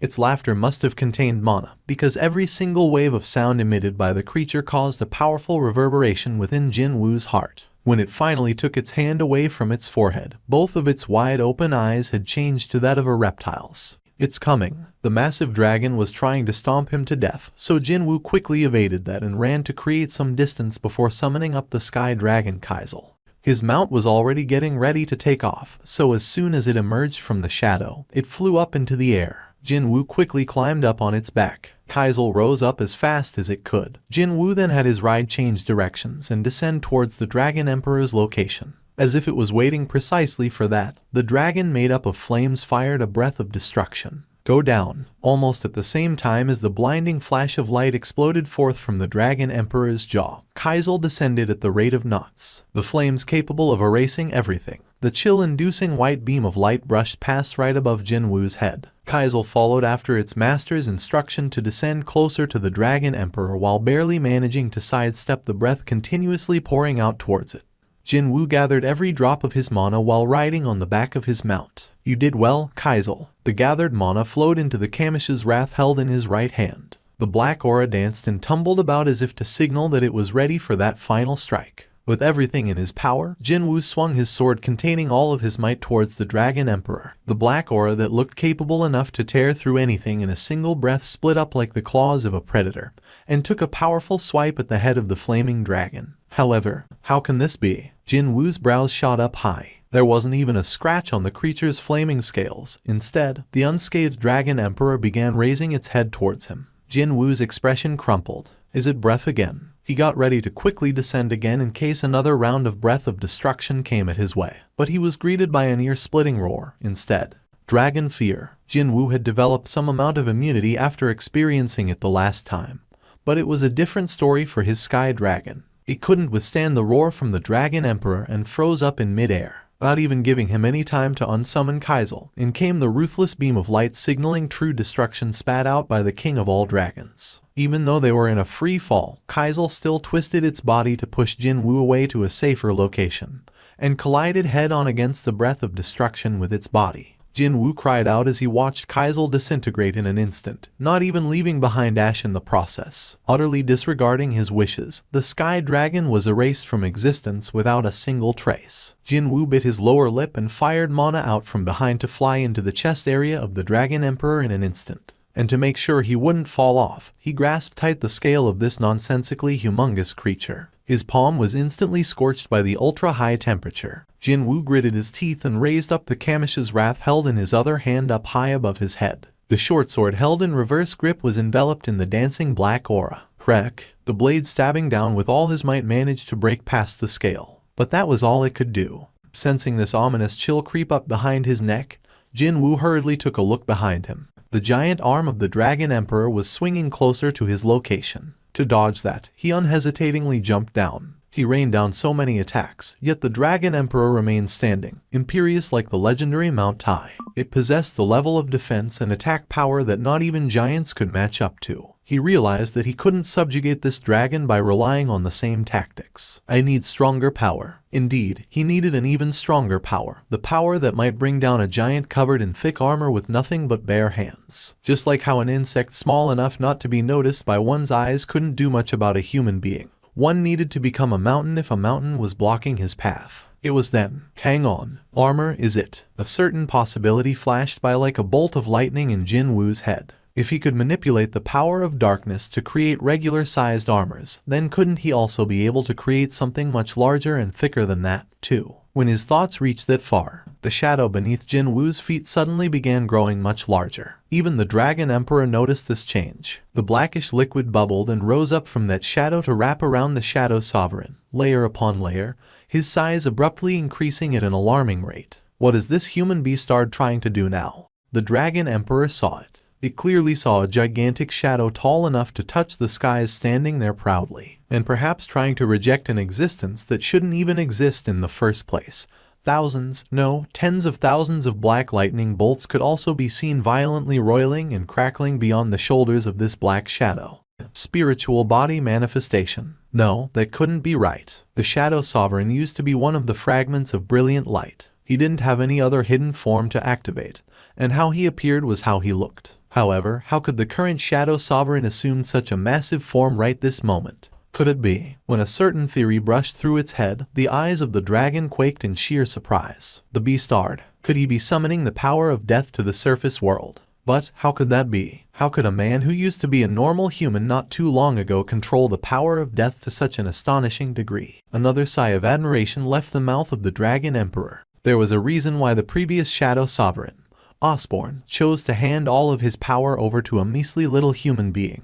Without a doubt, this human must die. As expected, he's far too dangerous. While the dragon silently glared at its opponent, the giant Shadow Sovereign was also doing the same thing in silence. Having become this gigantic Shadow Sovereign, Jinwoo shifted his surprised gaze lower to his hands that had also grown into a size easily exceeding his own imagination. Is this really me? He tried to move his fingers. The ginormous body that had become the darkness itself began moving according to his will. It wasn't just his body that had grown huge, though. From deep within his gigantic frame, the kind of dizzying power that defied all attempts to estimate how big it was gushed out infinitely. He had truly become a mountain in order to bring down another mountain. Jinwoo raised his head back up again, and there it was, the personification of destruction rushing towards him. Violent flames and black lightning bolts scattered in all directions. Jinwoo propped his body with his legs extended to his rear and stopped the charge of the Dragon Emperor. Their physical strength was about evenly matched. An even contest of strength briefly played out before the dragon suddenly bit Jinwoo on his shoulder. Crimson-red flames danced around the bitten part. Jinwoo didn't panic, though, and proceeded to grab and yank at the dragon's horn to pull the creature's head away. And then, one more punch to its face. This time, though, the Dragon Emperor wasn't pushed back. Almost as soon as it was shoved back, the dragon pounced towards him again, before opening its huge maw wide to take a big bite of Jinwoo's side. For the first time since he began fighting against the Dragon Emperor, Jinwoo couldn't hold back and spat out a pained cry. He used his elbow to smack down on the dragon's head several times, but the creature still lifted him up in the air and began shaking him around without mercy. An incredible pain akin to his waist being snapped in half rushed up from below. Deciding that enough damage had been inflicted on its enemy, the Dragon Emperor threw Jinwoo to the ground. That was followed by another round of breath of destruction pouncing on him. When the conflagration-like breath swept by, one of Jinwoo's arms had vanished. However, he didn't scream in pain. He just gritted his teeth. Whenever the two collided, the ground quaked and the heavens screamed. Every plot of land being showered by the falling flames was scorched black. Every square inch being struck by the black lightning bolts was ripped apart without mercy. A desperate battle ensued. From the sideline, Fangs witnessed the battle between two sovereigns with dazed eyes. At this grandiose yet frightening spectacle unfolding right before his eyes, the High Orc shaman was left completely flabbergasted, unable to turn his head away nor close shut his slack jaw. What if the Absolute Being created these beings in order to witness a fight of this magnitude? If that was the case, the High Orc Shadow Soldier thought that he might sort of understand the reasoning behind that decision. Indeed, the battle between these two was no doubt a world-ending calamity, but, at the same time, it was a spectacular once-in-a-lifetime event as well. Tears slowly fell from the eyes of Fangs as he continued to take in the sight of two godlike beings colliding with everything they had. The power of destruction and the power of death smashed into each other, writhed around, and shook the world to its very core. Lightning bolts, sparks of flames, and the screams of air being torn endlessly reverberated throughout the land. Eventually, the light receded and silence descended on the land. Jinwoo reverted back to his human form from the giant shadow. He lay sprawled on the ground and panted heavily. His entire body was burning up as if flames had scorched him. He was covered in wounds from head to toe. His current status was an utter mess. He did his absolute best to control his heavy breathing while sucking in a lot of air. A short while later, he forced his fatigued body to slowly stand back up. Just beyond the veil of thick fog kicked up from the explosion, someone was making its approach towards him. Jinwoo could only marvel wryly as the Dragon Emperor, in its human form, revealed itself. What a monster. The Dragon Beastard was not okay either, but compared to Jinwoo's own condition, it was noticeably better off. That's my line. Too bad. Jinwoo wanted to save the energy required to make that retort, so he had to swallow back his opinion. Instead, he wordlessly summoned the pair of Kamish's wraths and held them tightly. The Dragon Emperor also unsheathed its sword as well, even though it no longer possessed enough strength to maintain its spiritual body manifestation. The king of all dragons still scrounged up every little bit of remaining energy in order to kill the human for good. The Dragon Emperor arrived before him in just one step and swung its longsword at him. The pair of short swords and one longsword clashed and clanged chaotically. Every time sparks flew off from their clashing blades, sweat and blood sliding off their wielders' bodies rained down on the surroundings. It was then one of the Kamish's wrath shattered after its edges had been badly damaged from attacking the Dragon Emperor's toughened steel-like scales earlier. He managed to tilt his body in time to let the longsword cutting down diagonally brush past him, but that resulted in him losing balance for a brief moment. The Dragon Emperor didn't miss that opening. It thrust forward its weapon in the blink of an eye and penetrated Jinwoo's midriff. His actions came to an abrupt halt at the weapon that was uncomfortably close to his vital point. The Dragon Emperor chuckled as it addressed him, not even once doubting that it'd end up as the victory. The dragon in human form looked down at the face of its helplessly cornered enemy. Jinwoo readily agreed with the Dragon Emperor's assessment. You're right. Its conclusion is around the corner. The dragon formed a half-puzzled and half-satisfied expression and scanned Jinwoo's grievously wounded body before asking him a question. It was then. He seemed energyless and defeated, pretty much ready to give up. But in an instant, the light gleaming within Jinwoo's eyes changed. The Dragon Emperor urgently thrust the blade forward. To its great surprise, however, Jinwoo unexpectedly pushed himself forward instead of dodging backwards. The longsword brushed past his artery with barely a hair's width. I can do this. By paying the price of a grievous wound, Jinwoo got near the Dragon Emperor's vicinity. He then summoned his father's short sword stored in his inventory. The dragon's eyes widened. Even before the creature could decipher this new turn of events, Jinwoo's short sword stabbed deeply into his enemy's chest. The blade penetrated past the chest armor and stabbed the dragon's heart. Out of the blue, a loud chorus of vigorous warcry exploded forth from the heavens. The Dragon Emperor raised his head. It was greeted by an unbelievable spectacle just then. The army of the rulers, the soldiers of the heavens, were endlessly pouring out from a gigantic gate that wasn't there before. Their flapping wings began filling up the gloomy, clouded sky with the colors of whitish silver. Impossible. The Dragon Emperor inwardly freaked out. Without a doubt, there was no gate when it arrived here. So, just from where did that gate come from? And how could the soldiers of heaven enter this world so quickly? One would need an incalculable amount of energy to open up a portal connecting this world to the other side. So how? When its thoughts reached that far, the Dragon Emperor looked down with its trembling eyes at Jinwoo on the ground, currently panting heavily on his knees. It wasn't the difference in experience levels, but he had been working towards this end result from the very beginning. To call the allies from the other side by tearing the space up with the collision of two great sources of power. The reason for attracting the attention of the army of the Chaos World. The reason for bringing it to this desolate location. The dragon took that as the human not wanting their battle to be interrupted by outside factors. But as it turned out, the Shadow Sovereign had a different goal altogether. Even then, the Dragon Emperor couldn't finish its sentence. There was a way, the vessels of the rulers. Weren't there still a few vessels, connected to the rulers through the lending of their powers, left on this planet? And that was how the fragments of brilliant light were able to prepare a gate in this location. The Dragon Emperor glared at Jinwoo. Just for that 1 in 10,000 chance, he had chosen the method where even if he lost the fight, he'd still win the war before starting this battle. It was a complete defeat for the dragon, who only focused on the fight in front of its eyes and nothing else. Jinwoo, barely managing to hold back the dizzying pain from all of his wounds, formed an energyless smile. It was you, wasn't it? It was you who told the sovereigns of White Flames and Beastly Fangs to ambush the Shadow Sovereign from behind.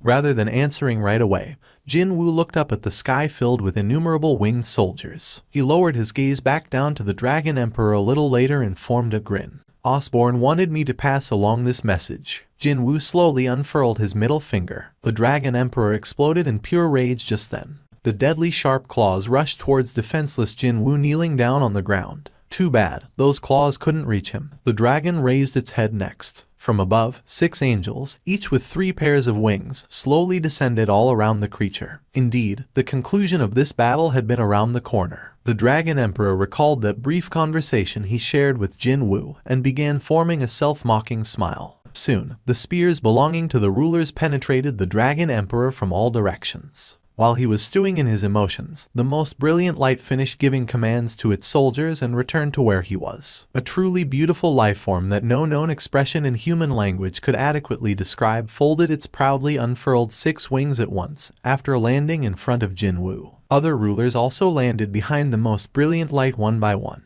It studied Jinwoo's current condition. At a casual glance, he seemed to be any other regular human being. However, this lone human managed to bring an end to the war between us and the sovereigns. Who could have imagined such a thing? Who could have thought that the curtains on the eternal war, with seemingly no end in sight, as designed by the absolute being, would be closed by a weak existence in a world so far away? Jinwoo wordlessly looked at the ash falling from the sky before shifting his gaze to look at the brilliant light. There's a favor I want to ask you, although it might come across as a bit too big for a gesture of saying thanks. The brilliant light formed a slightly puzzled expression. The power of the Shadow Sovereign could very well be on the same level, no, maybe even greater than its own. However, such a being was asking for a favor. As if to lessen the confusion within the head of the brilliant light, Jinwoo answered first before the obvious question could be asked. It's something only you can do. The angel with 6 wings nodded its head. The Shadow Sovereign played an important role in killing the Dragon Emperor,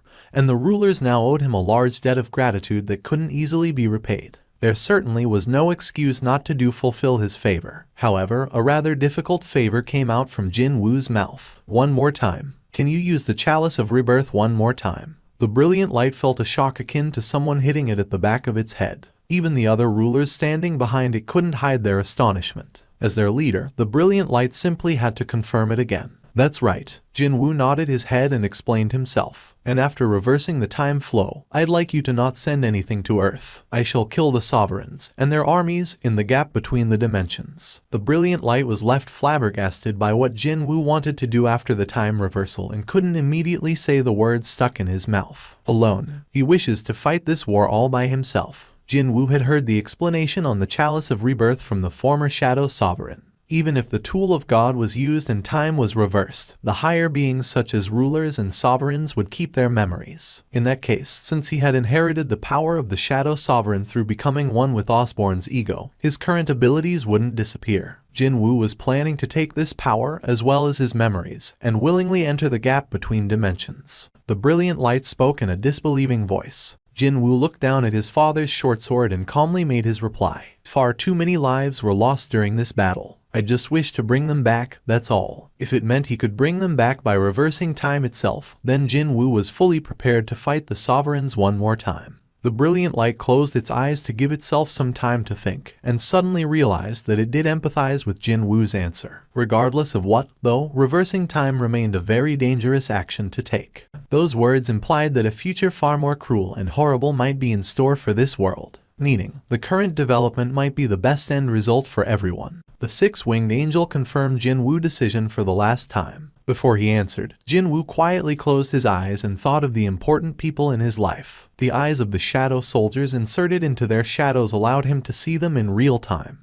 His mom and young sister were holding each other's hands with worried faces, anxiously watching the news coming from Japan on their TV. Hae-in had her eyes deeply closed as if she was ardently praying to someone. Meanwhile, the association president Woo Jin-cheol was also watching the news broadcast with tearful eyes. Jinwoo felt their heartfelt emotions and a certain corner of his chest warmed up gradually. And when he opened his eyes, his mind was already made up. And going back to those people who still remained, and even to those who are no longer here. The faces of Association President Go Gun-Huey, Adam White, and his father all brushed past his mind. Lots more people besides them were sacrificed in this war. Jinwoo swore that no one else would be lost ever again. The brilliant light clearly saw his unwavering determination. For a moment there, the angel thought the face of the former shadow sovereign had overlapped with that of Jinwoo's just now. It was the face of its stubborn comrade that refused to step aside even though the soldiers of heavens completely blanketing the skies threatened him so he could protect its master, the absolute being. He might have been a scary enemy, but at the same time, the angel greatly respected him. Hold on. Jinwoo quickly asked a question. What will happen to my shadow soldiers that didn't exist in the past? For instance, soldiers like Baru. Osborne's original soldiers would still remain within his shadow, sure. But what about others like Greed, who was a human named Hwang Dong-soo back 10 years ago? Or Baru, who didn't even exist back then? The brilliant light explained according to what it knew. That meant that Baru would continue to exist, while Greed would disappear. He could now hear the soldiers crying out in sorrow from inside his shadow. Jinwoo bade his goodbyes in his mind to those soldiers about to part ways with him and raised his head up with a smile. I'm ready. The brilliant light summoned out the chalice of rebirth from subspace and nodded its head. The blinding light enveloped the entire world. A small, easy-to-miss article about a middle school student who went missing after leaving behind a letter with the words "I've something to do" appeared on the corner of a certain local newspaper. And about 2 years later, the world became noisy for a brief moment after the middle school student who went missing suddenly came back home completely fine, as if everything had been a dream. But everything soon returned to its usual calmness, as it should. And then, time marched on, quietly. No incidents of gates, monsters, or hunters stepping forward to hunt those monsters ever happened again. Yoo Jin-ho found himself in the middle of a freshman welcoming party, but his expression remained quite stiff. The enticing odor of pork belly strips sizzling on the grill coming from here and there tickled his nose. But thanks to how tense he felt, he just couldn't work up his appetite at all. But how could this be? Although he was hiding his family background, for the time being, he still lived a life fitting for the last-born son of a wealthy keyball. For some reason, though, this diner specializing in the frozen pork belly didn't feel unfamiliar to him. But how come? Yoo Jin-ho tilted his head this way and that, leading one of his university seniors to lightly tap him on the shoulder. Hey, Jin-ho, come on, man. Loosen up, dude. Someone might think you're being led into a slaughterhouse or something. Yoo Jin-ho got flustered and his voice naturally rose higher. And no, that's not it, senior. What I'm saying here is, stop doing that for the time being, alright? You know, it'll be prudent to behave yourself in front of that senior, just in case. We have this really scary senior in our faculty, you see. Yu Jinho's expression stiffened a lot worse now. You know, that kind of a guy. He doesn't just punish or discipline the juniors for no reason, but just by standing next to him. His incredible charisma is so. If one were to talk about such a person, Yu Jinho also knew someone like that pretty close by, too. He briefly recalled his father's face, often referred to as the CEO of Iron Blood, before roughly shaking his head in order to get rid of the distracting thoughts. Perhaps he was getting properly drunk now. The senior began talking enthusiastically about this mysterious and scary senior all of a sudden. Hey, you know that athlete named Hae-in? Are you talking about Hae-in who became really famous not too long ago as the idol of the athletics world? That Hae-in is the GF of our scary senior, you see. Here he comes. The senior jumped up from his seat after seeing a certain man enter the diner and hurriedly bowed his waist. Senior Nim, thank you for coming. After seeing the polite, disciplined greetings of his seniors, Yu Jinho realized that the drunk senior hadn't been exaggerating a thing until now. With the entrance of one single man, the atmosphere of the noisy, boisterous freshman welcoming party changed instantly. Dear Senior Nim, why did you have to choose the spot next to mine when there are so many available elsewhere? Yu Jinho spat out a sigh deep inside his heart, his head still lowered in dejection. But then, that scary senior suddenly presented him with a glass filled with a clear liquid. Take a cup from me. To think, a glass of booze given to a freshman was not one of those tiny little soju cups, but an actual glass cup. Yu Jinho thought that this action was as expected of a hardcore senior and cautiously took the offered cup, hoping to not make any mistakes here. I'm actually not that good with alcohol, though. He squeezed his eyes shut real tightly and forced the liquid down his throat. But then, his eyes shot open wide in surprise and he ended up asking a question at this unexpected development. Isn't this soda? It is. That supposedly scary senior was making an expression that was definitely not scary at all as he shook around a soda bottle. Why don't you and I drink this instead? For an unknown reason, the senior was forming the face of a person running into someone he really wanted to see after a long, long time of separation. Oh, and Jinho, I'm gonna feel really bad about myself if you keep calling me senior this and senior that. Okay. The senior filled the empty glass up with soda and spoke in a friendly tone of voice. From now on, call me Hae-in.